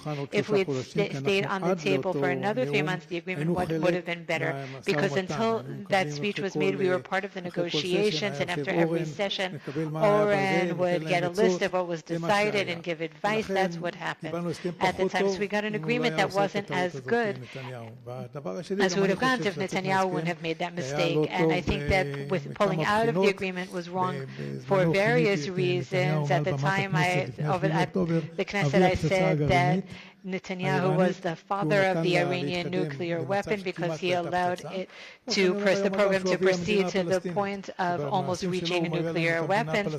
And as I now say that he's the father of the Palestinian state because of him, we're going to force into establishing a Palestinian state. Now, for 15 years, nothing was done to give us the ability to attack Iran. Hulata said that as well, and when I was, when I was in my former position, I looked at the budget and I saw that there was nothing there. There was no budgeting for the third circle, and I asked about that, and I was told that this every year it's in a special box. What is that? And I said, well, if that's the case, then I don't approve the budget. And then I had a conversation with the Minister of Defense. I spoke to him, and I spoke to Naftali Bennett, who also attended that meeting, and I said, I'm not approving the budget because if we don't put down the money on the third circle, then we won't. Then it won't be budgeted at all. Netanyahu was able to do what he did, he gave the order, and I admire him for that. He was able to do that because of Bennett's government for a year and a half. If that hadn't happened, he wouldn't have had the capability to do so now. The former Mossad director could have said constantly that Iran has to be attacked, but there was nothing to use to attack it. And that's the reality. It's something we have to understand. The time was right. It was very successful, and for 15 years we did nothing to make that happen. Now, before we begin the final section of this discussion, I want to talk about the United States, its involvement. And so I want to talk about the degree to which we have a government that, on the one hand, at the first visit, Trump's first visit in the Middle East is not to Israel, it's to Saudi Arabia, it's to the Gulf states, it's to Qatar. It's the first time that this is happening, and he's receiving a lot of nice gifts from Qatar. And then, on the other hand, it's our strong, long-lasting strategic partnership. To what extent can we, when looking at Qatar and Iran as the center of this thing, and the United States in the back, to what extent can we rely on the future, or when we talk about, when there are hints about another round, is it possible that the United States will say, this time you're on your own? It's on you. We gave our backup the first time, but next time it's completely on you. We cannot continue to back you on this, because ultimately every country has its interests, and lots of money is in the hands mostly of the Qataris. Anyone want to comment? That's a much broader question, and the question is about American policy regarding the Middle East. Over the last 15 years, we heard that the Americans wanted to pull out of the Middle East, disassociate themselves, but after two very unsuccessful wars in Afghanistan and in Iraq, they had nothing. They wanted to be disconnected from the Middle East, and their attempts were made to disassociate themselves from the area. Now, the United States realize now that although they don't need the oil from the Middle East because they have more oil than Saudi Arabia, but the price of oil is defined between Riyadh and Moscow, and if they want low prices, they need to be here. And if they're not here, then the Chinese will be here. So the Americans decided to come back to the Middle East, but to come back not with boots on the ground, to come back using methods that will not cost them trillions of dollars. The war in Afghanistan and in Iraq cost them billions of dollars, but rather in other ways. And the president came here in order to strengthen the economic ties with the countries that have a lot of money. He's a president who wants to deals, who's interested in the economy. Now, in the 20th century, America's greatest strength was its nuclear bomb, which was developed in the deserts of Nevada. But in the 21st century, they're developing, the development is AI. We need resources and money for investment, and America's strength will be developed in the deserts of Saudi Arabia and the Emirates. Now, they're putting them in their necessary place, which is why the Americans are upset about the attack in Qatar, even though I believe that they knew about it. The Americans have their own interests, and as Sima said, for the first time, they also attacked a nuclear program. They thought about that a few times in history against the Soviet Union, against China, and now and then against North Korea, and now thanks to the Israeli Air Force. Thanks to the Air Force, they didn't really fight a war with Iran. You asked if we could have done it without them. Yes, we could have. We have the ability. If we were the ones who did the most damage to the nuclear program, other than Fordo. Those who cleared the road for the B-2 planes were us, and those that damaged the ballistic missiles, Desert Storm, the Americans weren't able to track down a single launcher. In the state of Israel, destroyed 200 and damaged many others. The Americans see us as allies, as important allies, but not the sole allies. So if we manage this correctly, they will be with us the next time, at least for the next 3.5 years. But we have to keep in mind that the Iranians are not talking about, they're not focusing on the 8 o'clock news. They're not focusing on primaries, because those are that's the strategy in the United States or the news, like in Israel. Their strategy, the leader looks ahead 20 years. They have patience, and they also know how to play chess.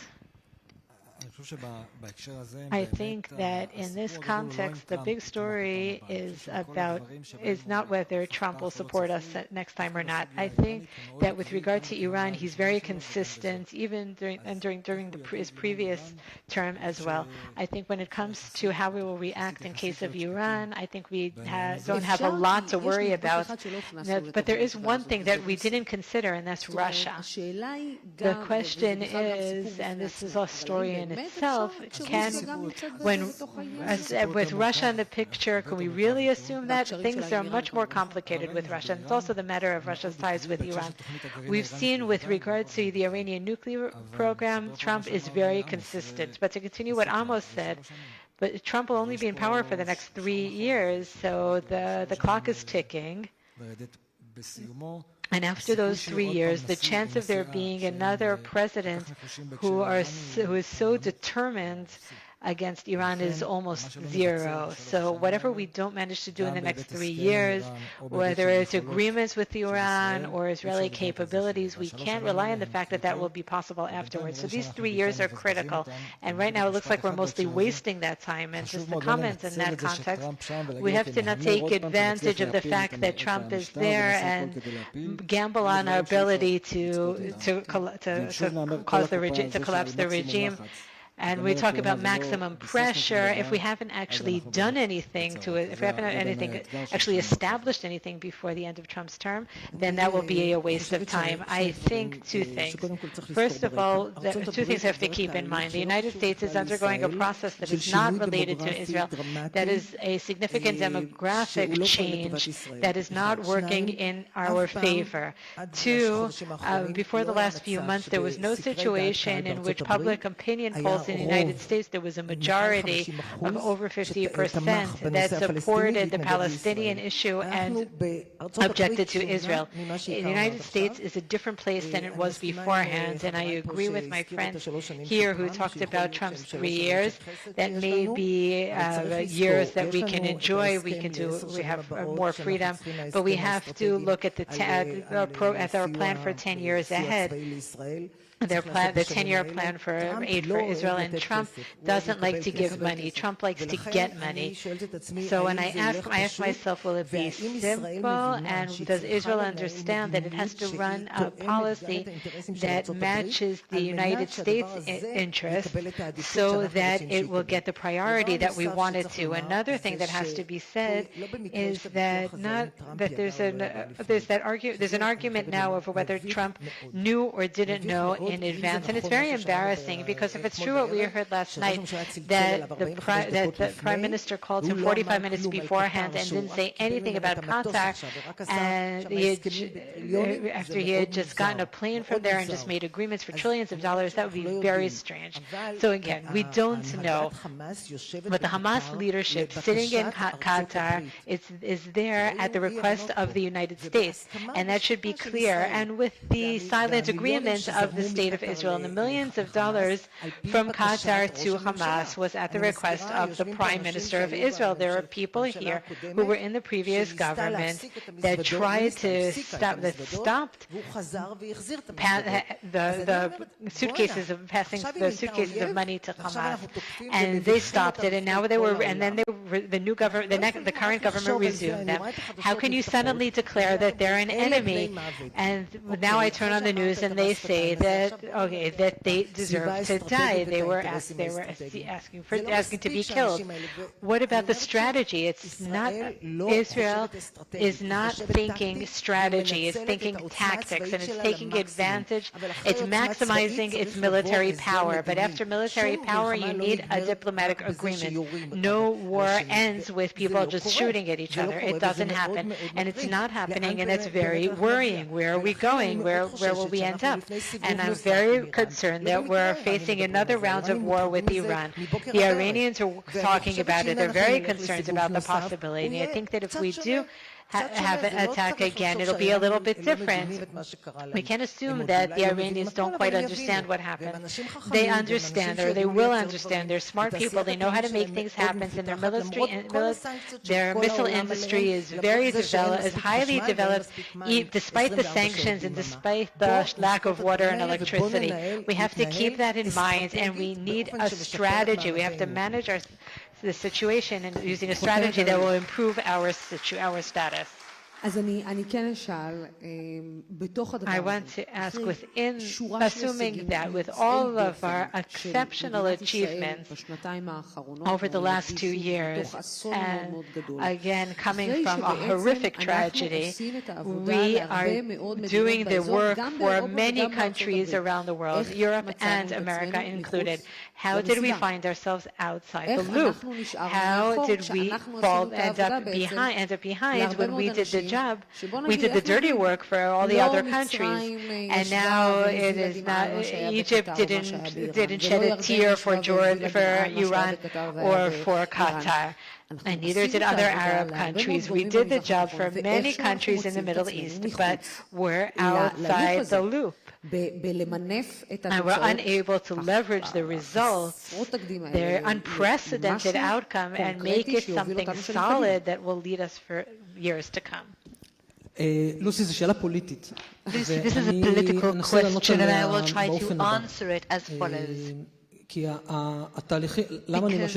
am I saying it's a political question? Because the first question, what, because there's a vacuum? Not because I want to tell you, please answer me politically, but because I'm saying that any military arm that goes into action also has to have the political, diplomatic arm that complements this action and creates a full circle from which you can draw results. That's obvious, but I think the answer goes deeper.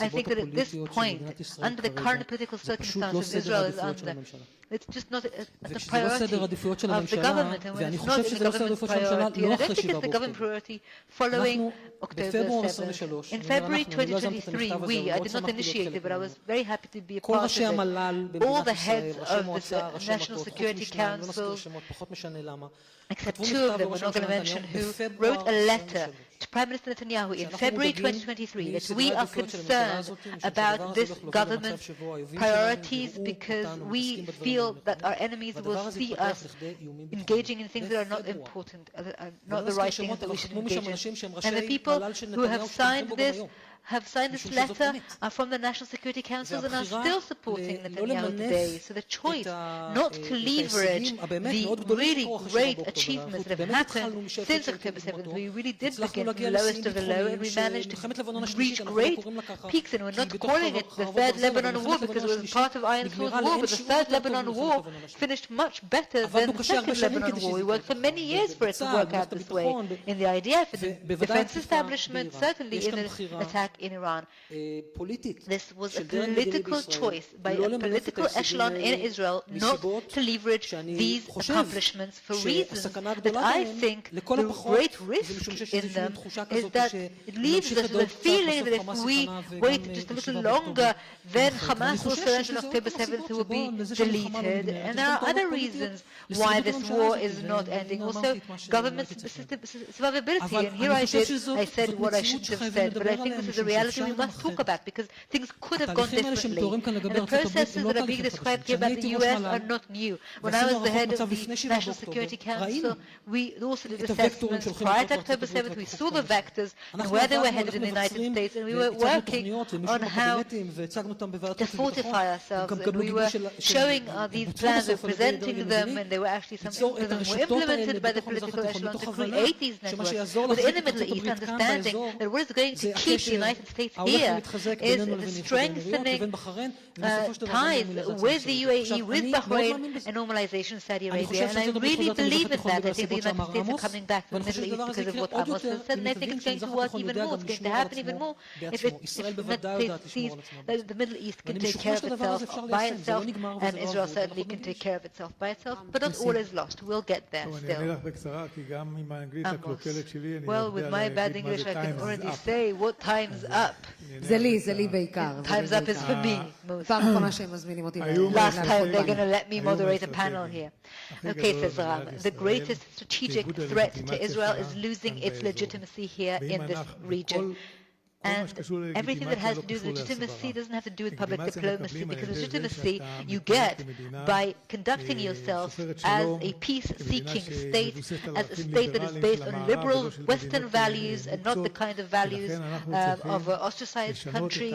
And that's why we needed to change our approach and to be the kind of country that is like other countries, meaning belonging to a certain world, making sure that the military force is strong, using it wisely, and making our military force, translating it into political achievements. Otherwise, we'll be in the same place we are in today, and we should start doing what I said as quickly as possible. Well, everyone, thank you all so much, and hopefully let's not talk about the second round of Iran next year. Thank you very much. Thank you very much. This was a great session. I hope some of the decision makers in Israel listen to some of these recommendations. Good brainstorming. And now it's time for Benny Gantz, the man with the red boots. It's my honor to invite member of the Knesset, Lieutenant General retired Benjamin Benny Gantz. Member of the Knesset, Gantz has had an illustrious military career, serving as the 20th Chief of Staff of the Israel Defense Forces, 38 years of service to the IDF. He held various high-ranking positions and was instrumental in several major military operations, including the covert airlifts of Ethiopian Jews to Israel. In fact, member of the Knesset, Gantz, I think you took over the airport in Addis Ababa. It was your airport for 24 hours, wasn't it?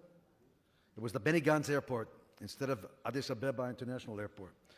As Chief of Staff, Gantz led the IDF during the significant campaigns such as Operation Pillar of Defense and Operation Protective Edge. In 2018, he moved to politics, and since then he has served as a member of the Knesset, an alternate Prime Minister, and Defense Minister. General Gantz, the floor is yours.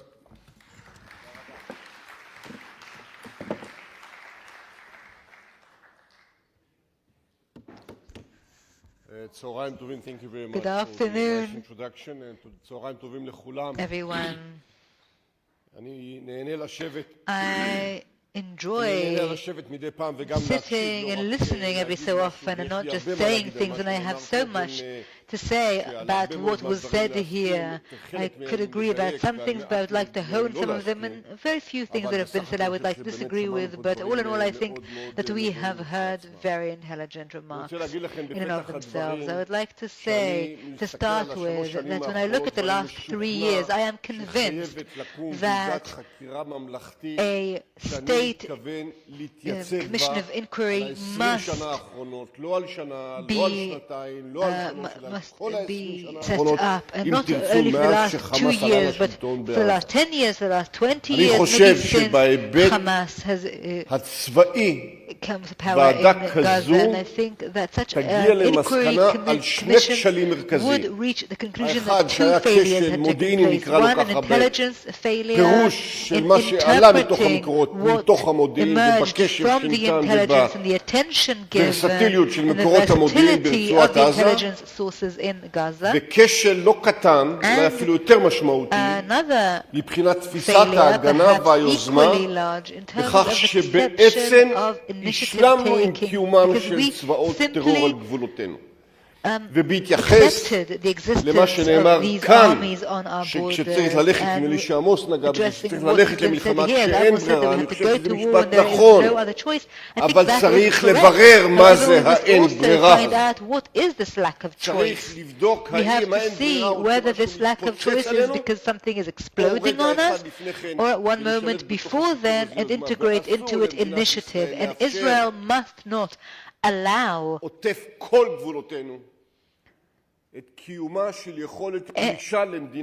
ability to invade Israel as was done on October 7th. And for this failure, we have paid and we continue to pay a very heavy price, and perhaps we will be paying an even bigger price in international legitimacy and in what's happening in Gaza. And this cycle will not be closed. The circle will not be closed until all 48 hostages return home. We have to do that as soon as possible. It has to be a top priority, and Gaza isn't going anywhere. And we are looking at a long stretch of time during which we will have to have a strong defense and also offense, and we will need to put something else together that will grow there, that is not Hamas-like, but it's not Israeli either. And I would like to bow my head in shame because of this great failure, which is an intelligence failure, an operative failure, and a strategic failure as for how Israel has reached and ended up in that terrible moment. But I also hold my head up high when I see the great bravery of the home front, of the soldiers, of Israeli society that manages to unite and work together. And when our troops are working together, and when the civil society are working together, and when the political echelon for just too short a while was able to set aside politics and march us forward, we in such cases can emerge from any crisis. But we must also remember the lessons drawn from October 6th. We must not go back to October 6th socially, internally, domestically, and we're on our way back there. We're on our way back there with the division, the divisiveness of society, because people are egging this division on. And as has been said here in this conference, we must take this event and we must regain our access to the area. On October 5th, 2023, I was in the United States to talk about normalization in Saudi Arabia. What can Israel do? On October 7th, we got war over this. And before us are great challenges, and we must connect to this region, as has been said. And the challenges are domestic and they're also external. We all need to work together so that we will never ever be defeated. And if ever we will be surprised again, God forbid, and it is hard, but it has been proven to be possible, we must be responsible. We must unite. We must exhaust the strength of Israeli society, because it really is the strongest society on the planet. Since October 7th, a discourse has been going on that has been blaming people, that is building a fake reality as if the defense establishment, and it has also gone, it's not exactly accurate, has neglected the ground troops and has not prepared for this war. But facts are not so. Defense establishment had failed in its assessment or in the policy that until October 7th was containment, but it did prepare militarily for what was happening there and for the challenges, the great challenges in the Middle East. And to a large extent, it not only prepared for the wars of the past, but for the wars of our future and to what happened in Iran, if you like. And during these last 2 years, the state of Israel and the IDF and the defense systems have proven the superiority in defense, offense, in the air, at sea, on the ground, in this multi-frontal war. Yes, we prepared for a war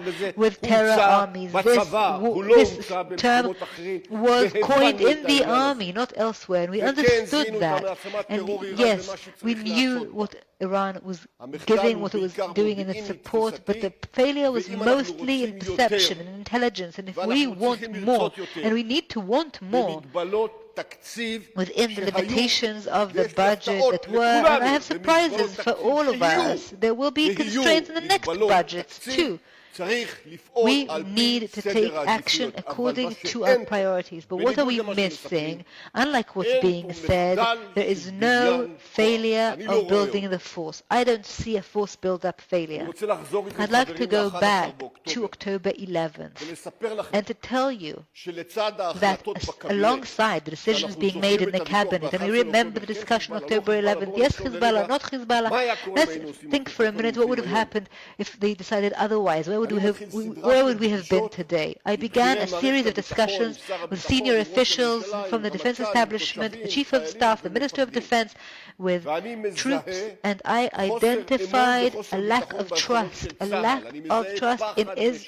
IDF capabilities and paralyzing fear stemming from the greatest disaster that we have ever encountered. And I can understand the subjective feeling people had at that time. And during one of my conversations, Netanyahu asked me, Benny, can we have a ground operation in Gaza? Are we able to do that? And I was shocked by the question. And then the United States sent 4 generals saying, don't rush to your failure. And I had to explain to them, why do you think there's a difference between what happened in Iraq? It's thousands of kilometers away for you, but it's only hundreds of meters away from us. How can we not go right ahead and take care of it and destroy this threat? And I remember meeting Yossi Bachar down in the south after he had lost his mother, and he fought and killed many terrorists in Be'eri, and I hugged him and I told him, Hamas was governing Gaza since 2007, but it will no longer. But after October 11th, so many bad consultants came to Netanyahu, people who had no idea what's happening on the ground, and they scared him and they tried to influence him to not let the IDF go into the ground operation. But Gadi Eisenkot and myself and many others thought that, first of all, there is no other choice, and when there's no other choice, everything is possible at whatever price, but you can do it. And we thought that it should have been done earlier and even stronger than the existing plans or those that were formed while the fighting was happening. We realized that without a ground operation in the Gaza Strip, we would be missing the opportunity of dismantling the army of terror as we saw then. Without a ground operation, we would not be able to bring the hostages back either. But to my great sadness, the achievements in Gaza were not translated into political achievements, and the price paid by the many troops who had been killed should have led and should lead to not just a military accomplishment but a political one. Now, if we look at this from a military point of view, Hamas has already been defeated in the sense that it cannot stop the IDF from going into anywhere it wants to go in the Gaza Strip. Hamas militarily has already been defeated, And any area we want to go into, we go into. It's already weak enough, and I can say that because I live in Yad Mordechai, because I didn't only talk about the Gaza border communities, but I actually moved there.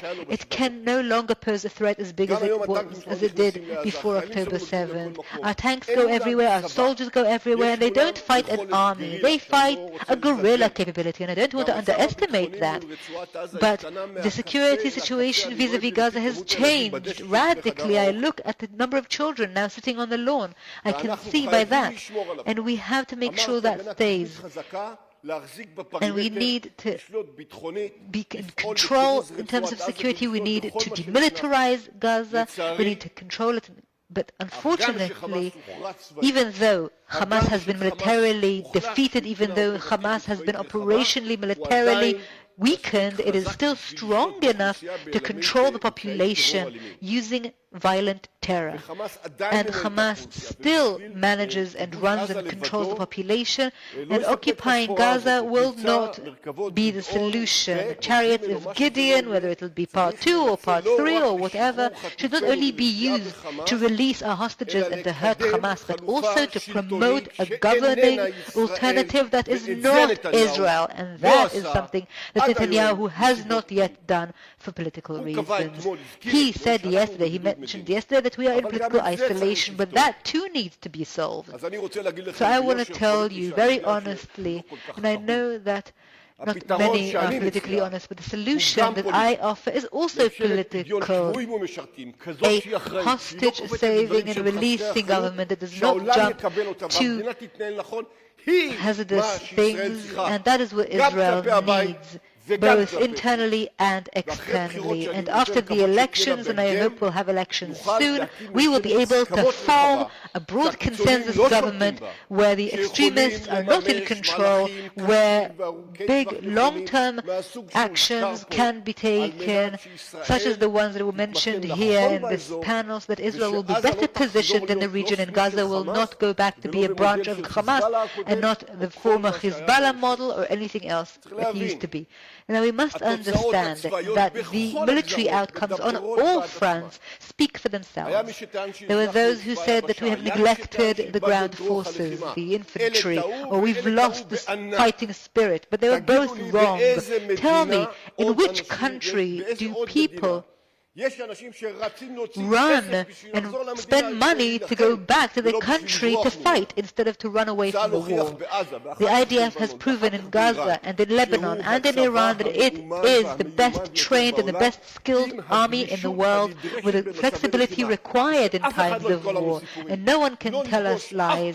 We will never encounter a reality that will be exactly suited to our plans. And there will always be gaps between what we thought and planned and wanted and prepared and what's happening. But a strong, skilled, flexible army with a fighting spirit knows how to come out of these situations too. And the force builder processes of the last decade that have promoted collaborations between the different parts of the army, promoting technology, intelligence, sea, air, and ground and land, have proven themselves on the ground, and the reservists have carried out such exercises before the war. Maybe the greatest exercise that the IDF did under Kochavi before this war happened took place then. And during my term in office, we also did lots of acquisition, procurement, and there were some constraints from the budget, but everything that happened here, everything that was used in this war did not just come now.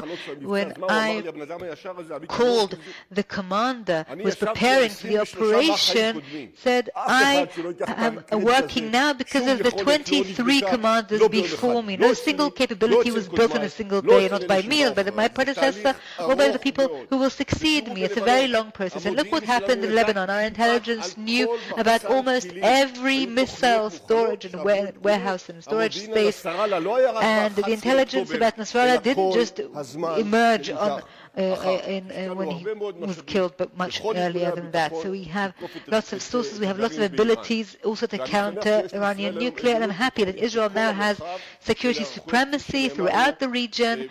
And as we've said, so much has been done under so many chiefs of staff and prime ministers. Just to give you an example, we have on-demand plans and programs with the Americans.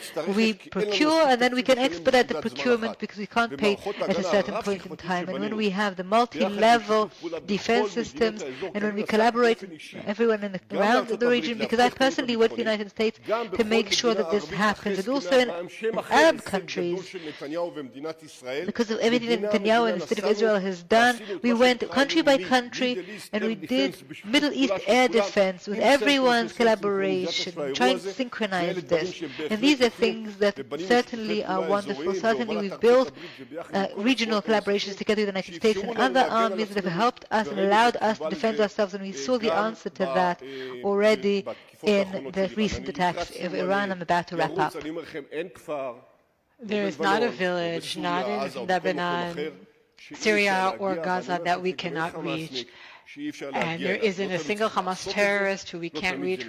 It's not always right to use those capabilities. We have to see where that Hamas terrorist is, what he did, and what the strategy is, and not to focus on a hybrid, an operational hybrid that overrides the strategic considerations.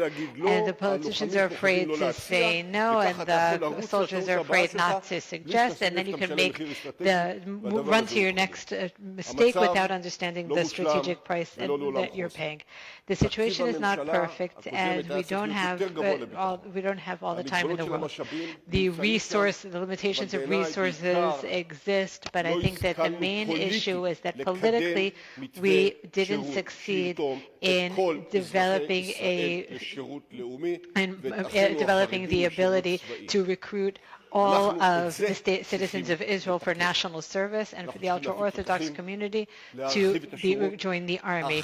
We have to expand the forces. We have to increase indigenous production.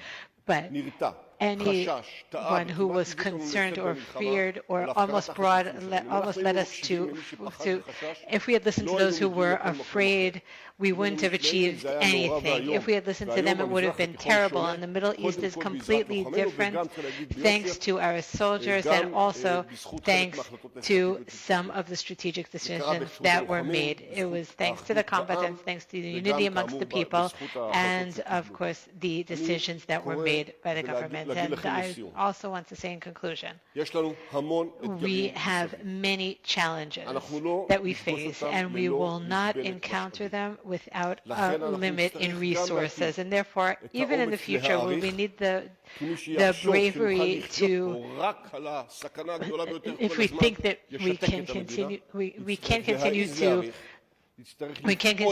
live to run the country as if we're under maximum threat. We have to keep our people united. We have to make sure that Israel is accepted by the region, accepted by the United States, and then we will be able to live here as a nation. We will be able to live here safely, but not alone. And this war has proven that even if it is difficult, Israel can be harmed, but Israel cannot be won over. Israel cannot be defeated. Thank you. Thank you, Benny, for your sincerity, your honesty, and for your caring as much as you do about the state of Israel. We appreciate it.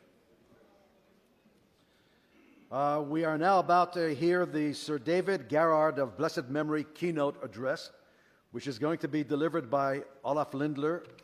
A couple of words about Sir David Garrard. Sir David Garrard was knighted for his outstanding services to philanthropy and business. Sir David held numerous esteemed roles over the years.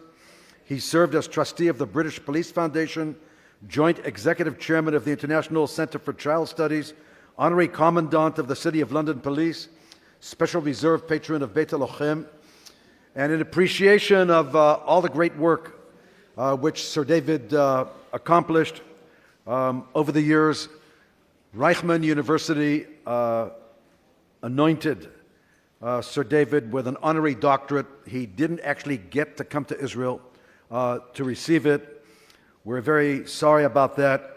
Ava, his partner, is watching us live in London. So from here, Ava, please accept our hugs. Now I will introduce Olaf. And Ava, I can't think of a better speaker actually to speak on behalf of Sir David of blessed memory than Olaf. Diana is actually in the audience here. She'll be making sure Olaf keeps to a script. She herself is a lieutenant colonel, so she doesn't mess around. Okay, so she's all right. And it's with immense pleasure that I ask the president of the German Friends of the German Federal Police Special Operations Command 11, Olaf Lindner, to the stage. President Lindner first came to us in 2022, has since been a strong friend of ICT, of Reichman University, of the State of Israel, in ways and means which he'll tell you in person one of these days. And President Lindner began his long-standing career in 1985 as a team and platoon leader in the German Armed Forces. He has served in various leadership roles, including commander of the elite police tactical unit, GSG-9. He currently serves as the president of the Federal Police Special Operations Command 11, which encompasses all units tasked with dealing with terrorist threats, organized crime, and complex large-scale attacks. Mein Freund, Olaf, I just have a thanks to you for your care of the Amam in Israel, for the tender loving care that you give them, and for bringing so many of them to Germany to relax in the Black Forest and in other places, and for your free-fall parachute jumps, including one with Arnon Zmora of blessed memory, who was a student at this university, who was accepted to this university. Your friendship with us goes way beyond everything else. The floor is yours, Olaf.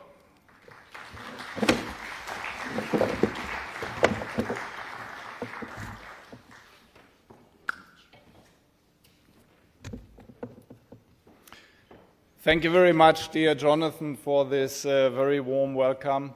I feel very home over here. I feel very comfortable. It is a pleasure and an honor for me to speak to you today from my own perspective. And before I start my speech, let me do some pre-remarks. I think it is amazing that this university, the Reichman University, is bringing together all this international audience over here and all the international and national speakers. Because we as Europeans, and me as a German, especially as a German, I say that, we are living sometimes in a different reality. If we are looking at the scenario over here in the Middle East, especially in Israel. And I think it is very important that we exchange opinions, that we are coming together, that we are discussing, and that we get different perspectives and different experiences. And for that, I want to say a big, big thank you to the Reichman University, to the leadership of the university, to the organizers of this conference, to all the staff of the conference. And you can be sure that all the impressive speeches I have seen, especially this morning, the family members of the hostages and the brave fighter Yoav. It was an honor to hear to him, and I will invite him to Germany to speak to our leadership from my command over there. It was great to hear them and to hear a different reality as we read in Germany and in Europe and as we can see in the media over there. Thank you very much for this. A special thank you to Professor Reichman, to President Ganor, to Boaz, and also especially to you, dear Jonathan, and to all the ones who are giving such a big gift to us all the time, because you are caring of these people. You are not bringing them over here. You are caring for them all the time, and this cannot be appreciated highly enough.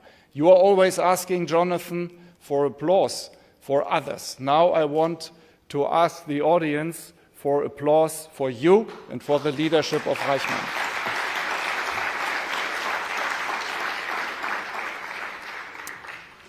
Distinguished guests and colleagues, as the President of the Federal Police Special Forces, whose pilots, IT experts, sky marshals, bomb disposal specialists, close protection service, and emergency response teams are always ready to push the boundaries of their capabilities, I deal with risks every day. As a result, I find myself constantly confronted with the question, what truly makes us safer? First of all, we are currently seeing a shift towards a state of permanent volatility. It seems as if security is slipping through our fingers like sand. Reliable and constant security can no longer be taken for granted. This is reflected not only by developments in the Middle East, but also in Ukraine and elsewhere, with serious repercussions for the security situation in Europe.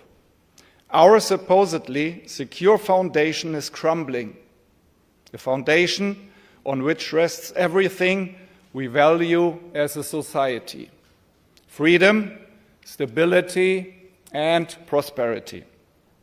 Values that unite us and are increasingly being put to the test, both in Israel and in Germany.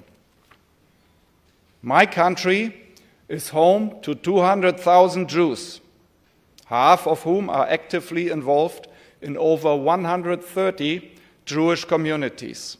Their safety is threatened. By that, I mean the unacceptable rise in anti-Semitic attacks. In 2024, there were 6,236 anti-Semitic crimes reported in Germany. In 2023, the figure was 5,164. This represents a new high since records began. Furthermore, given the historical context, these figures demonstrate the need for a true turning point in Germany's internal security. The figures show that the situation in the Middle East has a direct impact on radicalization and crime in Germany. For example, Hamas operatives were deliberately smuggled into Europe to carry out attacks. After intensive surveillance, we arrested them, and they are currently on trial in Berlin. Their intention was to act with weapons which were supposed to be placed in depots in Europe. Potential targets included the Israeli embassy, a popular tourist area in Berlin, and the US airbase Ramstein in Germany. This trial in Berlin is just the tip of the iceberg. Hamas' reach extends deep into German society, from front organizations and clan connections to targeted propaganda on social media. Hamas propaganda is penetrating more and more segments of society, in the knowledge that modern terrorism is primarily a battle for hearts and minds, an ideological contest for narratives and dominant interpretation. Its most popular tools, social media and demonstrations. What are our counteractions? From a strategic perspective, since 2022, we have been highlighting the need for action by pursuing a national strategy against anti-Semitism and for Jewish life at the highest political level. From a preventive perspective, we are increasing our personal presence and technical security measures at relevant protected sites. Berlin is the hotspot. This is demonstrated by the 4,069 cases in 2024 related to the Middle East conflict and Hamas terror attacks against Israel. From a repressive perspective, We were implementing bans on associations as Hamas and Samidun. We are also launching action days against anti-Semitic hate crimes online. This has resulted in over 90 investigations involving 50 police raids on apartments across Germany. From a legal perspective, since 2021, judges have been able to hand down sentences that are appropriate for anti-Semitic crimes. The rising incidence of anti-Semitism, violent clashes on the streets, violent demonstrations directed against Israel, and terrorist acts in Germany clearly demonstrate the connection between the security situation in the Middle East and that in Europe. Another example is the precarious migration crisis in Europe. This, to a large extent, stems from the Middle East. Following a migration policy review in Germany and a significant strengthening of border controls at our national borders, we have succeeded in significantly reducing the number of illegal entries and asylum applications in a short period. These measures also serve to reduce terrorism, which is transferred from abroad by illegal migration. My approach to security has always had an international focus. It includes the use of state-of-the-art technology, effective security structures, and an appropriate willingness among leaders to take risks. The protection of our societies also depends, in my opinion, on international trust and international cooperation. Because trust, especially in times of rapidly increasing uncertainty, enables us to act and to cooperate. And because collaboration increases our predictability, combines our capabilities, and allows us to grow in partnership. Ladies and gentlemen, for me, there is no alternative to a strategic political and operational tactical alliance on the side of those who defend freedom. Why? Because none of us can distinguish where the front lines are anymore. The world is currently transforming into a global battlefield. Hybrid warfare is taking place at all levels, whether it's cyber attacks on our energy supply, water infrastructure, healthcare, or targeted disinformation campaigns. We are under attack in Germany every day. We face the task of making our structures, which have traditionally been shaped by peace, more resilient against military threats, terrorism, extremism, and crime. In doing so, we must learn from each other across borders and contribute to the expertise of those who have been threatened for decades and who have developed unique skills. That's why I am pleased that our German-Israeli relationship is a strong bond, anchored at all levels. We must not allow this bond to be broken.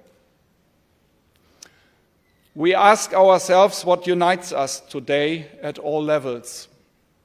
The tragic terrorist attack at the Olympic Games in Munich against the Israeli Olympic team in 1972 and all the failures at that time became a key reference point for the development of the special forces in Germany and for the beginning of an extraordinary international cooperation at an operative level between Israeli and German special forces, which continue to evolve. This relationship has been characterized by friendship and camaraderie for generations. This close cooperation is supported in Germany at a political, strategic level.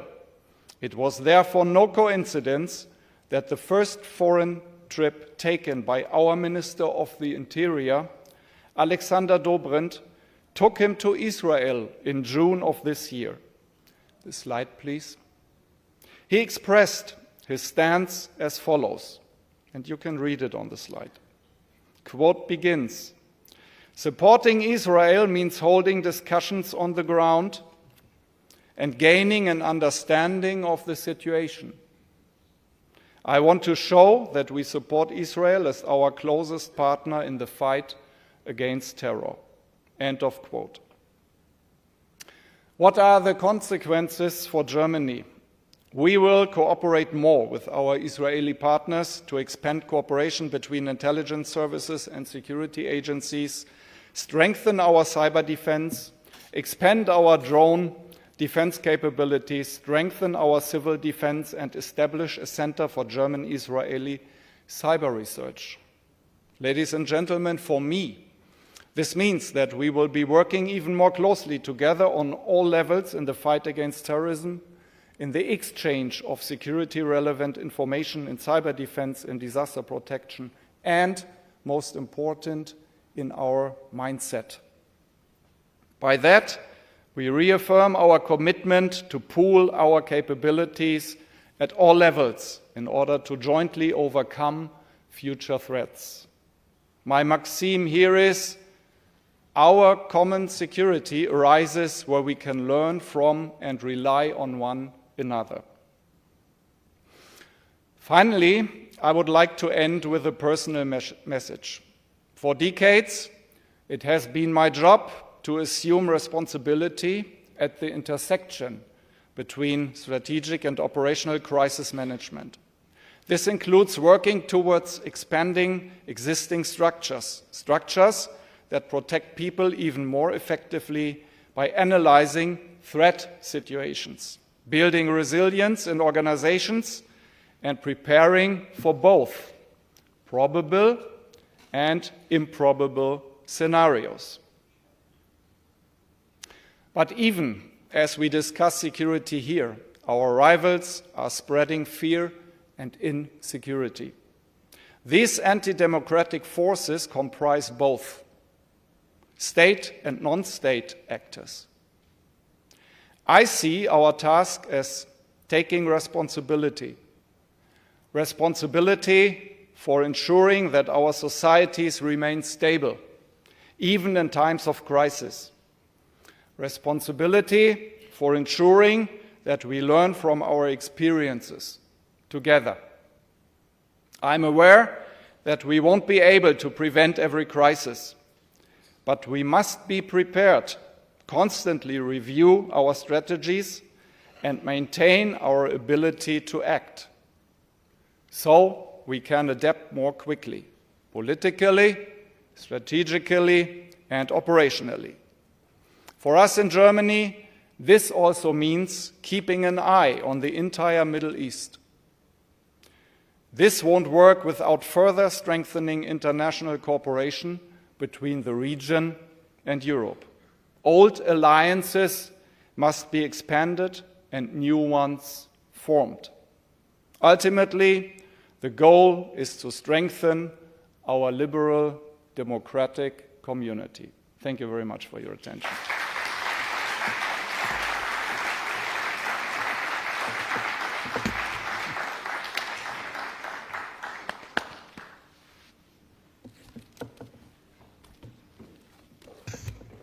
Olaf, thank you firstly for your modesty and for your warmth towards the state of Israel and the Jewish people. It's not taken for granted. Also, your no-nonsense approach to terrorism, which I think some of your neighboring countries in Europe could learn a few things from, and not all of them who speak necessarily German, okay? And for your protection of the Jewish community in Germany, which is of great importance to us. And with you, it's all for one and one for all. So we're in this together. There are a number of professionals out here who will remain nameless, who work with you from Israel. We thank you very much. Also on behalf of the Amamnikim, that you provide tender, loving care. And believe me, they need it, and they deserved it, but you provided it to them. So you're a special guy. And you're lucky that Diana's with you to keep you straight. It's all right. Diana is our unofficial ambassador of the Reichman University in Berlin. In case you wanted to be active in Berlin, come to Diana. Thank you very much.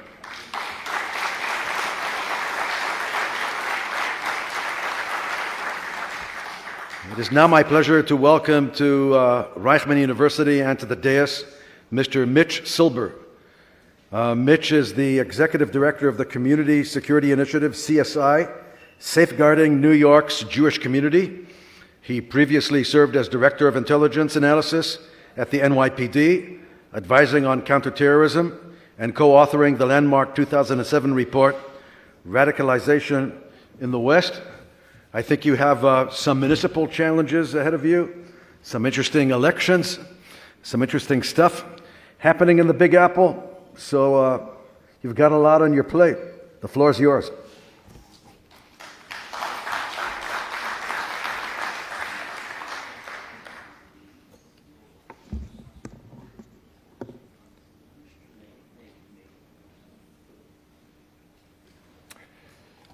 Good afternoon. I come to you today from the 8th Front, the Jewish diaspora outside of Israel. It just so happens that this September marks the anniversary. It's been 371 years since Jews arrived in the United States, refugees from Brazil arriving in New Amsterdam. And unfortunately, I would say that in those 371 years, this is probably the most precarious moment for the Jewish community in New York. Today I'm going to talk to you a little bit about a program that we've created to help protect the Jewish community in New York and explain the parts and pieces of that.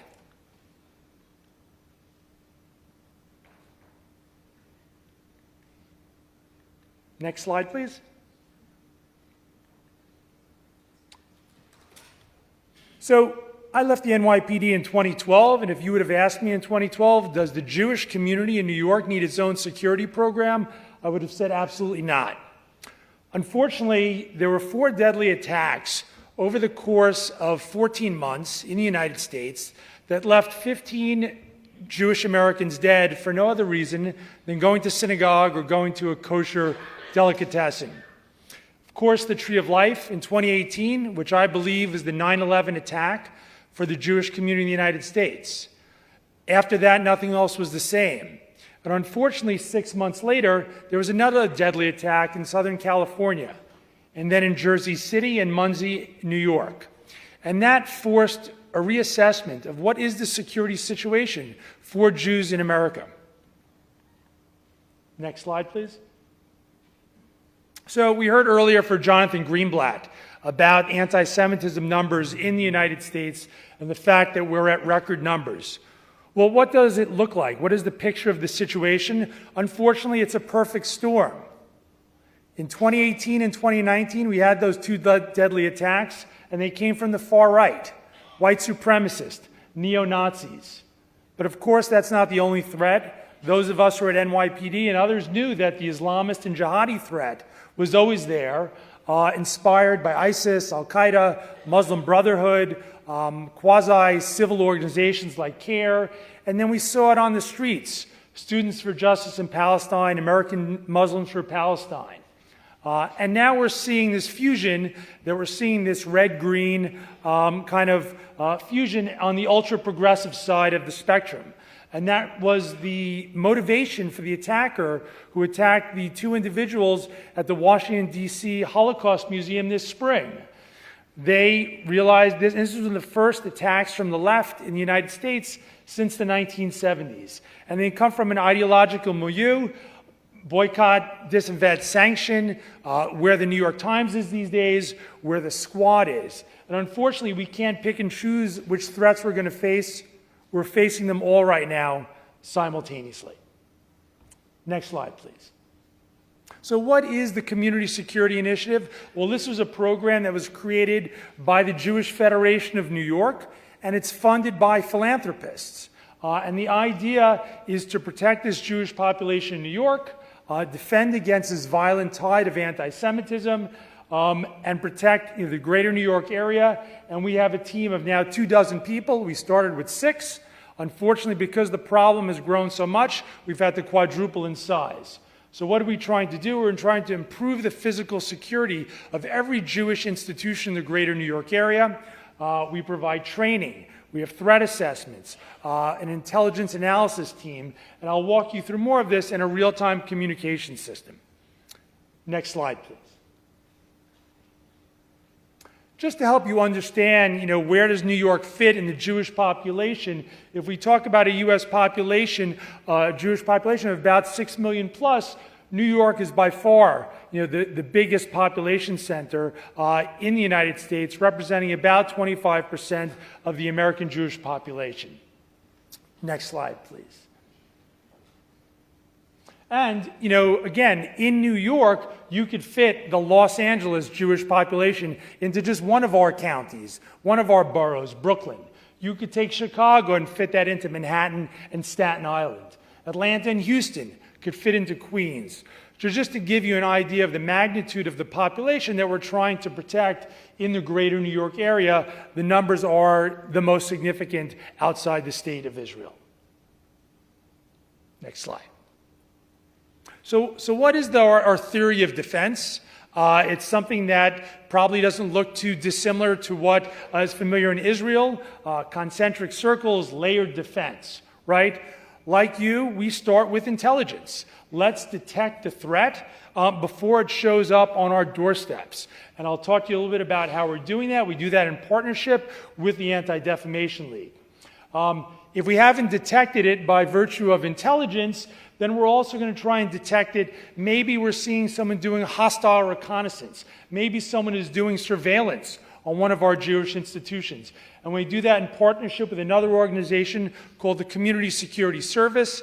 Many Jewish communities in the diaspora have a cadre of Jewish security volunteers who are trained in surveillance, counter-surveillance, Krav Maga. That we have a partnership with that organization that they have they're a force amplifier for us. And they're there on a Friday, on a Saturday for Shabbat, in front of those synagogues looking to detect some type of suspicious activity. Of course, we also have to harden the target, right? We know in Halle, Germany, on Yom Kippur a few years ago, it was a hardened door that kept an attacker from entering the synagogue.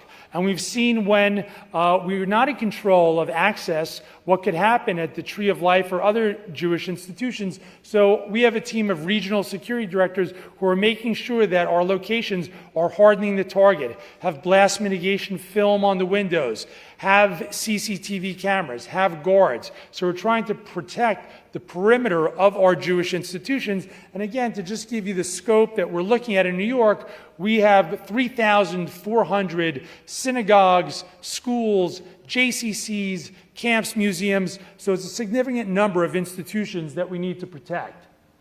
Of course, if an attacker shows up and is able to either penetrate or threaten that institution, we're going to call our law enforcement partners.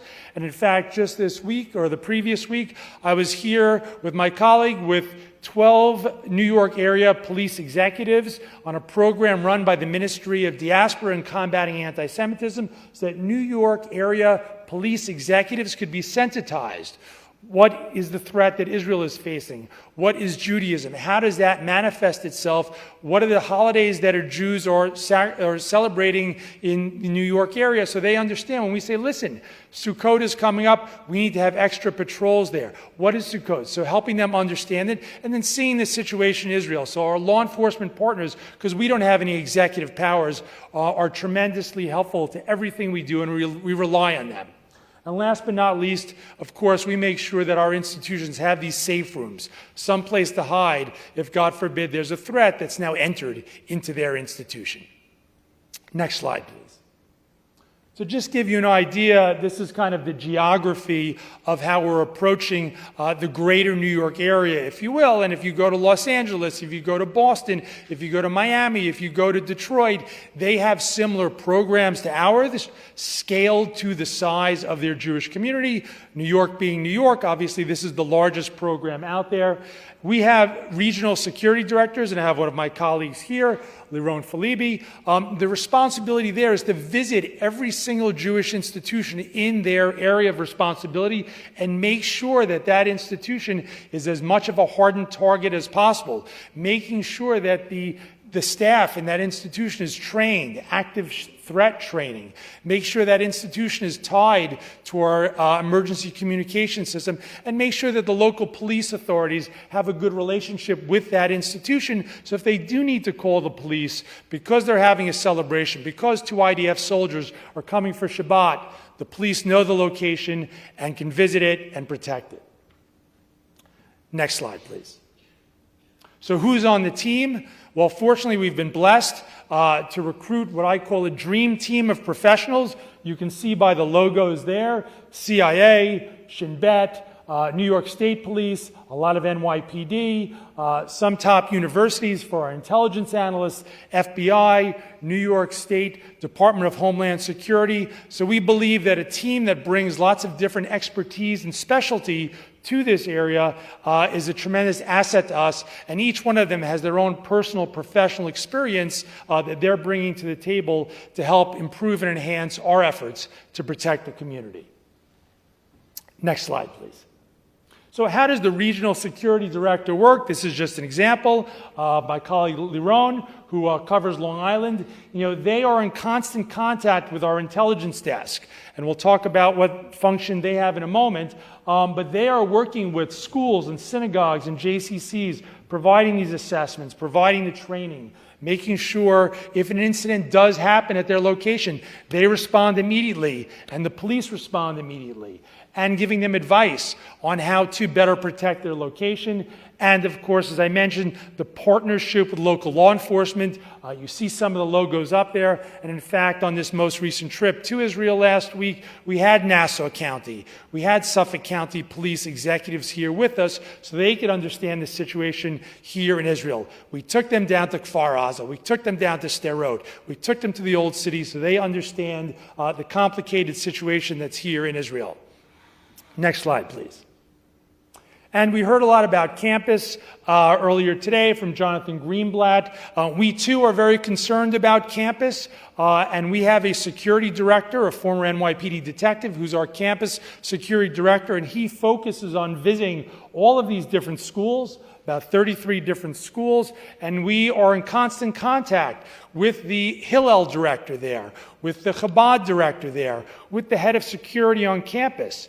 And we have one of our intelligence analysts who's monitoring all the protest activity, and we let those individuals know who are running Chabad, Hillel, so on and so forth, when there's going to be a protest on campus. And also we provide private security. If it's an event off campus, where campus security won't be there to protect the Hillel or the Chabad, we will provide supplementary security by hiring a private firm. Next slide, please. Okay, threat intelligence. As we heard from my bio, I come from the NYPD, Director of Intelligence Analysis, ran a team of 24 civilian intelligence analysts, and their mission was to protect New York City. This is a similar type of entity that we've set up here at CSI. Next slide, please. So the mission of our intelligence desk is to detect it, to investigate it, and disrupt it. That's the mantra. We have different intelligence analysts who have different functions. We have someone who's the monitor, somebody who's the hunter, someone who's focusing on campus protests, as I mentioned previously, and I'll talk to you a little bit more about what each one of these does. Next slide, please. In 2022, the theory that we had of detecting a threat before they came to our synagogue, detecting a Robert Bowers, who was the attacker of Tree of Life, who posted on Gab before he attacked the synagogue, that if we could detect that threat beforehand, that would be better than them showing up at our location, was proven. Within about 12 hours after our intelligence analyst detected a threat online, and we informed local police on Long Island and subsequently NYPD and the FBI, an arrest was made at Penn Station. 2 individuals were arrested. They had a firearm, they had a Nazi swastika armband, and they had a hunting knife. And they were looking to commit a Tree of Life attack somewhere in Manhattan, but thankfully the team was able to disrupt this. Next slide, please. So what does the hunter do? The hunter is in certain places on the internet, both on the surface web and the deep and dark web, whether it's Telegram or Rocket Chat or Discord or Facebook, and they are looking for individuals, OSINT work, who potentially could be a threat, who say they're part of a terrorist organization potentially, who are threatening New Yorkers, and they investigate these people, and when we reach an appropriate threshold, we pass that to law enforcement. Next slide, please. We also have someone who's the monitor. So we're using key web scraping tools to identify threats against the community, and one by one, the analyst is going through a series of alerts to determine, is this just someone who's talking, or is this someone who's going to mobilize to violence? And obviously that is a difficult determination to make. However, when that determination is made, again, something we then elevate to local or federal law enforcement or internationally if need be. Next slide, please. These are some of the tools that we're using. Part of our trip to Israel here is we're meeting with technology companies who have the ability to get into places that we can't get into. And we want to have partnerships with those companies so we can improve all of our collection and we don't have gaps. And these tools are government-grade tools, many of them. Next slide, please. So what did 2024 look like? Well, unfortunately, we had 221 threats to life. That's the threshold on which we would pass that to a law enforcement agency because we believe this person may be imminently mobilizing to violence. Unfortunately, for 2025, already it's happening at a much faster rate. So the threat that you've heard about in so many different ways in diaspora, at least in the United States, still escalating. Next slide, please. This past February, we were fortunately able to detect another threat, an individual from Utah who threatened to come to a synagogue in New York and kill Jews. We detected this on a Friday afternoon at 1 o'clock. One of our analysts, we passed this to the NYPD.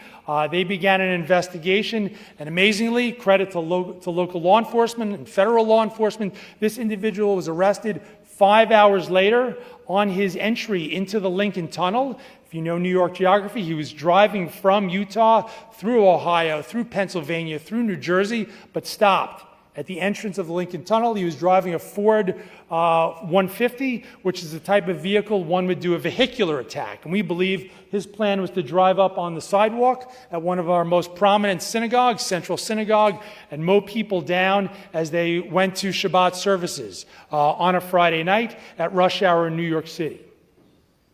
Next slide, please. Just a little bit more on some of the intelligence work. Obviously, the internet is not arranged geographically. So sometimes things get caught in our nets that aren't in New York, even though protecting New York is our main mission. So we will pass it to other cities or states when that's the case. And if you're wondering where do those threats come from, obviously Telegram is a huge piece of that. Twitter, Discord, some of those other platforms that I talked about before. Next slide, please. And as I mentioned, sometimes the threats are not to New York. So this was a threat that one of our analysts detected on January 1st. If you can read the writing up there, he says, "Time to kill kikes." And the next post is, "I have the names and addresses of every kike in my neighborhood," slang for Jewish. We passed this to the FBI, but this was from 4chan. We didn't know geographically where this person was. We passed it to the FBI. 8 days later, this individual was arrested, and this is what he had. $70,000 in cash, which we believe is go money, meaning that he was ready to go. He was ready to commit the attack. Unfortunately, this was thwarted. Next slide, please. Coming to the end. I know time is almost up. Sometimes we find things in our nets that are international. And just the same way we would pass it to Boston or California or Massachusetts, we also find threats and we pass them to other countries. And this happened to be a threat that we found on Rocket Chat, Salafi 860. This is an ISIS operative who was arrested in Sao Paulo by Brazilian authorities, detected by our analytic team. So we're working very closely with other Jewish communities around the world in diaspora communities because they may find something in London online while we're sleeping. We may find something while Australia's sleeping, and we want to be able to pass that to them. Next slide, please. Just another example or so. This is something that we detected in Finland. An individual threatening to attack Jews in Helsinki. Law enforcement was able to intervene, and you can see on the post below, he says, "I write threats to Jews in synagogues. The whole SWAT team comes to my door." So to us, this was, although it took a few months, we were very relieved to see this individual was thwarted in his effort to try and do this. Next slide, please. And something similar in Austria. Again, someone saying that they're coming to Salzburg, Austria to go to a synagogue. But if you see in that picture in the upper right-hand side, he has a firearm and he's giving a Hitler salute. So again, this was passed to the Jewish Federation in Austria, and they were able to pass this to law enforcement, and thankfully this was thwarted. Next slide, please. So we're trying to build off this success. Other cities in the United States, we're trying to help them stand up similar type of programs because we want to help them protect themselves as well as help protect New York. And you never know, where a threat is going to mobilize and transit through in the United States. So this is really the next area that we're focusing on. But again, I want to thank you all for the time here to be able to present. As you heard, we're heading into some treacherous waters in New York. We have an election coming up in November. And unfortunately, I think we're going to have a mayor who can't condemn the phrase, globalize the intifada. So the security situation in New York is likely to deteriorate further. And unfortunately, we're going to have to procure more resources to protect the community in New York. But thank you again.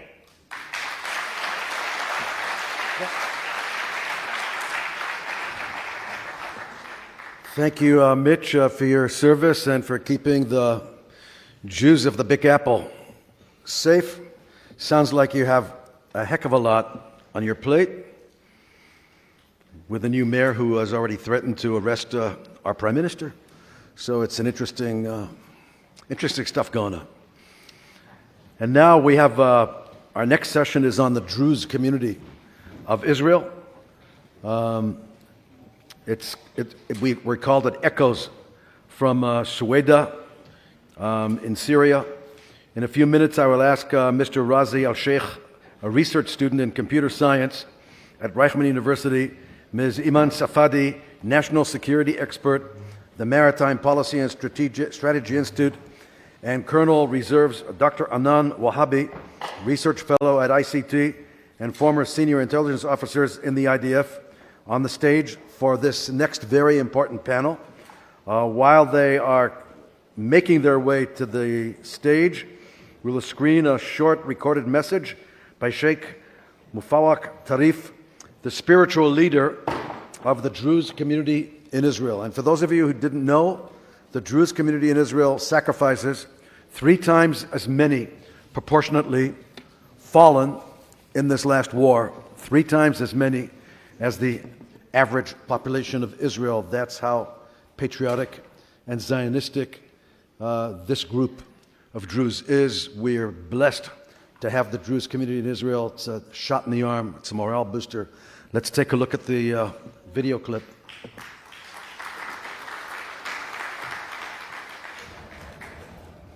بسم الله الرحمن الرحيم.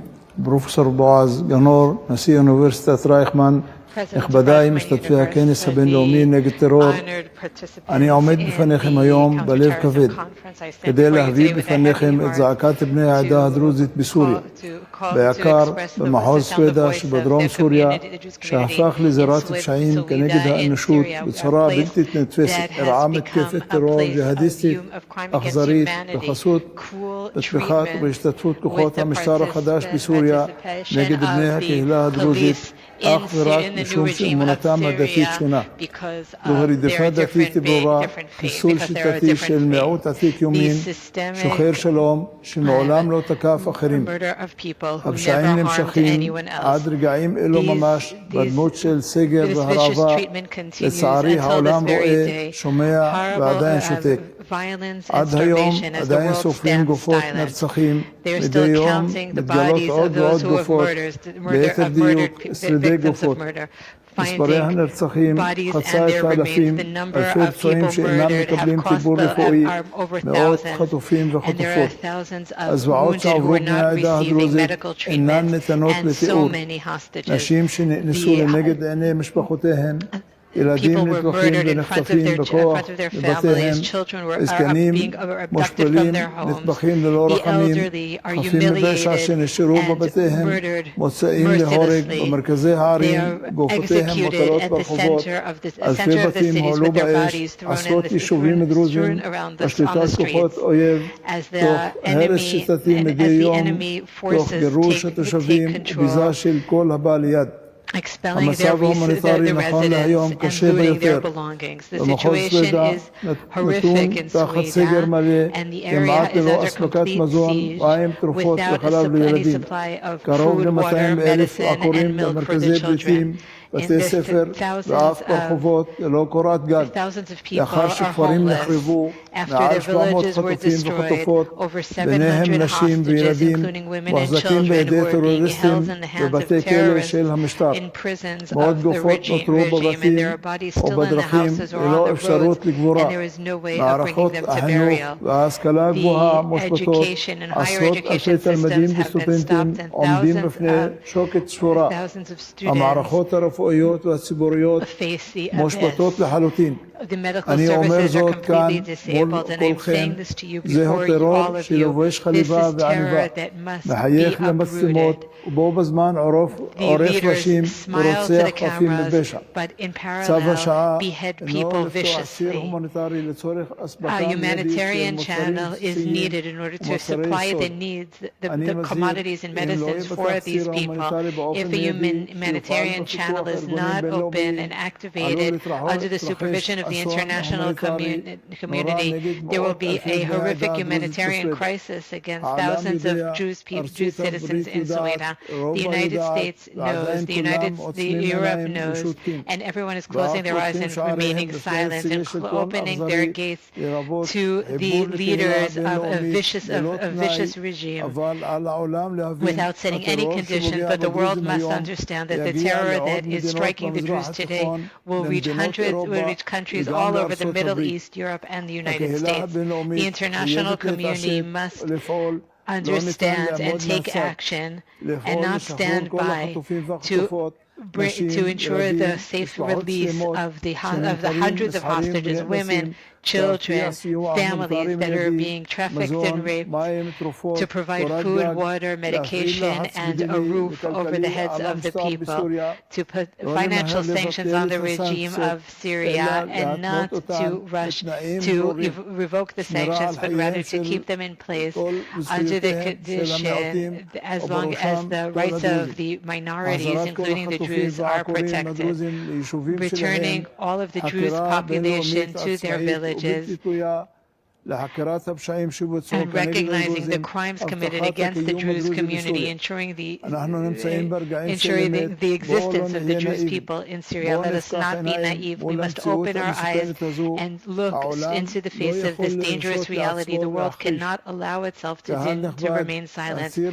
Ladies and gentlemen, the radical axis that is being established to the north and the east of the state of Israel, unrestrained, poses a threat to the state of Israel and to the free world. These are countries that are not in favor of Israel, see Syria as an opportunity for strategic change in the balance of power against Israel. I call upon the United States, Europe, and all of the free countries in the world to take responsibility, to intervene, to take action before it is too late and before history will ask, where was the world?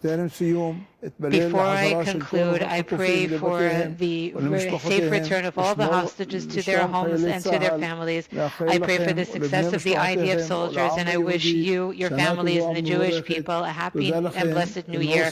Thank you very much, and enjoy the conference. Stevie, was this translated into English? It was on the Osniot? Okay.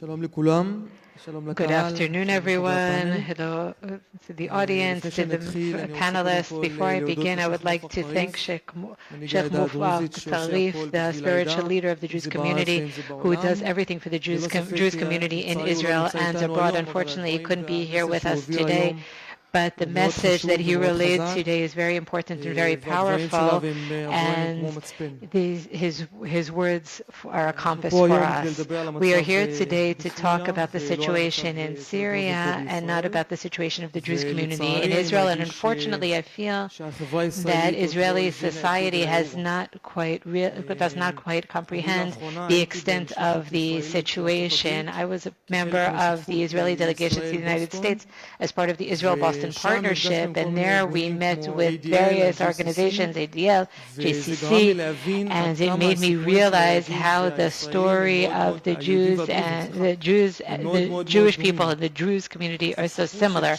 It is the story of two communities that are fighting for their identity, for their freedom, and for their survival.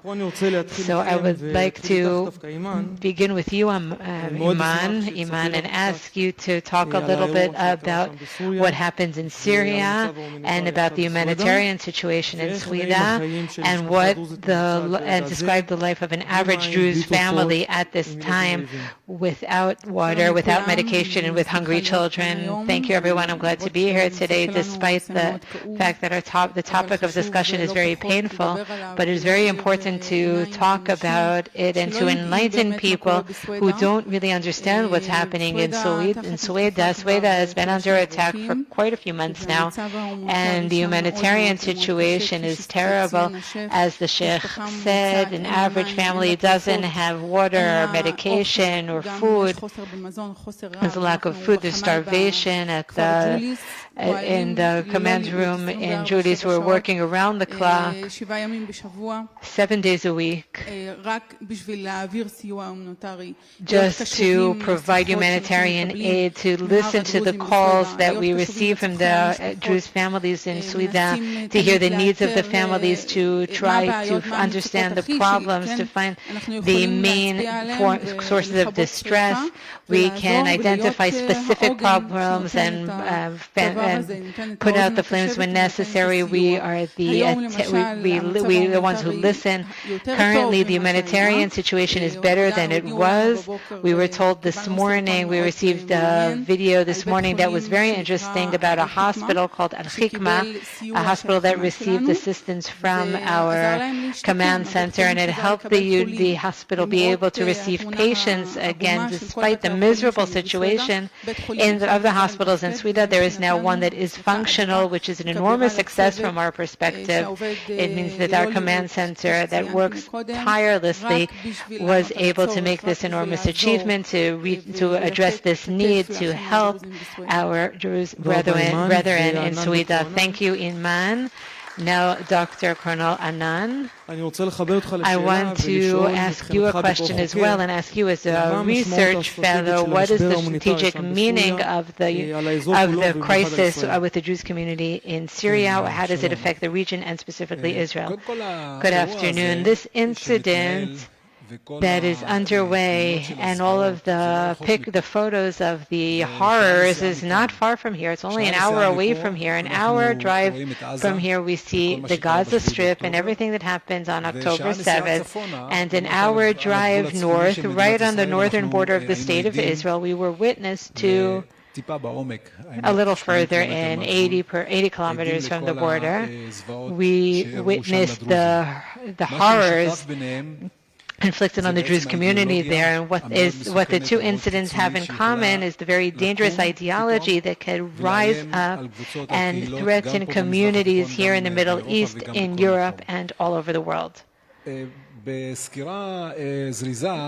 a quick overview. We saw that after the Arab Spring, there were regimes that collapsed in our region, and around the state of Israel, we had a situation in which the countries are hybrid. They are hybrid countries, not those with real, genuine rule over their entire geographical territory, meaning that they were hybrid commands in which militias came in and filled in the vacuum. In Levant, for example, all of the remnants of ISIS, they all join forces with the new regime and the members of the tribes and attack religious minorities and ethnic minorities. After the third millennium, we thought that this was a new era, neoliberal, it was a postmodern era, but no, there is extreme radical ideology. And when Israel looks around, it can no longer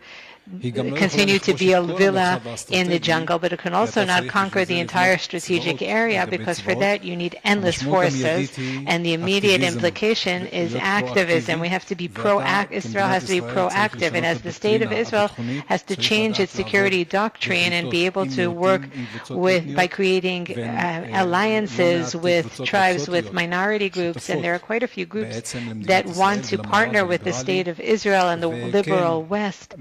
And yes, what motivates countries is interest, but countries are also motivated by morals and by the desire for peace. So you talked about morality, and as the Sheikh said, and as we all know, there are now about 500 hostages in Syria, and I think that about over 100 of them are women. And I want to ask you, Iman, who's been tracking this issue, and based on what you've heard from the families, what is the main thing that you would like to say on behalf of the families to this audience? I would like to start with a story that I received a few days ago about a 45-year-old man who was on his way to the border with Lebanon. He wanted to cross the border into Lebanon, and he was taken hostage by members of the regime. They arrested him, they abducted him, they took photos of him and sent them to his family and said that they want $1,000 ransom. That's the price of his head. If they don't pay that money, they will kill him. They will murder him. And the family contacted us. They asked for our help in order to pressure the international community to have him released. And I couldn't believe that there was a country, the Al-Julani's soldiers are actually doing this, acting like a crime organization, like the mafia, and the family doesn't know what to do. They asked us and the family asked us to speak on its behalf here and all over the world to save their son. He's their only son, and he has a family. All he did nothing wrong other than being Jews. He wanted to leave Lebanon in order to be a taxi driver and support his family. So we are working with an enormous crime organization. We're talking about terrorists, and they're acting under the cover of being national leaders. But the threat is not only to them, it's a threat to us as well. If these are our neighbors, then I certainly agree with what you said, Anand. This is a crisis situation. We have an enormous problem. If our neighbors are terrorists, then we have to look again at all of the things that are happening around us. Thank you. I want to ask you both the same question. At the end of the month, Ahmed Shia will be speaking at the UN, the same UN that is accusing Israel of war crimes, accusing Israel of everything happening in the region, and will welcome one of the worst terrorists in the world. He was in Al-Qaeda and other organizations, and he's going to be welcomed by the UN at the end of the month. And I would like to hear what you have to say about that, and if you have a message that you would like to relay. It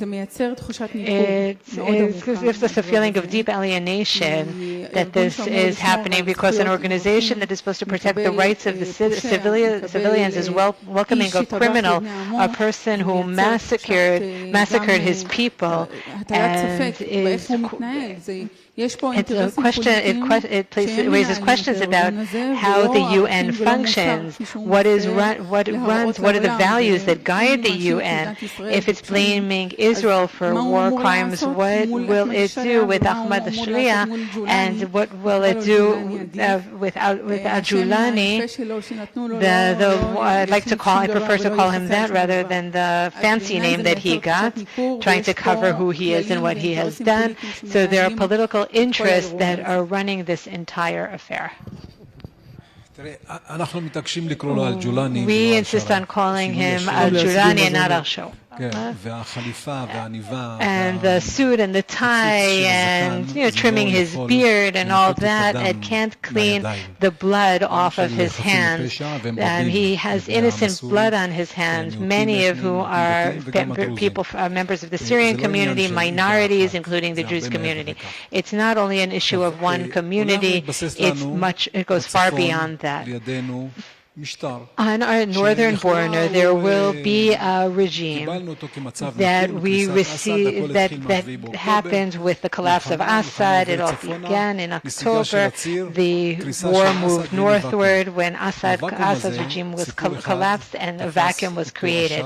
And this was taken by Ashara, but the real story is not the whole story. When I see Ashara sitting in his seat in Damascus, I see Turkey and I see Qatar, and we know what they're doing. All of the financing of terror activity, including in the Gaza Strip, a lot of the terror activity that we see on the northern border is all being financed by Qatar. The military campaign by hundreds, by thousands of militants with RPGs and drones and machine guns. It is an army. Someone provided the millions of dollars needed to weaponize them, and that is Qatar. And Israel wants, when I see Ashara, I don't see stability in Syria. I don't see it not only on our border, but I see a channel of chaos that replaced the axis of crime, and it's challenging Israel's security and the security of the entire Western world. And we have to keep our eyes open when we look at Julani and who he represents. I think we're making an enormous mistake. The UN is losing its power, it's losing its strength, and I think that during the visit on September 21st, that they're willing to welcome Julani at the UN and allowing him to speak on the 24th of September. It is another severe blow to the power of the UN and its prestige around the world. And that raises the question of whether it addresses human rights or not.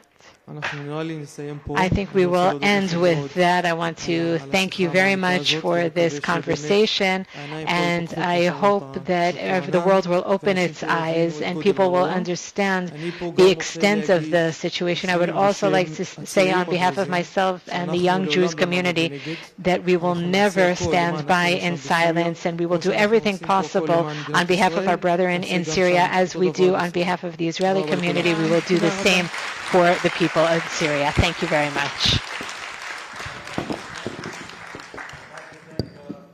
This panel, one of the most important panels we've had here today.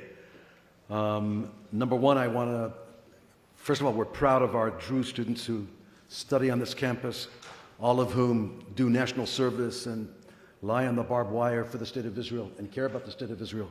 But more importantly, if there are any members of the press in the audience, members of the press outside who are hearing me, listening to me right now, we need to get the message out of the genocide and all of the human rights stuff that's going on right now in Syria with regards to rape and pillaging and beheadings and all of the things that are going on. Spoke here about 500 kidnapped people of the Druze community in Syria. I think it needs to be in some of the headlines. Maybe the Prime Minister of Spain could get a press release about this. Maybe he could get some information about the Druze in Syria instead of interfering with bicycle races in Spain. Okay, now I'm probably going to get into big trouble. Spain will drop their very warm diplomatic relations with us as a result of what I just said at the conference. But who cares? The point is, let's get this Druze word out because Europe doesn't know anything about it, and I hope there will be a lot of demonstrations in New York. Okay, there's a website called Jews of New York, and my son Yoav Davis runs that website. I want to see hundreds of Jewish people outside of the United Nations, okay, demonstrating together with Druze, okay? against this Jolani dude, all right? Thank you.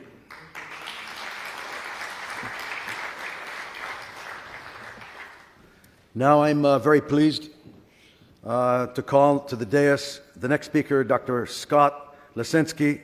Dr. Lesensky is the senior bureau official at the Office of the Special Envoy to Monitor and Combat Anti-Semitism. Prior to that, Scott served as a senior policy advisor on the Middle East and Israel in the Obama administration. Thank you.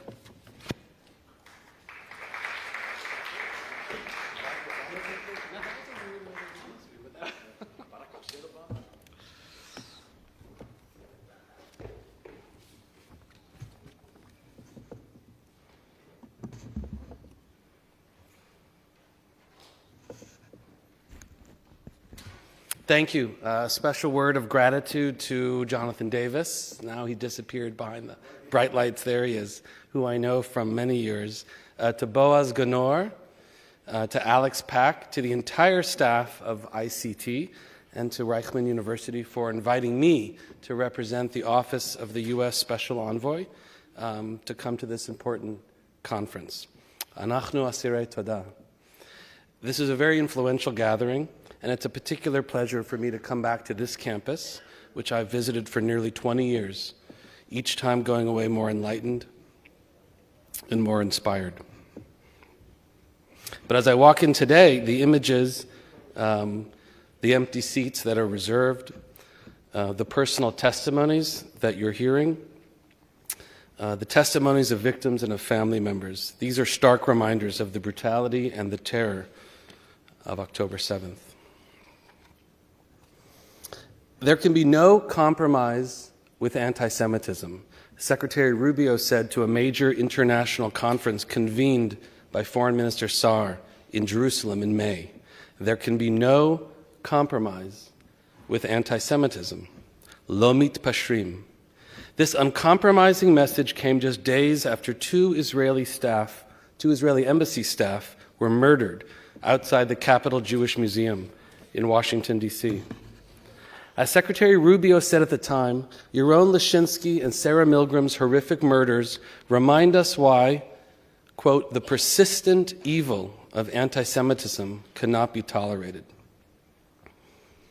Again, I quote, there can be no nuance to hatred, he declared.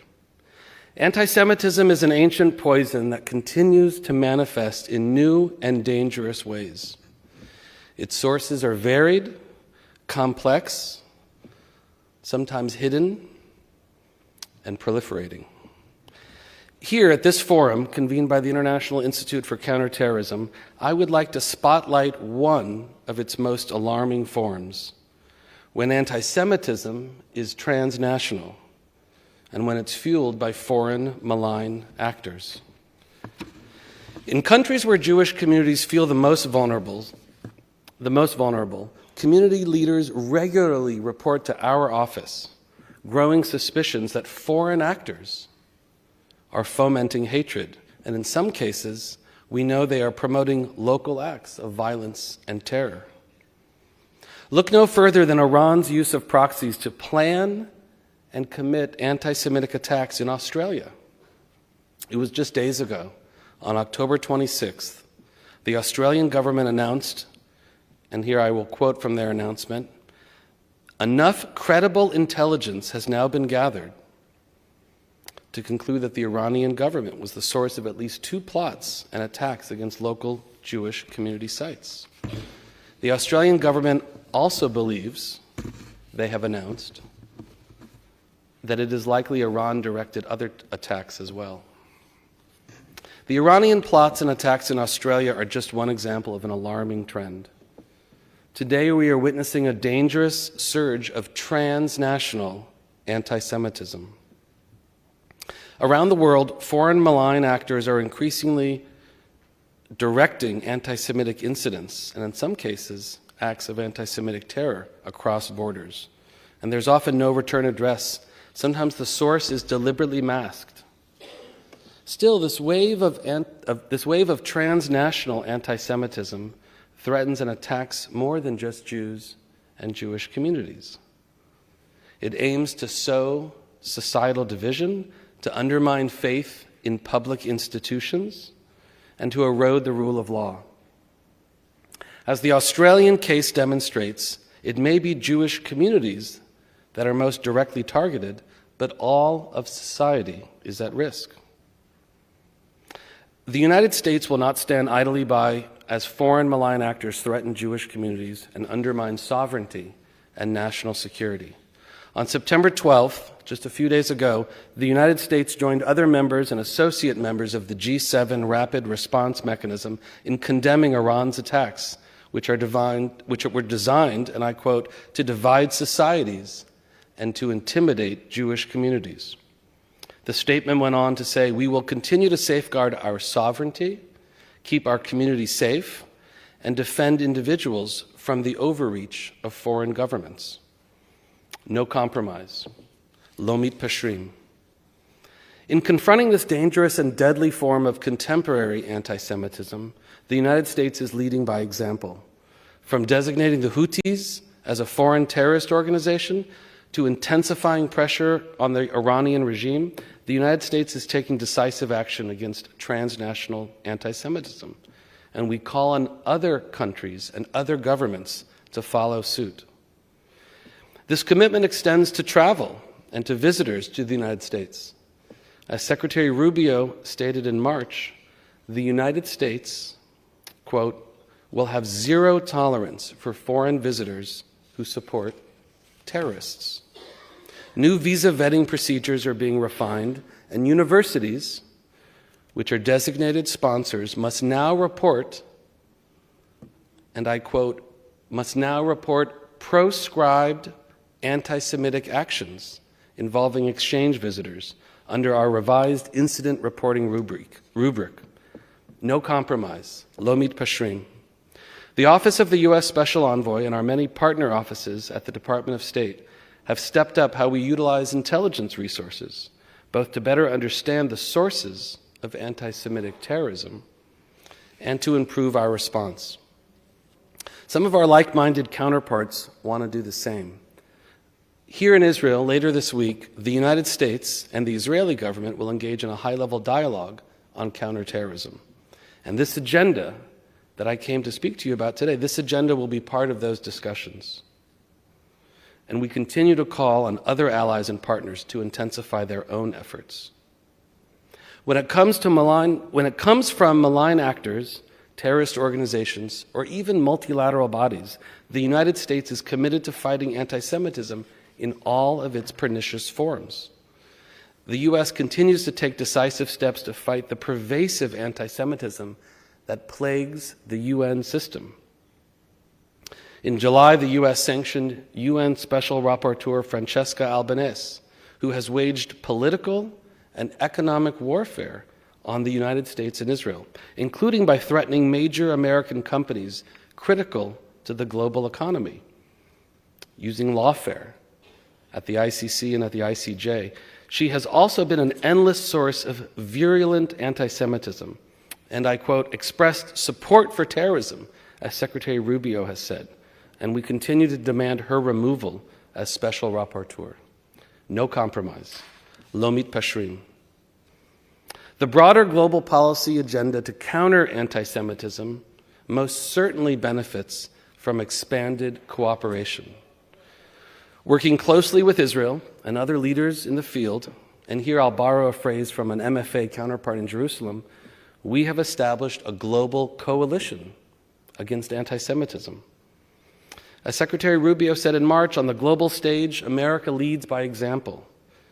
We promote the IHRA definition as a cornerstone of the U.S. global guidelines for countering anti-Semitism.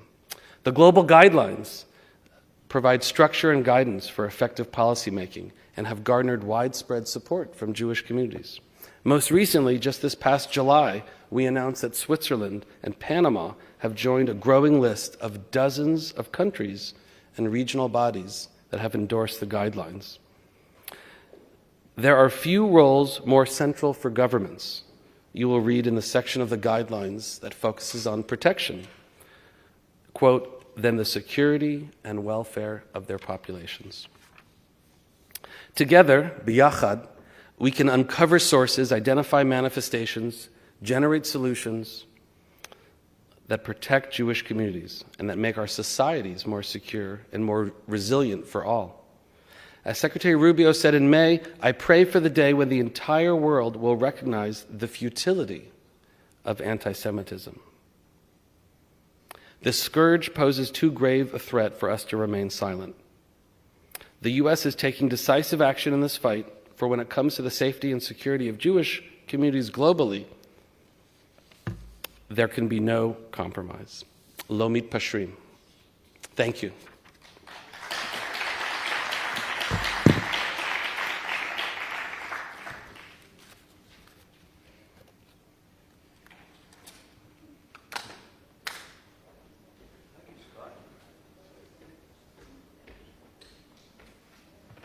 It's great to have Scott back here again. Every year you come back here, we give you another rank.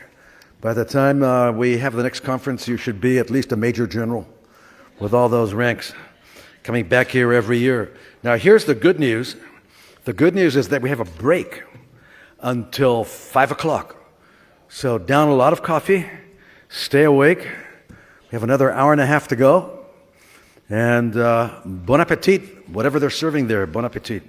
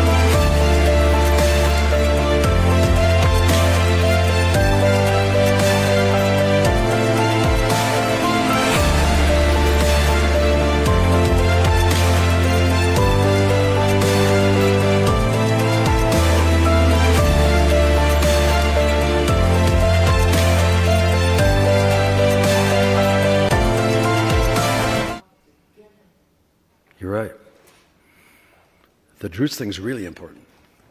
Got to get the word out. Need to have huge demonstrations at the UN when this Jelani guy comes. The guy's a killer. He's dressed in sheep clothes, this killer. Al-Qaeda dude, man. The Druze found out.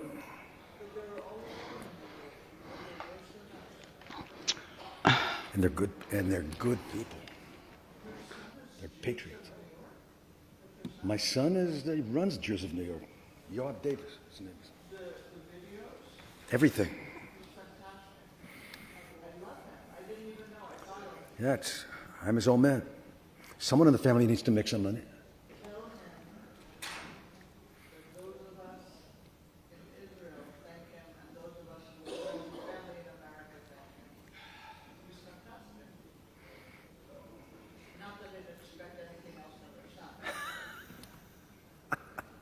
He'll take care of my pension.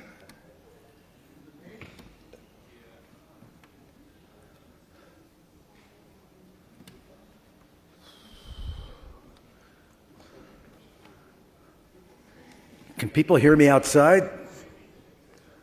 We need people to come in. The tea and crumpets are over.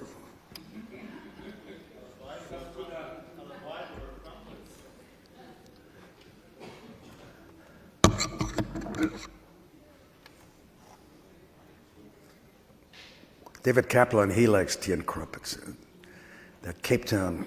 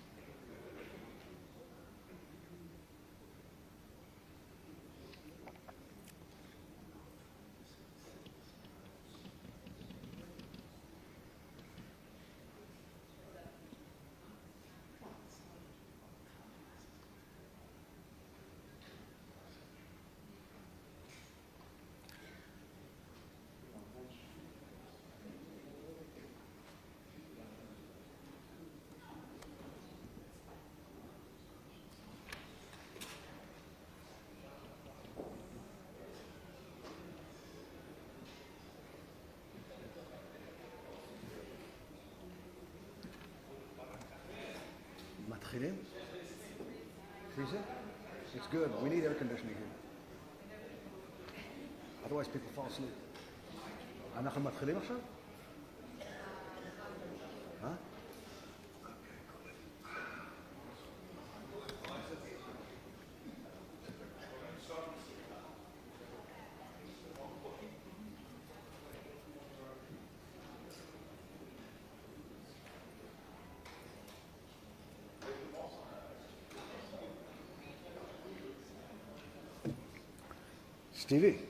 סטיבי, נתחיל?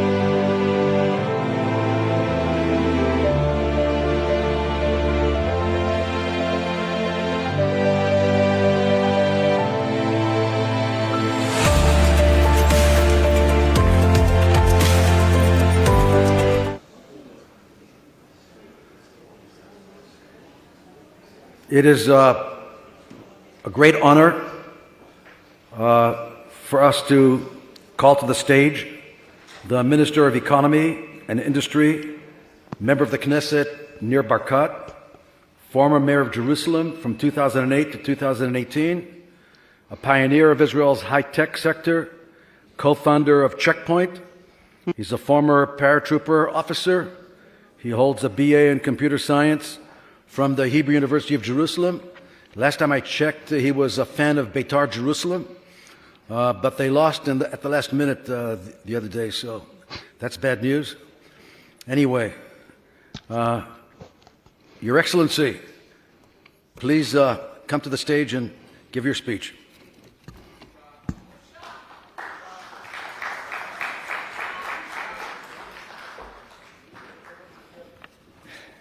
Thank you very much for taking the time and coming here. With your permission,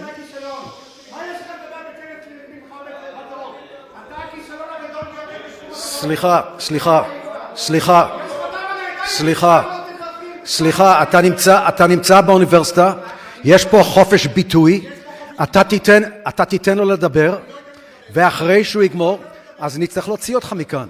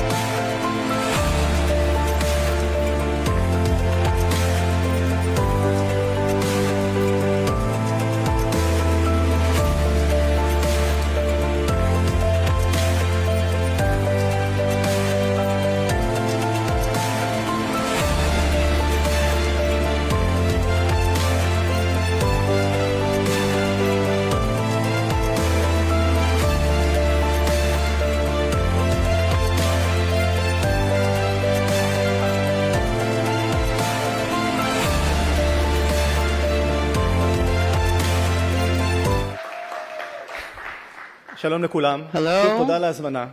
Once again, thank you for inviting me to speak here. With your permission, I have a presentation. A lot of English-speaking people here. So the presentation I'll give is in Hebrew, but I'll speak in English for the benefit of hosting our friends here. Okay. I want to leave current affairs. Put them aside a second. All the challenges we have, put them aside and talk about a vision of what do we do with the Palestinian neighbors? What do we do on the day after? When I finished being mayor of Jerusalem for 10 years, knowing the population, knowing the challenges, I took 3 years to gather a concept, a vision of how I would like to see how we live with our neighbors, the Palestinian neighbors. Now, I'm against a two-state. My party is against a two-state. And we're also against a one-state. So what are we for? Being against is not a solution. You have to come up with a proposition that you believe in, that is feasible, that can be executed. And I've been pitching this in the last 4 or 5 years. The vision that I learned from Dr. Moti Kedar of the autonomies, the concept of Emirates. And the idea behind the concept of Emirates is because on every stable governance structure in the Arab world is based on tribes. You see that when you try to put many, many tribes together, it falls apart. Lebanon, Syria, Iraq. But when it's stable and based on governance structure of tribes, it's very stable. In the Arab world, there's hierarchy of commitment. Well, by far the highest commitment is to the tribe. Then it's to the country, and then it's to the whole world. And when you ask the Arabs, who do you vote for? The answer, that's the Western question, the answer is, what does the Sheikh say? There are no elections in Dubai or in Riyadh. There were elections in Gaza. So it's not about election, it's about what is the right solution for the Palestinian neighbors in Israel or in Judea and Samaria. And so while I've been pitching this for a while, the war happened. And the war sharpened something very, very clear. The residents of Judea and Samaria, at least some of them, understand what they don't want to be like. They don't want to look like Gaza. The concept of Oslo failed, and now there's another alternative which is called the Abraham Accords. They understand that with the relationship Israel has now with the Abraham Accords, there's an alternative solution, which is they want to be like Dubai, and they don't want to be like Gaza. And the sheikhs of Hebron, the city of Hebron, understood that clearly. They hinted to me they want a meeting, and this January 25, I brought them to my home. And I sat down with them and learned, is there an opportunity for both sides, Israelis and the people of Hebron, to collaborate together for the benefit of the day after? We had over 25 meetings together. We've looked at the situation from all sides. They gave me a letter of intent. And the letter of intent says the following, the title of it is, we want to leave the Palestinian Authority and join the Abraham Accords. They come to realize that this is the right solution for them. They want to develop an emirate and replace the PA, the Palestinian Authority, in their region. They want to put aside Oslo and redo the Oslo Agreement. I'll expand on that in a minute. They recognize Israel as the state of the Jewish people. First time ever, the PA did not. And the bottom line is that there's wide acceptance in Israel for such a bold move. It's totally out of the box. But when people think about it, it makes sense, especially, this is not a theoretical discussion. It's a discussion with the sheikhs, the leading sheikhs of Hebron. What are they saying to me? They're saying, Nir, you Israelis brought those corrupt people from Tunisia that took everything in the wrong direction. We are here 700 years, and they intend to be here hundreds of years more. The Palestinian Authority does not recognize their leadership in Hebron. They're the opposition to the PA for many, many years, for 31 years.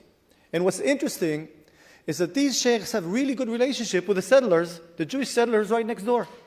They know each other for years. They understand this is real. In Julani, in Syria, we know that he's a jihadist with a suit. We don't know if he changed his mind or not. But the sheikhs of Hebron, the settlers know them very well. When I brought Yossi Dagan and Israel Gantz and the leader of Kiryat Arba, Bramson, to meet the sheikhs, they know each other and they believe that they could work and collaborate together side by side. Here's the difference. The difference between the Emirate of Hebron, if you like, or the Emirate concept, and the Palestinian Authority. The PA actually wants to replace Israel from the river to the sea.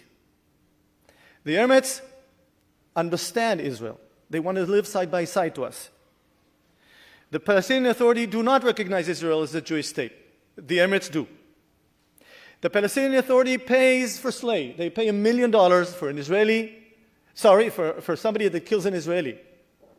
The sheikhs want to guarantee safety. And if somebody hurts an Israeli, they will hunt him, go after him. They understand that they have to have peace, and they're taking accountability and responsibility over their people. The Palestinian Authority gives us a very hard time in the global marketplace. The sheikhs want to support Israel and live side by side to us. A few things that we've been discussing together. First of all, security. They recognize and realize that Israel must be, have total overall security. What they want is district police. I've been sitting with them, with an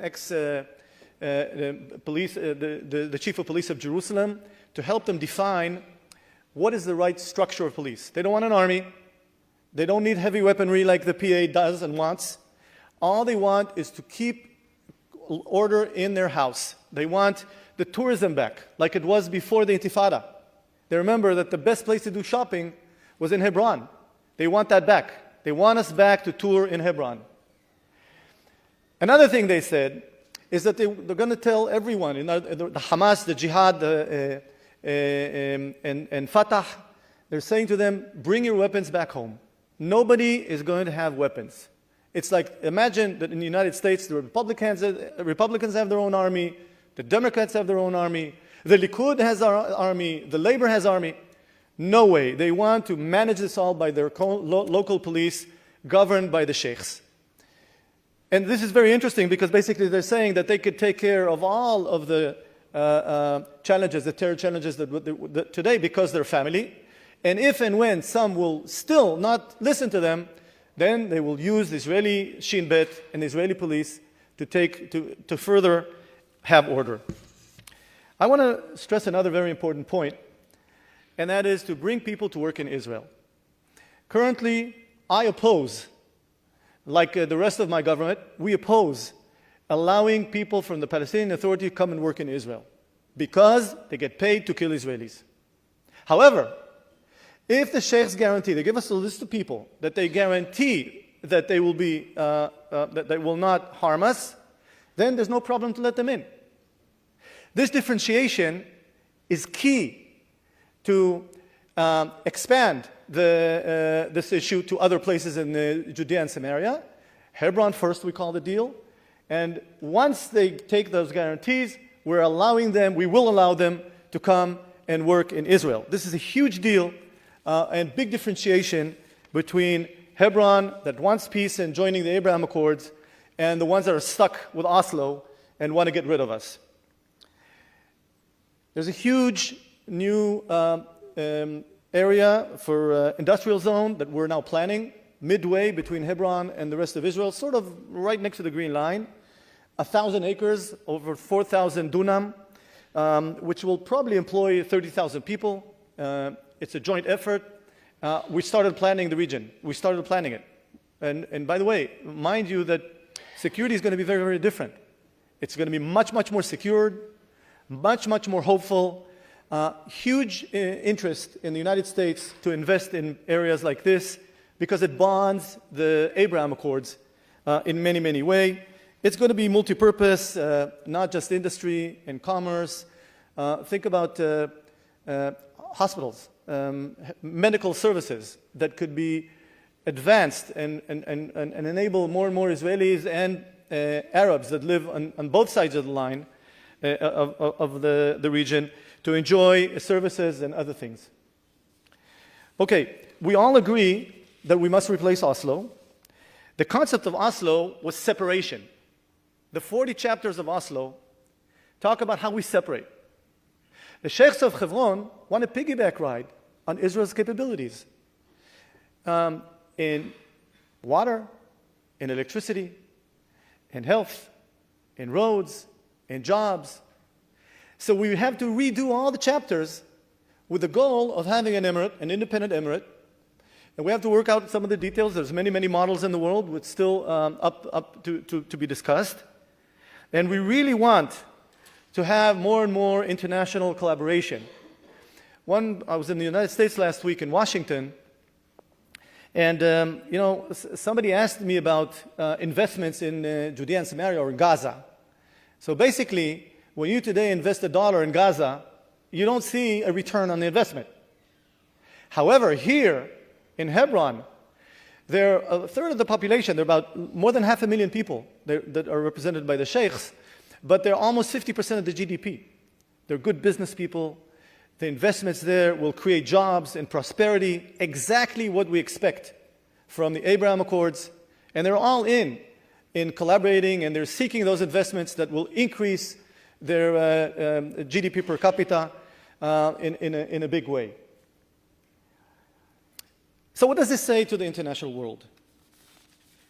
First of all, it's the sheikhs leading this. They came to us. It's their initiative. We're not imposing on them. We agree with what they want to do. And this is fundamental key. It is self-determination of what they want to do. When the sheikhs met 4 congressmen 4 weeks ago, here in Jerusalem, we had dinner for an hour and we stayed for 3 hours. They were amazed at the genuine, real approach of the sheikhs, the seriousness of what they're saying, and they're waiting for the right opportunity so that Israel and them could close this deal. And I believe that the opportunity is not far away. And once we do that, I believe major step in resolving the challenges between Israelis and Palestinians. When you have some sheikhs, serious people, talk to me, and naturally I share this with my government and the Prime Minister, of course, and we understand that this is becoming real. I would like to see France, England, Britain, Australia. What are they going to say to the sheikhs? When the sheikhs are going to come to them and say, hey, you want to recognize the Palestinian state? We are the people that live here. Recognize us. We seek peace. We seek to join the Abraham Accords. The Palestinians, the PA, want it from the river to the sea. They want to get rid of Israel. We want to live next to, side by side to Israel. Recognize us. Don't recognize the people that spread terror. And this is fundamental, in my mind, for the day after. So people ask me, what do we do with Gaza? What do we do with the mess in Gaza? And basically what I'm saying is that the solution for Gaza goes through Hebron, to propose something that works well and demonstrate to the world that us, Israelis, really care about the life of our neighbors as long as they recognize us and don't want to kill us. So we have peace with Egypt, 46 years. With Jordan, 31 years. The Abraham Accords we're celebrating this week, if I'm not mistaken. 5 years of warm, real peace. Today, when I go to the Emirates to discuss collaboration with my peers in the Emirates, I see how serious they are. They're totally committed to peace. And this is exactly what I find when I meet the sheikhs of Hebron. It can be different. And I believe that the vision of removing Oslo from off the table and focusing on an alternative solution that does better for them. It's more stable for them. It comes from them. I believe this is a real discussion on the day after. And the reason I'm saying it now, while all the turmoil and all the challenges and the differences in Israel, which I fully respect, other people's opinions, that's fine. I think that we should discuss, take our binoculars, look a little bit ahead, and derive from that vision, what do we do tomorrow morning? Thank you for listening.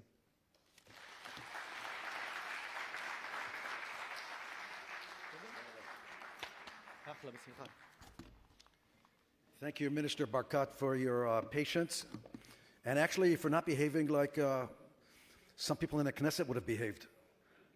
You behaved extremely polite, and you listened, and that's rare in some of the jungles of Israel. So thank you. Thank you very much.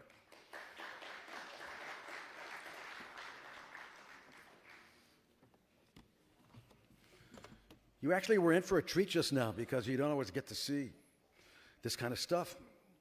So, you know, look at it that way. Now I'm going to call on Dr. Donna Wolf. She's been standing there solemnly the whole time. Where's Donna Wolf? Oh, you're in that direction. Okay. I'd like to invite you to the dais in order to express your freedom of speech at this academic institution in the Jewish and democratic state of Israel, which believes in humanistic Zionism, by the people, for the people, with the minority in mind, and allows everyone to speak. Isn't that academic freedom? Is it? Well, you teach government, so you should know. All right, so Dr. Wolf is a researcher at the ICT and the head of the Law and Security program at Reichman University. She spent some good years at Harvard, from what I remember. Harvard, right? Yeah. So she's a Crimson woman, okay, and she's been to Harvard, and she's outstanding. And now you're going to run this panel, which is about the Southern Front. This morning we had the Northern Front. Now we're going to have the Southern Front. And after that, Donna's the only person between now and when you get to leave the conference tonight. All right? That's it. A lot of pressure, Donna. Okay. No pressure. Thank you, Jonathan. Hello and good afternoon.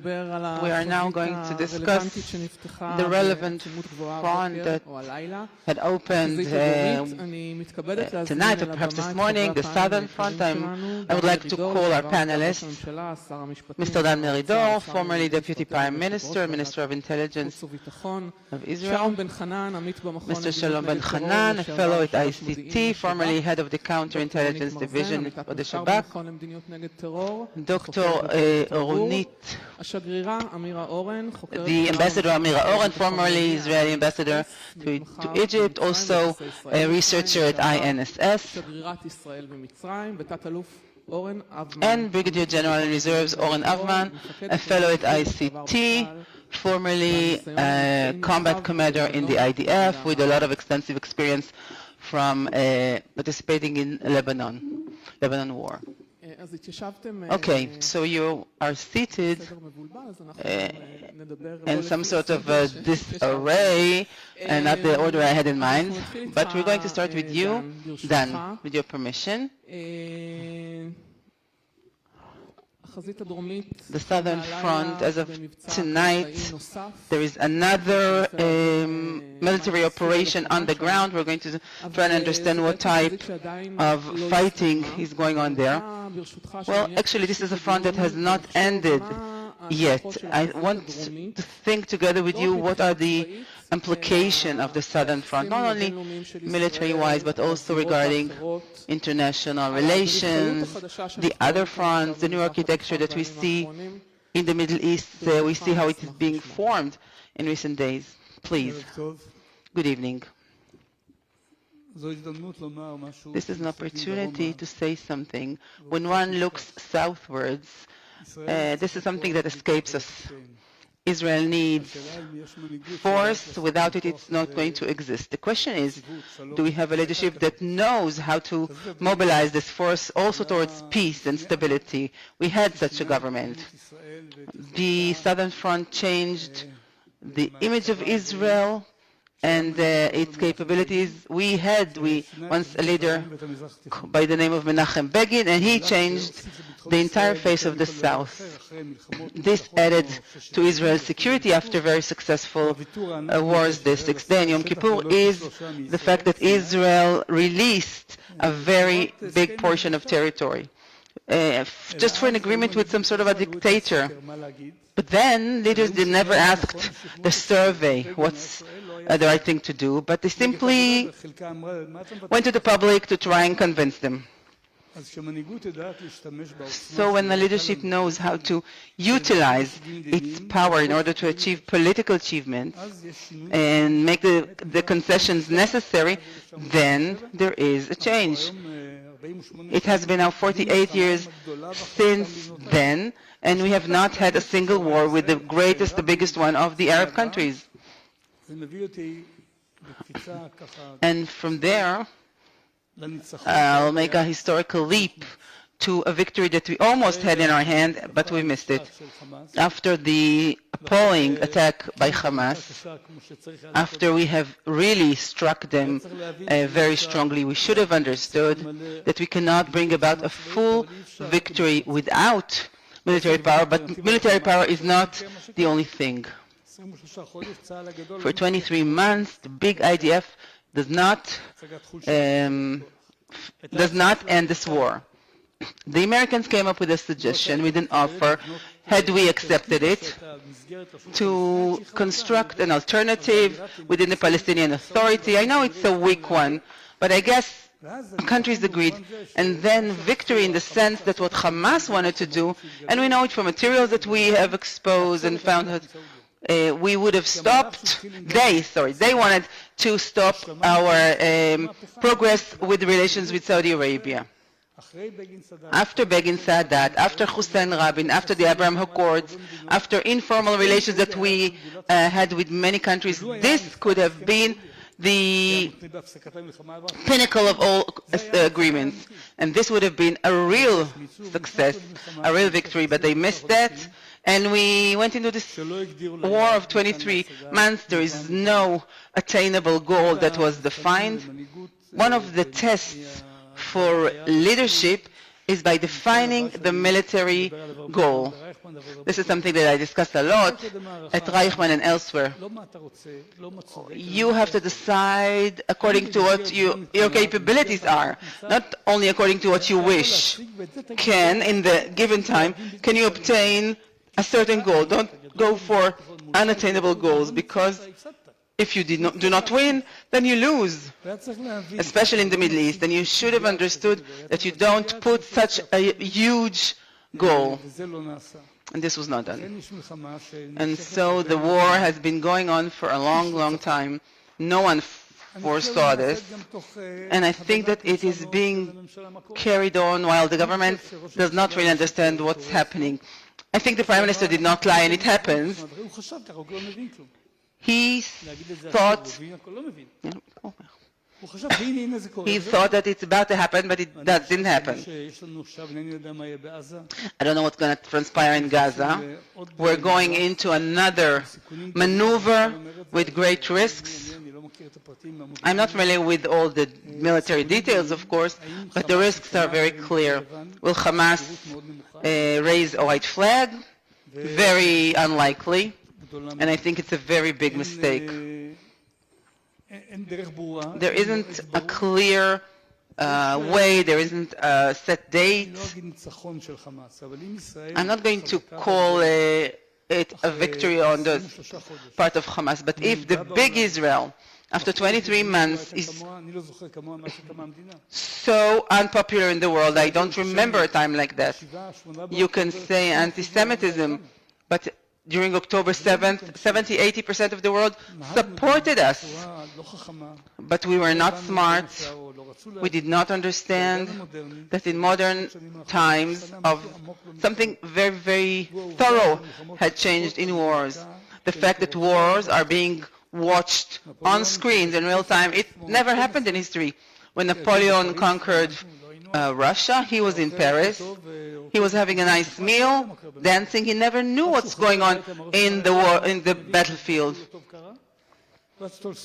And then Tolstoy is going to write his Peace and War, but you're not going to know what a war is like really.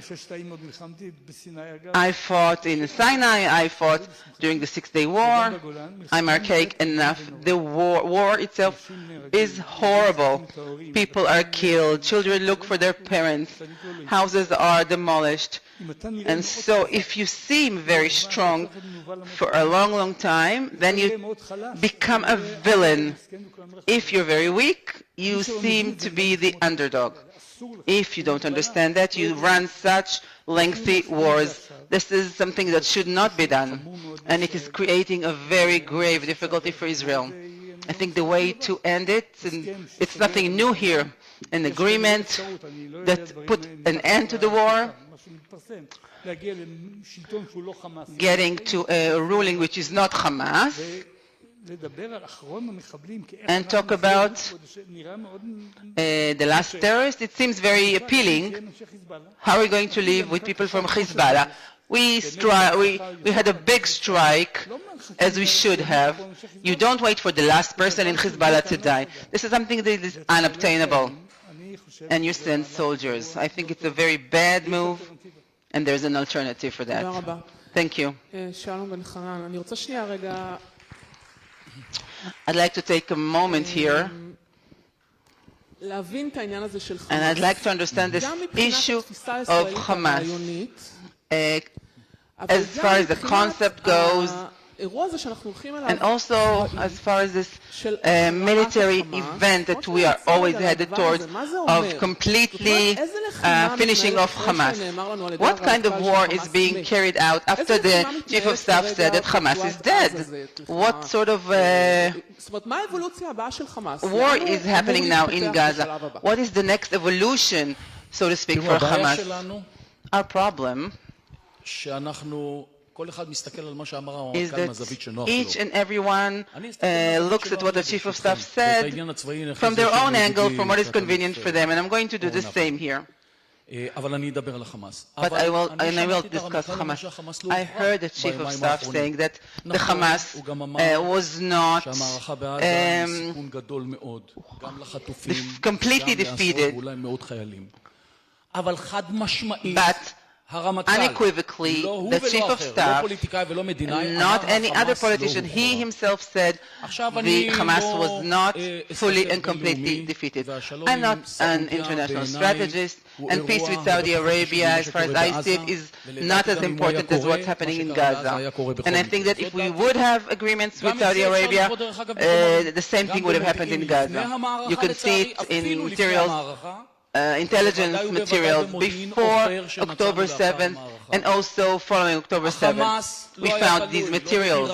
The Hamas was not dependent on Iran, on any agreement that we would have had with Saudi Arabia. Nothing apart from the fact that the Hamas saw it a good time to embarrass the State of Israel, and perhaps even more than that. This is what the Hamas perceived.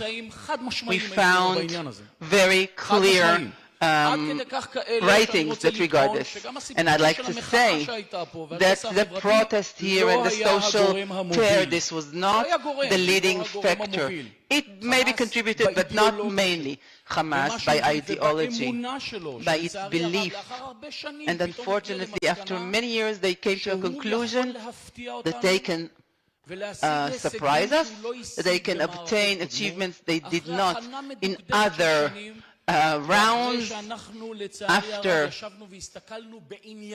we were simply looking with a lot of interest on the way it was gaining momentum and strength throughout the Gaza Strip. In the beginning of 2022, we published a paper here at ICT. The title was, "Should Israel Go to War?" There are people here in this very auditorium, and when we presented this paper, they also warned us that international reaction is going to be bad, and this was the cause why the IDF did not start the war. But Hamas thinks differently. They want to carry out some sort of a vision. And if we don't think like them, and if we don't understand their line of thinking, we will continue discussing Saudi Arabia agreements and such. I think that things have not changed enough. We continue thinking in terms that are different to the ones that a terrorist organization or a terrorist state thinks of. I'm not going to go into the military issues. I just say the following. The Chief of Staff says there are two divisions in Gaza that can continue fighting. The numbers that they mention are 15,000 to 20,000 fighters. I guess they have more than that. In 2007, when Hamas had a coup against the Palestinian Authority, they had 6,000 armed soldiers. If you think that the last visual of ending this war could come when 20,000 armed terrorists come out of the tunnels, and then we're going to have some sort of an arrangement that will manage Gaza, you are mistaken, and you don't understand that Hamas is still running everything in Gaza. Don't ask me why after 2 years of war it is still happening, but it's a fact. If the Hamas wants to shoot people, shoot and kill, shoot their knees, they do it. If they want to terrorize people who give out food packages, they manage to do it. So to a large extent, they're controlling what's happening in Gaza. If we don't understand that, we will not decide the war. Now, perhaps a military solution is not the only one, and it's okay that every war ends with a diplomatic agreement, and I agree, it's an obvious. But however, if we think that with the demands that they put on the negotiation tables, we could have any sort of arrangement, a different type of arrangement in Gaza, we are gravely mistaken. Because if all of these armed forces remain in their place, no other government, and not, of course, the Palestinian government, could survive there. They'll kill them in a different manner, not like they did in 2007. This is what's going to happen. This is what we warned ourselves. This is what we feared of starting in before October 7th. Unfortunately, we say the same things following October 7th. We will now so we'll shortly move on to the international arena, but now I want to talk about a little bit about the military aspect and ask you, what is the goal of the maneuver that began last night? What are the goals? What is going to be the next stage in Hamas, and how is it being carried out while defending and protecting the lives of the hostages? You didn't ask any questions, you said everything. I want to take this opportunity to say that there are tens of thousands of soldiers and commanders in the IDF in reserve and mandatory duty. We did not believe that it would be such a long battle. These soldiers who come from all parts of Israeli society, and I think that is the most powerful aspect of Israeli society. And I've done hundreds of days of reserve duty since the beginning of the war, and I've seen so many soldiers, and I can say that for sure. Now, the positive side is that the situation in September 2025, as we speak, is better than it was on October 6, 2023. The IDF, the state of Israel, failed miserably and encountered something that it didn't even dream of.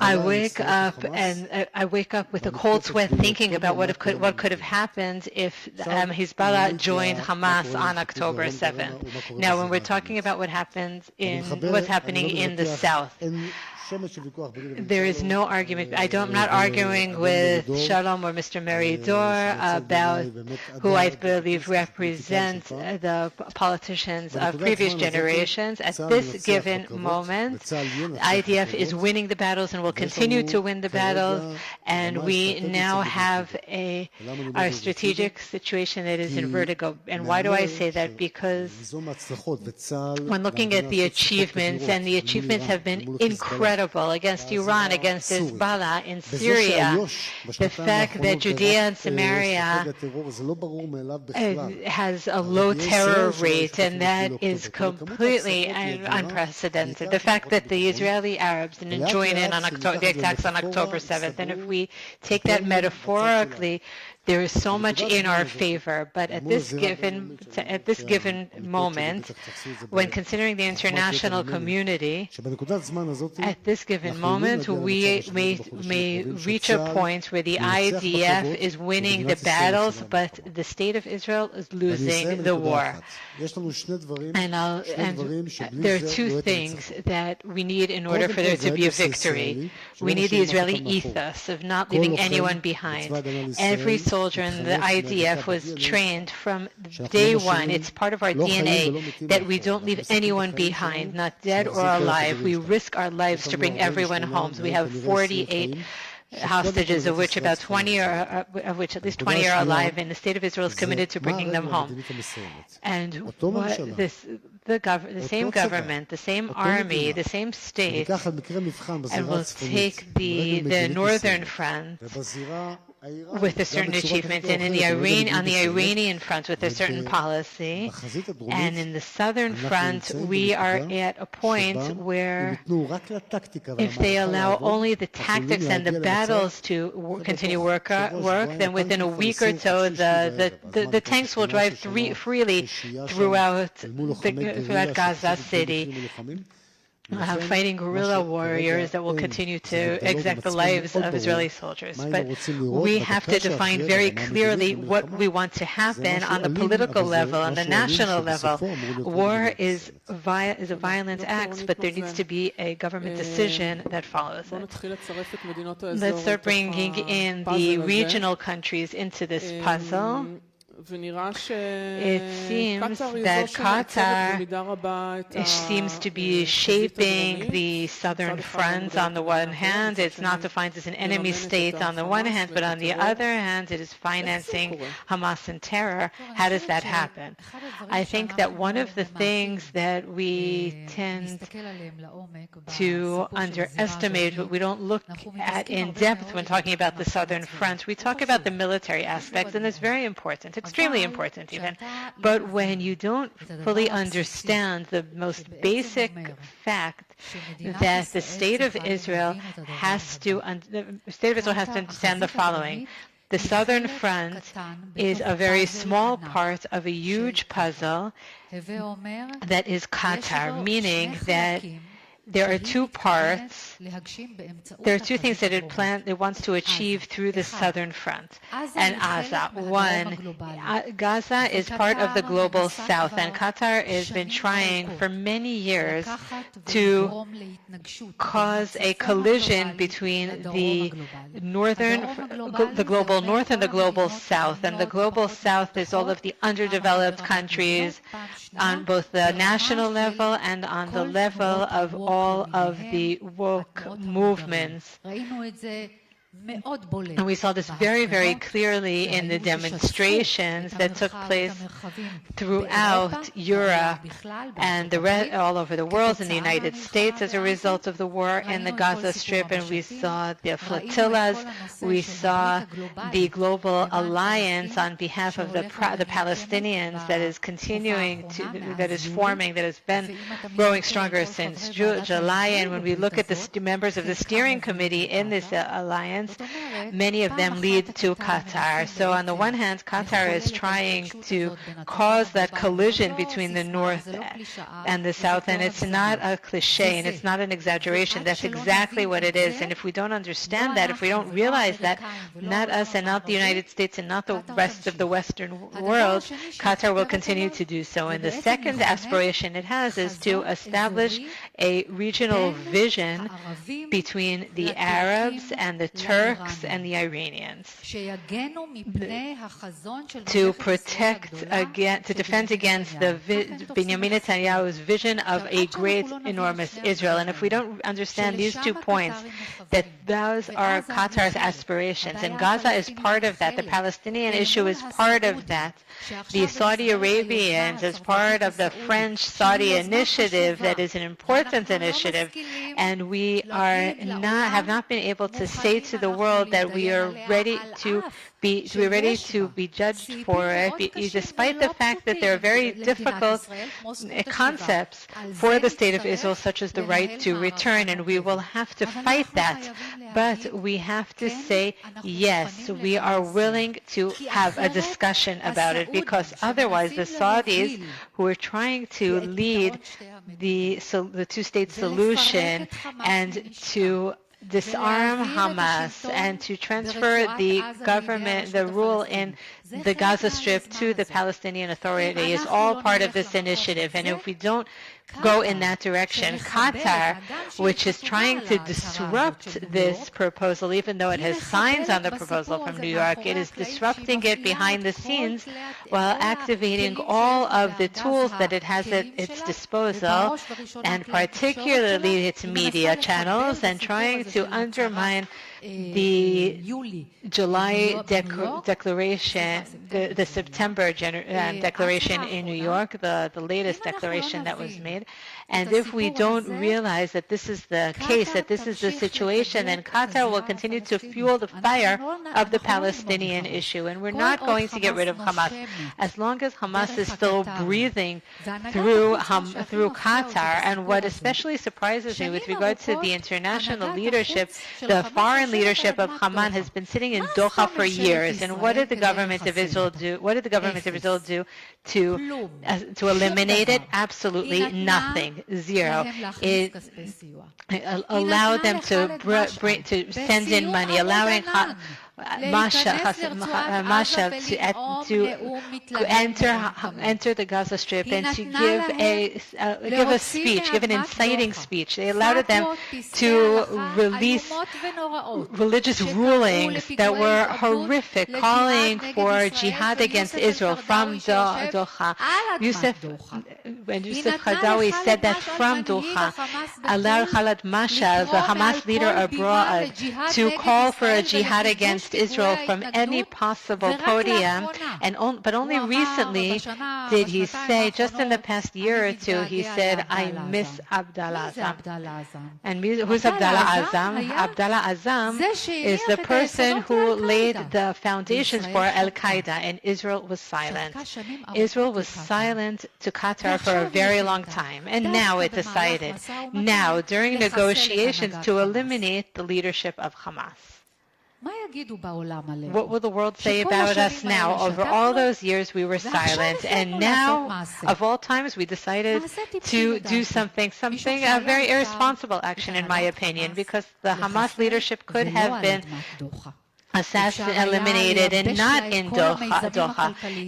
We could have dried up all of its financial initiatives all over the world, all of its enterprises worldwide, including in Turkey, in the United States, and in the UK, and in many other countries. We should have dealt with them on the legal level, through diplomacy, via the Americans who would force their Qatar allies to take action. We should have done a lot to try to convince the American administration that Qatar is harmful to the national security of the United States each day, every day. And there's proof. I'm writing a thick book right now about Qatar. Israel should have convinced the Western world and all of Europe what Qatar is doing inside their countries. But we didn't do that. And we were caught off guard. October 7th could have not happened, could have been avoided if the IDF was on the border, on the fence. It would not have happened. We fell asleep on the job, and I will tell you a short story just to explain why we were caught off guard like that. And the current General Chief of Staff, who was In 2018,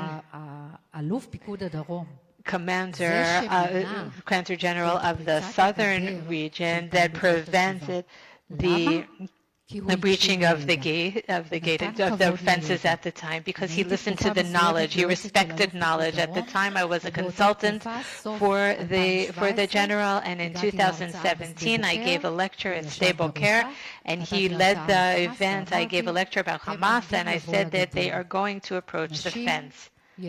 Women, children, prepare.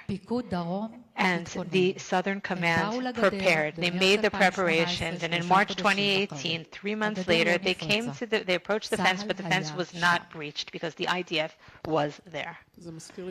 That reminds me that at the time we talked about the legality of the rules for opening fire, whether it's during demonstrations or terror activity, and how to adjust the laws, the rules of engagement.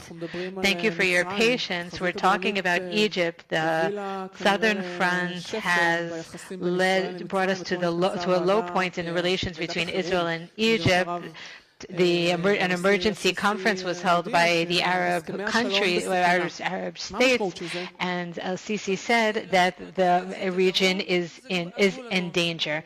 I wouldn't say the Southern Front; it's the southern border. We have we have a peace agreement with Egypt. I think that it was a warning. I see it as a warning. It was a yellow ticket. I reviewed the lecture, 11 minutes. I reviewed it in the original language. He said the word Israel 12 times, addressing Israel. And this is not the first time that al-Sisi speaks to the Israeli public through his speeches. For example, in last March, there was an emergency summit in Cairo, and there he spoke to us and saying that we should pay attention to him, reaching out his hands in peace. He mentioned Camp David, talking about 79 as an example of how hostility and a desire for revenge can be transformed into peaceful relations and a peace agreement. So this is an example. And he also mentioned the American involvement, which is very important in this case for the future as well, in order to signal to President Trump that he should also become involved. And what Egypt wants more than anything else is a ceasefire. A ceasefire, bringing humanitarian aid into the Gaza Strip, ending the hostilities in order to calm things down. Yesterday, the language was very harsh, and I think that there are less patience, and Egypt is trying to bring about a ceasefire, involved in the negotiations, but things are not happening. I would like to focus, and it was very clear in the speech given by al-Sisi and also in the closing remarks. What really bothers the Egyptians, al-Sisi and other Arab countries as well, and the Islamic countries, I would assume, because they were all in that large hall in Doha, the issue of undermining the sovereignty of the Arab countries. Over the last 2 years, everyone here spoke from different perspectives, but Israel comes across as a powerful state that acts without restraint. And I read the Egyptian intellectuals, I read what they write and what they publish. They feel that this is an era, we're before an era of Israel hegemony as it aggressively acts with aggression. The Arab countries are concerned that Israel is using its military power to force itself upon the Arab countries, and they're especially concerned about sovereignty. And this is a holy issue to Egypt, from end to end, from east to west, north to south. Do not touch their borders. They respect the sovereignty of other countries. We have a peace agreement, and we must not interfere. And this was something that was very clear in his speech. He said in his final sentence, and that was something that the Israeli media focused on, he called Israel the enemy for the first time, by the way, and he said that we as the Arab states, we have to change our attitude towards the enemy, and he said that the enemy has to realize that the Arab national security is from the ocean to the Gulf, and all of the Arab states fall into this category. So meaning that if you harm one country, you harm us all. So I try to be optimistic, and I wanted to say that it could be the opposite as well. If you have good relations with one country, that will open the doors to agreements and understandings with many other countries, and we were there.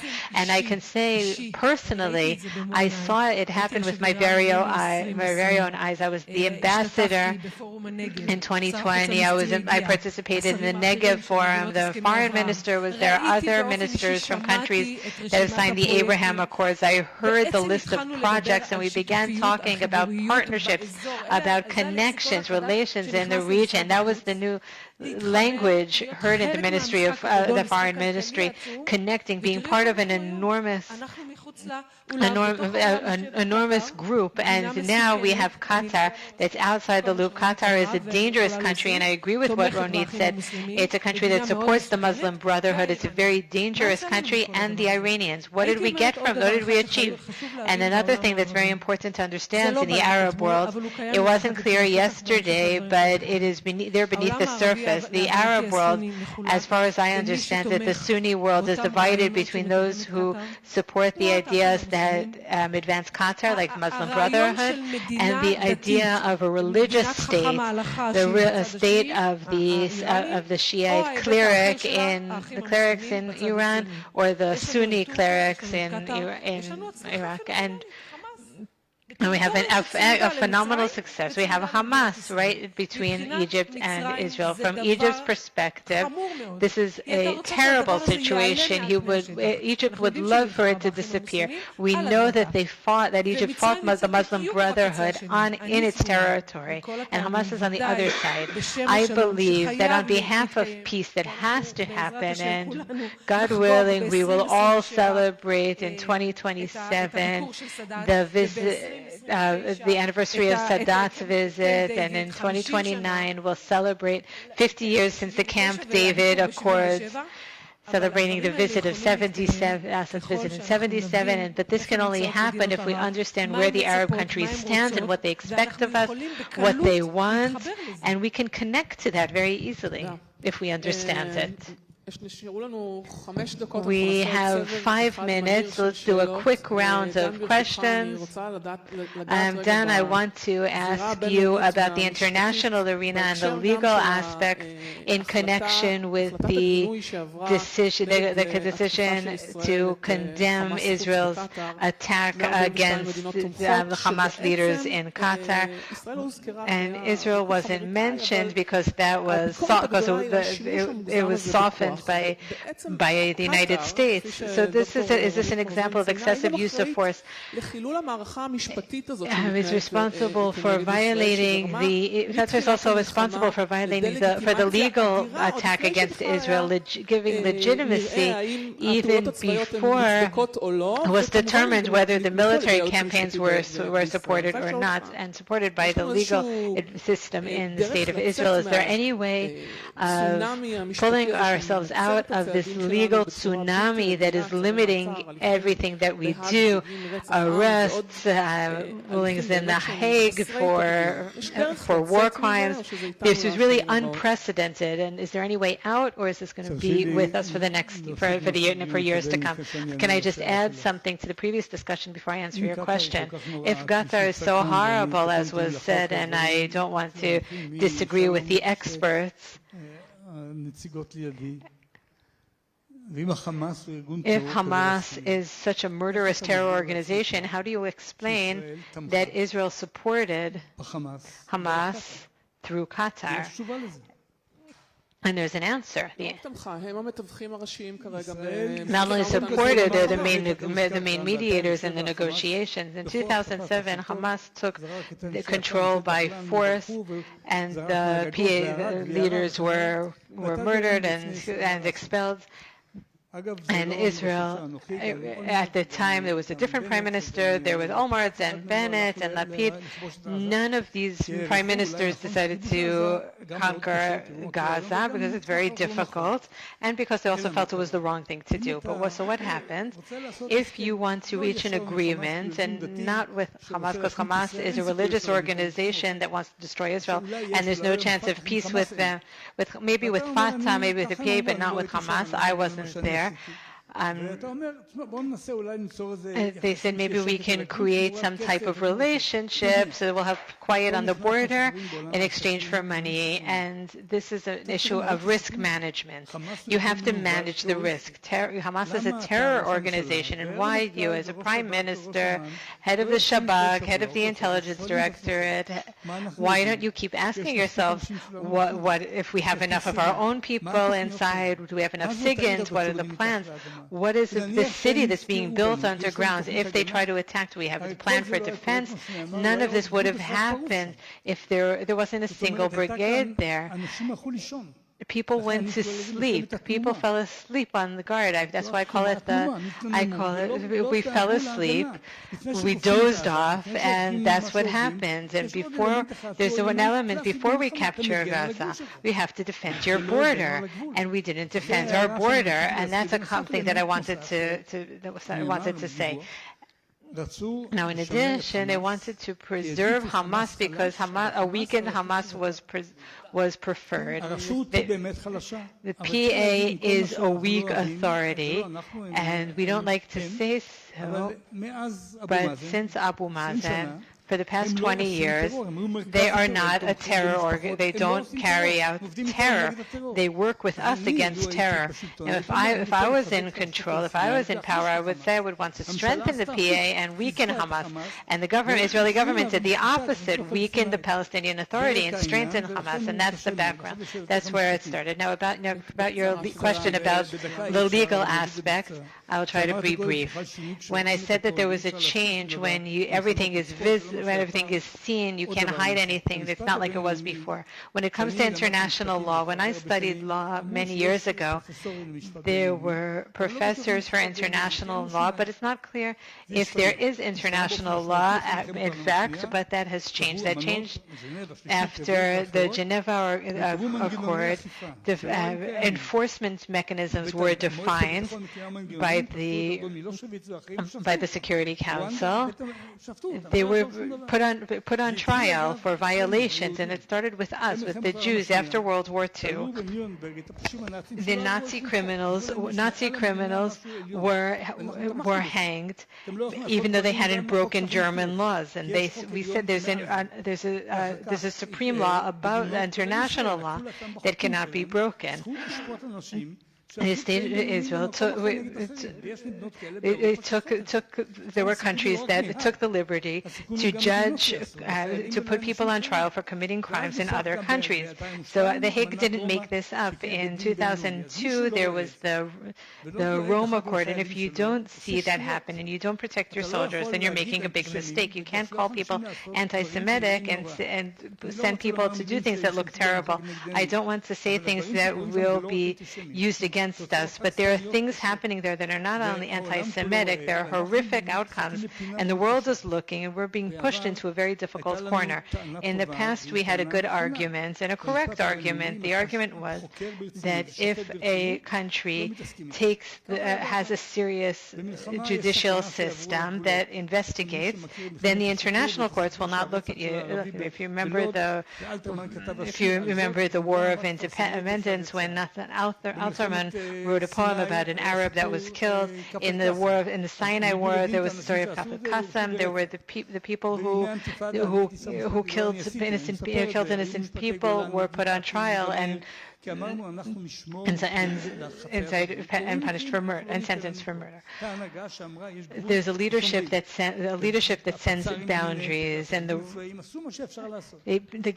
legal system did what could be done, and now I see very little of that happening, and that's very unfortunate because when that doesn't happen within the country, it's hard to withstand the international judgment. And I think one of the reasons to stop what's happening is not only because there doesn't seem to be an objective, and not only because of the damage that's being caused, because it seems very, very severe. Not that the war is unjustified, but even a justified war has to be done, waged in a responsible way. And let me give you an example. I'm going to forget what I want to answer. No, it's okay. You have a good memory. Don't worry.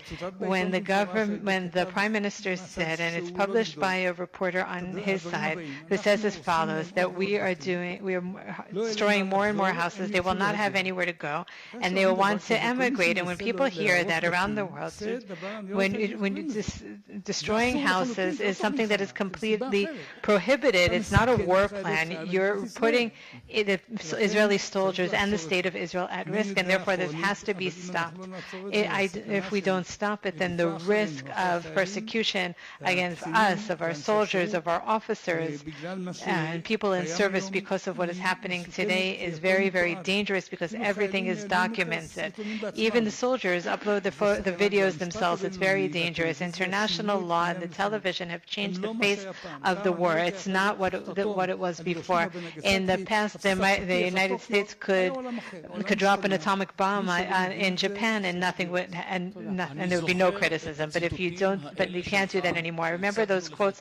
You're making these quotes when we presented preventive war to you. But now, after October 7th, we can say it more clearly. We can criticize what happened with what we did with Qatar, and yes, it was a misunderstanding, not understanding the fact that the other side was financing and maintaining a radical organization like Hamas, and believing that we'll be able to keep it in snoozing mode, and we failed in that way. And I think that what you're saying now is also, you're speaking the language of October 6th, with all due respect. You're speaking the language of October 6th. Everything that was said about the international arena, and that we can't fight wars like we did in the past. But this war was forced upon us, with all due respect, and we reached with this strategic failure that you described, that the heads of the security mechanism and the political system, the heads of the security system on October 7th, they still have the paper for an arrangement with Hamas, not PA, the Palestinian Authority, that does encourage terror.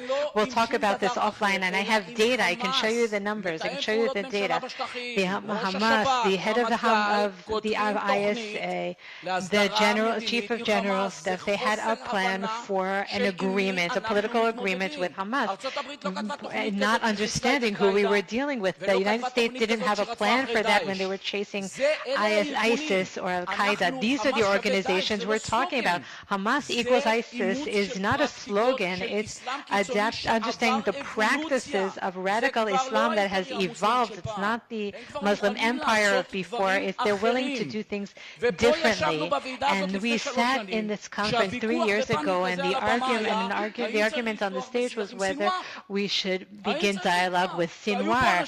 And there were people who insisted that, yes, that we should talk to him about a political agreement. And these people may have influenced the political system, and also the security system led them to such a wrong conception, believing that we'd be able to talk to Hamas or reach a political agreement with them. Is there anyone who feels that way after October 7th? Unfortunately, the answer is yes, and that's exactly the point. In retrospect, we know that it was bad to bring in Qatar, that the people who brought in the suitcases full of money, and I asked, as part of my job at the ISA, how did I say that person is one of the greatest celebrities here, who knows everyone and talks to everyone and brings in cash that we know is going directly to the tunnels?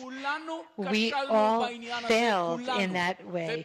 We all failed, and instead of thinking about a preventive measure that we would inflict on a terrorist organization, that we failed with during Protective Edge and in all our operations and campaigns in Gaza. We failed during the Operation Guardians of the Wall, that they saw as a huge achievement, and we kept telling everyone that it was our victory. And after all that, we're surprised to see that they could do something like what they did on October 7th. We are still in respect of the negotiation that I am interested in personally, because this is the way to release the hostages. I'd like to ask you, Dr. Rosen, one sentence, please. How is Qatar's position changed as the middle entity? Unfortunately, I think they're going to want to remain relevant, and the Americans as well as Israelis will keep them on. And I think this is the greatest failure, the fact that we keep on crawling towards Qatar. The greatest mistake was on the first day of the war, when we started to even talk to the Qatar middle person. We should have actually gone only to the Egyptians. This is the second lung through which Hamas gets its oxygen, apart from the exposed other lung, which is Israel. And so the way we conducted ourselves vis-a-vis the Egyptian in quite a humiliating manner, the Egyptian says, oh, well, now you can try to call us, but we're not going to answer you, deal with Qatar only. As far as the statement saying that all of the deals for releasing hostages were done due to the great assistance and benefit of Qatar, that's not true. The first one was, they strike the first deal only because Sinwar wanted it. He wanted to rid himself of the children and women. It was a burden as far as he was concerned, and so he agreed to the deal. The second one also happened because Hamas wanted a bit of a timeout. So the entire backdrop scenery, as if Qatar is the one that comes up with great achievements, it's absolutely nonsense. Amira, is it correct that the Egyptians are going to obtain leadership because of what happened in Qatar and because the population is being pushed towards the Sinai? I think there is a mistaken perspective. The Egyptians are there, Qatar is also there. And by the way, they're quite coordinated, Egypt and Qatar. They're not complaining on one another. Egypt understands exactly what Qatar is doing. They know exactly what the Muslim brothers are, and they know what Hamas is. The Egyptians were always involved, and it's their border. We cannot portray it any other way. The Egyptians want things to be quiet. They don't want any responsibility over this territory. The fear that we hear on the Egyptian side is that they could have ISIS Generation 4, because there's no order. Who is supposed to run this place? They go back and they suggest the Palestinian Authority. We know that they're training policemen, Palestinian policemen in Jordan and Egypt. Of course, Egypt wants to see it happening, and it will not be happening if there's no ceasefire. I think that Israel has an interest in allowing this initiative, in developing this initiative. The Egyptians see the ultimate agreement, which is a Palestinian state. But this situation is the best one for Hamas. And the more there's tension, which is gaining momentum, and they're watching it between Israel and Egypt, and I said it to whomever needs to hear it 2 years ago, this is the greatest present for Hamas and for the Muslim brothers. We have to stop, recalibrate, and try to reconstruct whatever is possible together with the Egyptians, together with the Arab world. A closing sentence. The bad news, probably in the next decades we will continue fighting terrorism, guerrilla around the Gaza Strip, no matter what solution we bring around.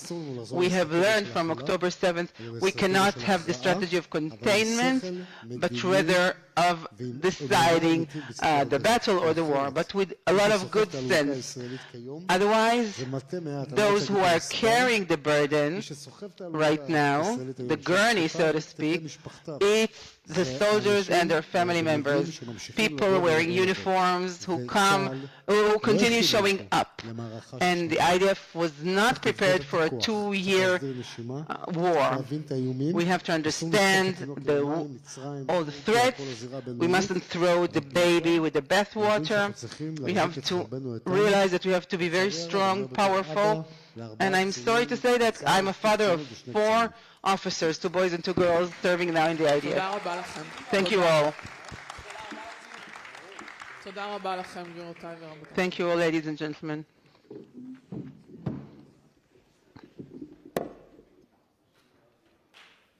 Donna, thank you very much. This was a great panel. You know, a panel we should have said a panel about concepts. Okay. All right. So we have one more speaker. Okay. One more speaker this evening. I'm honored to invite to the dais Operations Director Michael Glashin from the FBI. Okay. He is the Operations Director for the FBI's National Security Branch, overseeing the Counter-Terrorism and Counterintelligence Divisions, the Threat Screening Center, and the Directorate of Intelligence. Since joining the FBI in 2001, he has led major counterterrorism operations across multiple offices and at headquarters, following prior service as a U.S. Marine Corps infantry officer. We have another Marine in here. Where is he? Oh, he's gone. Okay. All right. The floor is all yours. Thank you.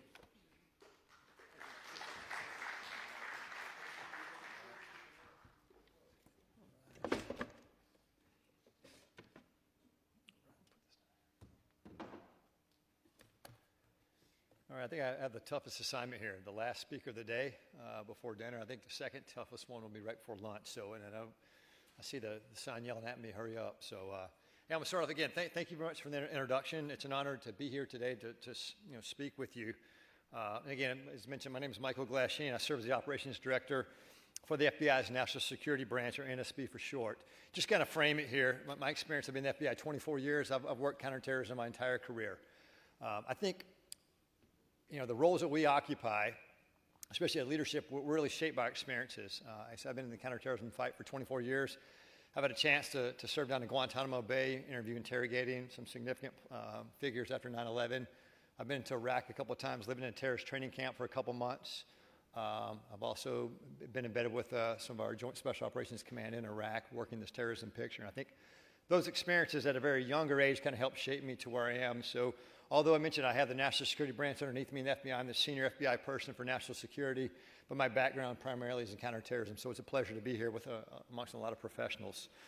As mentioned, the NSB consists of the FBI's counterterrorism, counterintelligence, as well as a threat screening center and Directorate of Intelligence. Together, these divisions form our foundation of the FBI's intelligence-driven approach to protect the American people and uphold the Constitution. That mission statement is fundamental to every aspect of our work. And when it comes to countering terrorism, it represents a line we must respect every day. Our Constitution enshrines the right to the freedoms of speech, expression, association, and more. With few exceptions, this includes speech, which we may disagree or even find anathematic to our national spirit.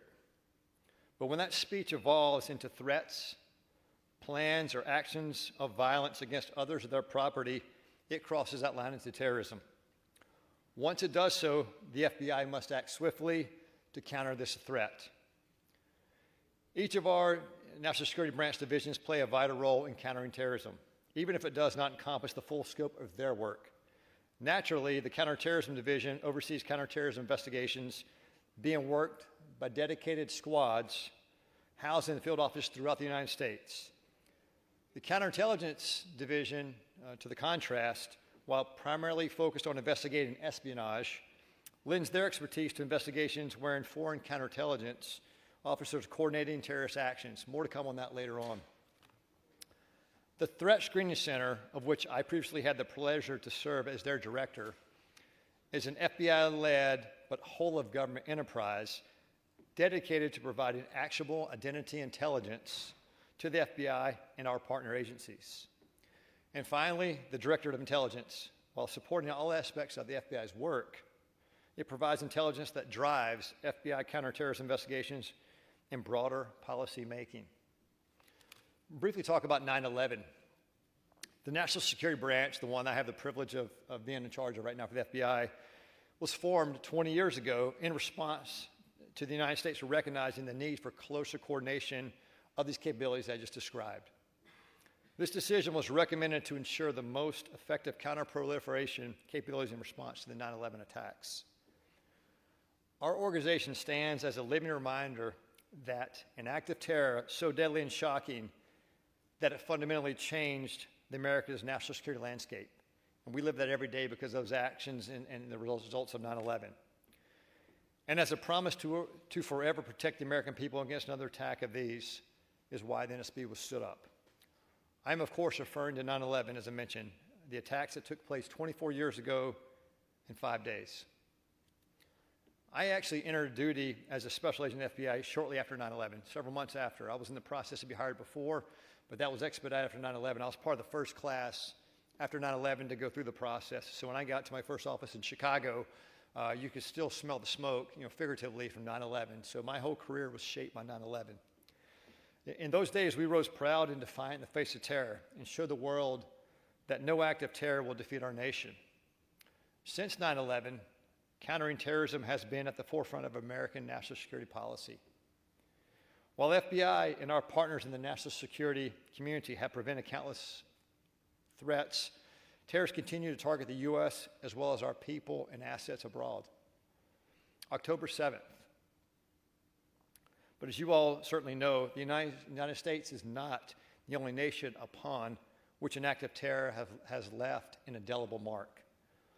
On October 7th, 2023, Israel was struck by an attack so massive, shocking, and barbaric that it reverberated throughout the world. In the days and years after these attacks, Israel, too, has shown the world that you will not surrender your nation to fear. The U.S.-Israeli partnerships, I want to briefly talk. While the U.S. and Israel are far from the only nation to suffer an attack at the hands of terrorists, the threat of terrorism remains higher for us than perhaps any nations in the world. It is therefore only natural that the United States and Israel have forged a powerful and lasting national security partnership. While we will go into details of these partnerships soon, I want to acknowledge Israel as one of the United States' most important partners in the fight against terror. Partnerships, especially those with our counterparts in Israel, remain the FBI's single most important weapon to combat not only terror, but the full array of crimes and threats that we face. Throughout my career, I have found that effective partnerships are always built on a foundation of trust. And that trust, in turn, is derived from communications. So today I would like to share with you how the FBI views the terrorism landscape and some of our work to counter each threat category.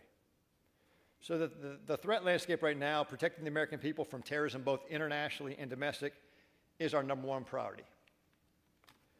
Perhaps for the first time, many of you in the audience can relate, the FBI's counterterrorism operational tempo has remained simultaneously elevated on all three fronts: international terrorism, domestic terrorism, and state-sponsored terrorism.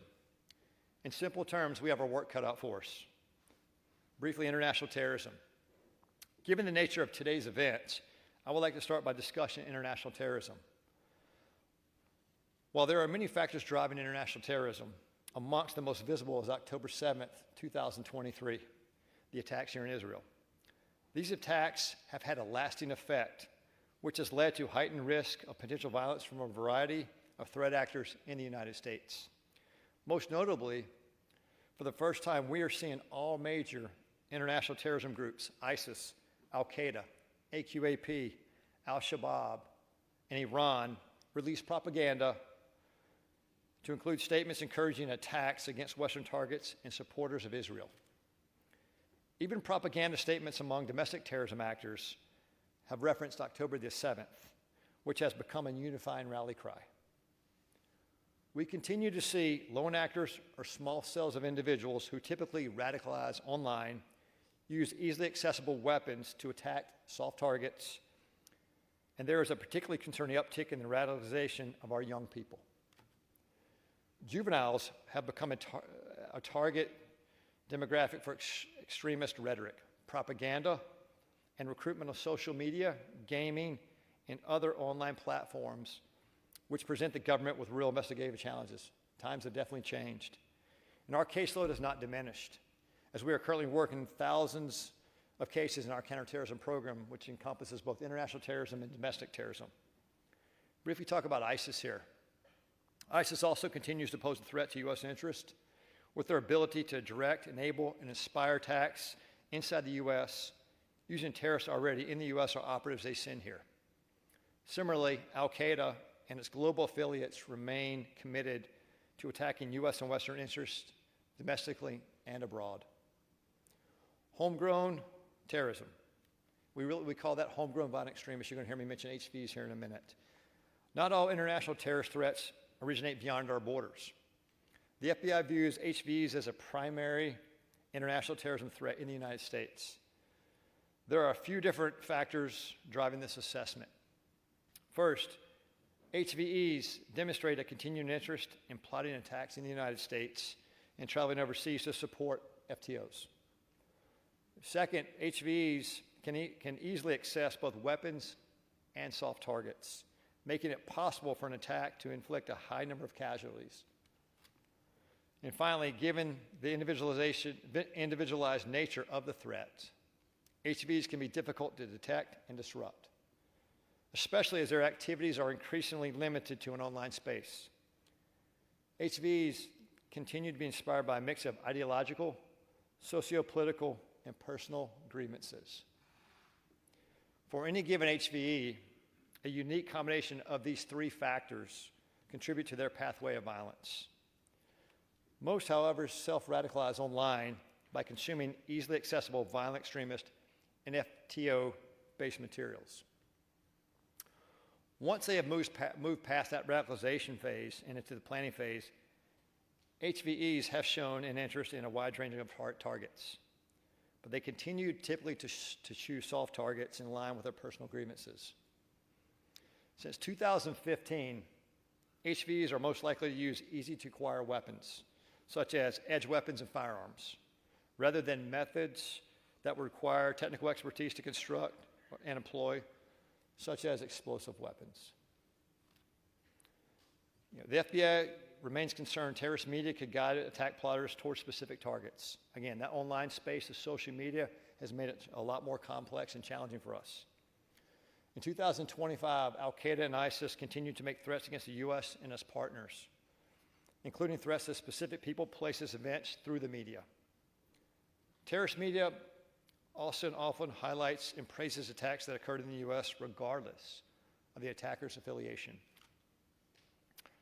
In February 2025, a pro-ISIS media outlet released a poster titled "Choose Your Next Target," listing 4 upcoming festivals and parades in Germany and the Netherlands. The image included a bloody knife and a pistol. ISIS-K has a very sophisticated media presence, including an English language called the Voice of Khorasan. This magazine has released 46 issues as of August 2025. And previous issues have contained a list of culture and festive events taking place in Europe and the United States, possibly suggesting targeted locations and urging supporters to conduct attacks at these locations. Since 2010, AQAP has released 17 issues of Inspire magazine, and since 2016 has released 10 issues of the shorter, more topically oriented Inspire guide. In June 2025, AQAP released a video featuring images of U.S. government high-level.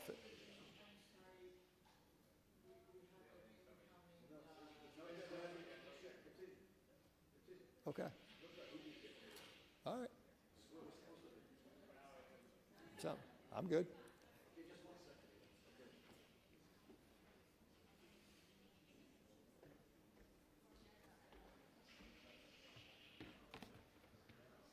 We bombed Yemen a few hours ago. So the Yemenites are trying to have a little party time here in Herzliya. So you might hear a siren in the next few minutes, but that shouldn't in any way interfere with this very important presentation by Special Agent Michael, okay? We won't let the bastards get us down. No bastards will get us down. Freedom of speech and expression, 24 hours a day.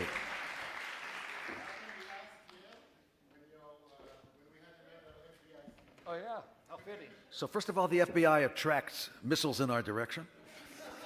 Secondly, you can actually, on your CV, write that you participated in an air raid drill. You weren't uptight. You were relaxed. You'll get your next job. Can I continue? You good? Oh, I'm good, trust me. Yeah, I'm good. As long as you guys are good. All right. Okay. All right, hey, I'll continue on as long as you guys are good. And listen, in June of 2025, we're talking about AQAP here. They released a video featuring images of U.S. government high-level officials and 2 issues of Inspire Guide citing the May 2025 assassination of 2 Israeli diplomats in Washington, D.C., and the June 2025 attack against a public gathering in Boulder, Colorado as example to encourage attacks against U.S. targets. We have seen the results of terrorist messaging in Europe. In August 2024, ISIS inspired an attack plot against a Taylor Swift concert in a stadium in Vienna. We also remain concerned with overseas FTOs, the connections to individuals in the United States. As we talked earlier, the threat's really asymmetric nowadays. People can reach out and touch you all over the world in a matter of seconds. On October 7, 2024, the FBI arrested an individual named Nasir Ahmed Tahidi and charged him with knowingly providing material support and resources to ISIS. Between July 2024 and October 2024, Tahidi maintained direct ties to an ISIS facilitator overseas. Additionally, Tahidi took steps to resettle his family to Afghanistan, acquire firearms, and donate money to ISIS prior to his plans for conducting an attack on Election Day on behalf of ISIS in the United States. Tahidi also allegedly accessed, viewed, and saved ISIS propaganda, part of that radicalization phase. Between 20 September 2024 and 25 September 2024, a 5-day period, Tahidi communicated with an ISIS facilitator through Telegram, confirming that he sold his family's home and placed an order for 2 AK-47s and 500 rounds of ammunition. Again, he planned to use that. Tahidi further stated he would be sending his family members to Afghanistan and would be ready for Election Day. The ISIS facilitator told Tahidi to rent a place in Kabul for Tahidi's family to settle into. And when Tahidi's job is done, the facilitator would move the family to a separate location and get them situated. The ISIS facilitator also instructed Tahidi to send any remaining money to ISIS. Additionally, last year, we identified, located, and disrupted 8 individuals in the U.S. with potential ties to ISIS as a result of cooperation between the U.S. Department of Justice, the FBI, the Department of Homeland Security, and other elements of the intelligence community. Briefly, I'm going to touch on state-sponsored terrorism here. When discussing international terrorism, we must acknowledge Iran's role in facilitating acts of terror abroad and within the United States. Iran-backed terrorists include attempted lethal operations, more commonly referred to as assassinations or murders, of Iranian dissidents residing in the U.S., as well as former U.S. officials such as former Ambassador John Bolton. At the time when the potential assassination attempt on Mr. Bolton happened, I was a special agent in charge of our Washington field office in Washington, D.C. for counterterrorism. My team is the one that actually identified the threat here and mitigated that. Not me, my team. I was the face of it, but their actions to develop this plot was pretty amazing. So it is a real threat that we face, very similar to what's facing here in Israel. These failed plots were directly planned and facilitated by Iranian intelligence officers at the behest of Iran's government. One example is of that of Asif Merchant, a Pakistani national acting on orders from the government of Iran. Merchant, who was charged with attempting to commit an act of terrorism transcending national boundaries and murder for hire as part of a scheme to assassinate a politician or U.S. government officials in U.S. soil. The plot was likely in retaliation for the January 2020 death of Iran's Quds Force commander Qasem Soleimani. An FBI undercover operation successfully foiled the plot and obtained the evidence necessary to prosecute Merchant before any attack could be carried out. If convicted, Merchant faces up to life in prison. Another example is that of Ruhollah Bazgandi, a brigadier general of the IRGC whom the United States charged last year with orchestrating the attempted murder of an Iranian dissident in New York City. This investigation revealed that Iranian intelligence officers had contracted members of an Eastern European organized crime group to carry out a murder for hire plot on a vocal Iranian dissident living in New York City. The FBI successfully disrupted this plot and obtained sufficient evidence to charge multiple Iranian officers operating as part of Bazgandi's network with several major crimes. Recent military offensives by the U.S. and Israel targeting Iran seemed to have favorably altered Iran's decision-making, and we hope that trend continues. Iran, however, has made public statements declaring intent for retaliation, making it more important that we remain vigilant. Countering terror abroad. While the FBI is our nation's lead agency to counter terrorist threats within the United States, we believe in taking a proactive approach to terrorist threats worldwide. We maintain law enforcement attaché offices throughout the world, such as the one here in Tel Aviv, to enhance our coordination with partner law enforcement agencies abroad. In doing so, we ensure that no matter where they may run or hide, we will bring those planning or responsible for acts of terrorists to justice. Briefly talk about domestic terrorism. Although many of the terrorist threats faced by the United States originate abroad, the threat of domestic terrorists remains very real, and the FBI continues diligently to disrupt these groups and individuals. We categorize domestic terror threats according to the general motivating ideology. The first category is that of racially or ethically motivated violent extremists. We call that RIMV for short. As the name suggests, these terrorists target members or racial or ethnic minorities with threats or acts of violence in support of their ideological objectives. RIMVs remain the most lethal domestic terrorism threat in the United States. Since 2014, RIMVs have conducted 26 lethal attacks, resulting in 95 deaths. In 2022, a RIMV conducted one attack that resulted in 10 fatalities. And in 2022, two RIMVs conducted attacks resulting in 5 fatalities. The second category is anti-government or anti-authority violent extremists. Short for that's AGABE. These are groups or individuals who are motivated by either disagreement with government policy or out of opposition to broader aspects of society, such as perceived economic, racial, or social hierarchies. This category tends to be more violent, with events serving as flashpoints for one or more of the underlying ideologies. Federal arrests of AGABE terrorists often involve charges related to acts of arson, threats of violence, and unlawful possession of destructive devices or firearms.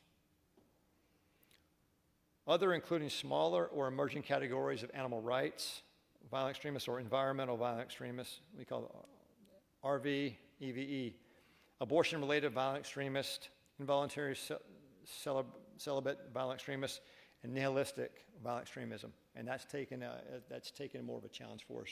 And I'll briefly hit on the nihilistic violent extremists. It's particularly disturbing because as a development, in many respects, runs counter to the categories of counterterrorism. Nihilistic violent extremist groups are generally online communities that use an overly generous term based around loose ideologies, typically seeking to accelerate what adherents view as the inevitable collapse of society. Unlike other forms of terrorism that typically seek to recruit, radicalize, and mobilize members to take direct action, nihilistic violent extremists often recruit and coerce vulnerable individuals, typically minors, to commit acts of self-harm, including suicide. It's horrendous. Some groups then use recordings of these acts, including those containing child sexual abuse material, as a form of alternative currency. Looking forward, the continuing evolution of terrorism, both in method and ideology, is a disturbing trend indeed. As the threats grow more numerous and more diverse, we will require additional resources and expertise to continue to effectively counter these threats. A mantra I live by, and I've lived it through the years and believe is applicable here: you never stay the same. You either get better or you're getting worse. The conscious choice one makes and actions taken determines the former or latter. And on that note, I want to draw attention to the word we use to discuss our work: counter-terrorism. The piece here, counter. To counter is to react. Alone in our individual roles, particularly for those working in law enforcement, identifying and reacting to threats is the natural course of our work. In turn, this turns our fight against terror into something of a Sisyphean attack. We disrupt one set of threats, but then a new one emerges. And while that is perhaps good for job security, it's not so good for national security. While we must, of course, continue to identify and react to threats, we must challenge ourselves to take the fight into a strategic level. To attain lasting victories in the fight against terrorism, and by that I mean victories which reduce terrorism as a persistent threat, we must find ways to break or at least slow the recruitment and radicalization process, as well as accelerate our ability to identify and investigate these threats. As mentioned earlier, it's become a more complicated and more diverse because of the technology. Doing so requires that we look beyond our individual lanes and more broadly at the process and policies. And when I consider the breadth of talent and expertise not only assembled here today, but working diligently around the world, I know we are capable of finding these solutions. The adversary has changed, so must we. The need to do so is what makes organizations such as the International Institute for Counter-Terrorism so important.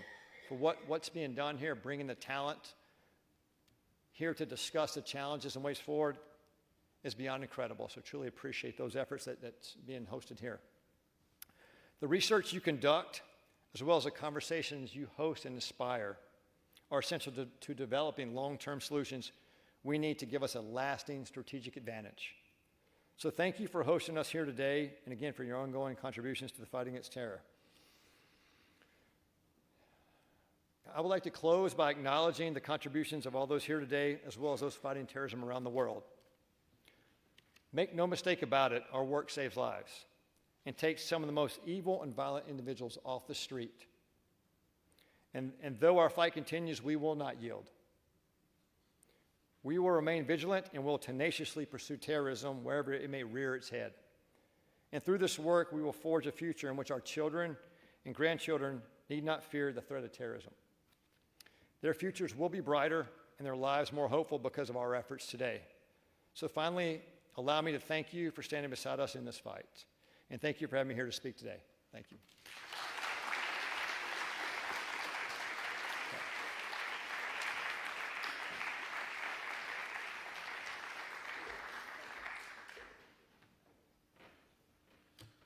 Thank you very much, Michael. This is probably the first time you've delivered a speech where a ballistic missile is fired in your direction from about 1,200 miles away, and it's neutralized by an Arrow 3 missile, which costs a lot of money, by the way, the Arrow 3, each one of those missiles, but we neutralized it. The sirens went off in Jerusalem and in Tel Aviv. They didn't go off here. According to all of our sources, nobody's hurt. But you should just realize that for those of you who came from overseas, if you do find yourself in a situation where there's a siren and you're not near a safe room, then just hit the deck. hit the deck. Look for some place where you can just hit the deck and put your hands over your head, and all will be good. Okay? If you're outside, you can write that down on the CV. That counts more if you're not in a safe room. So first of all, Michael, thank you very much. And maybe in the future,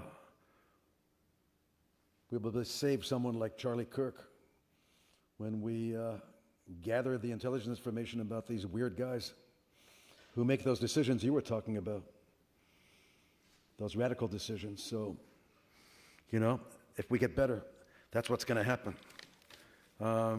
And tomorrow, you'll all be coming here at 8:40 a.m.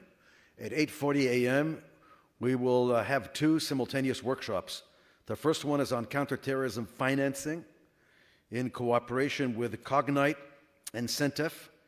It'll take place in what's called H1. The second workshop is the Stephen Stern workshop on cyber terrorism and online extremism. That'll take place in H4. You just come here and they'll direct you to where you need to go. So have a pleasant evening and get home safely.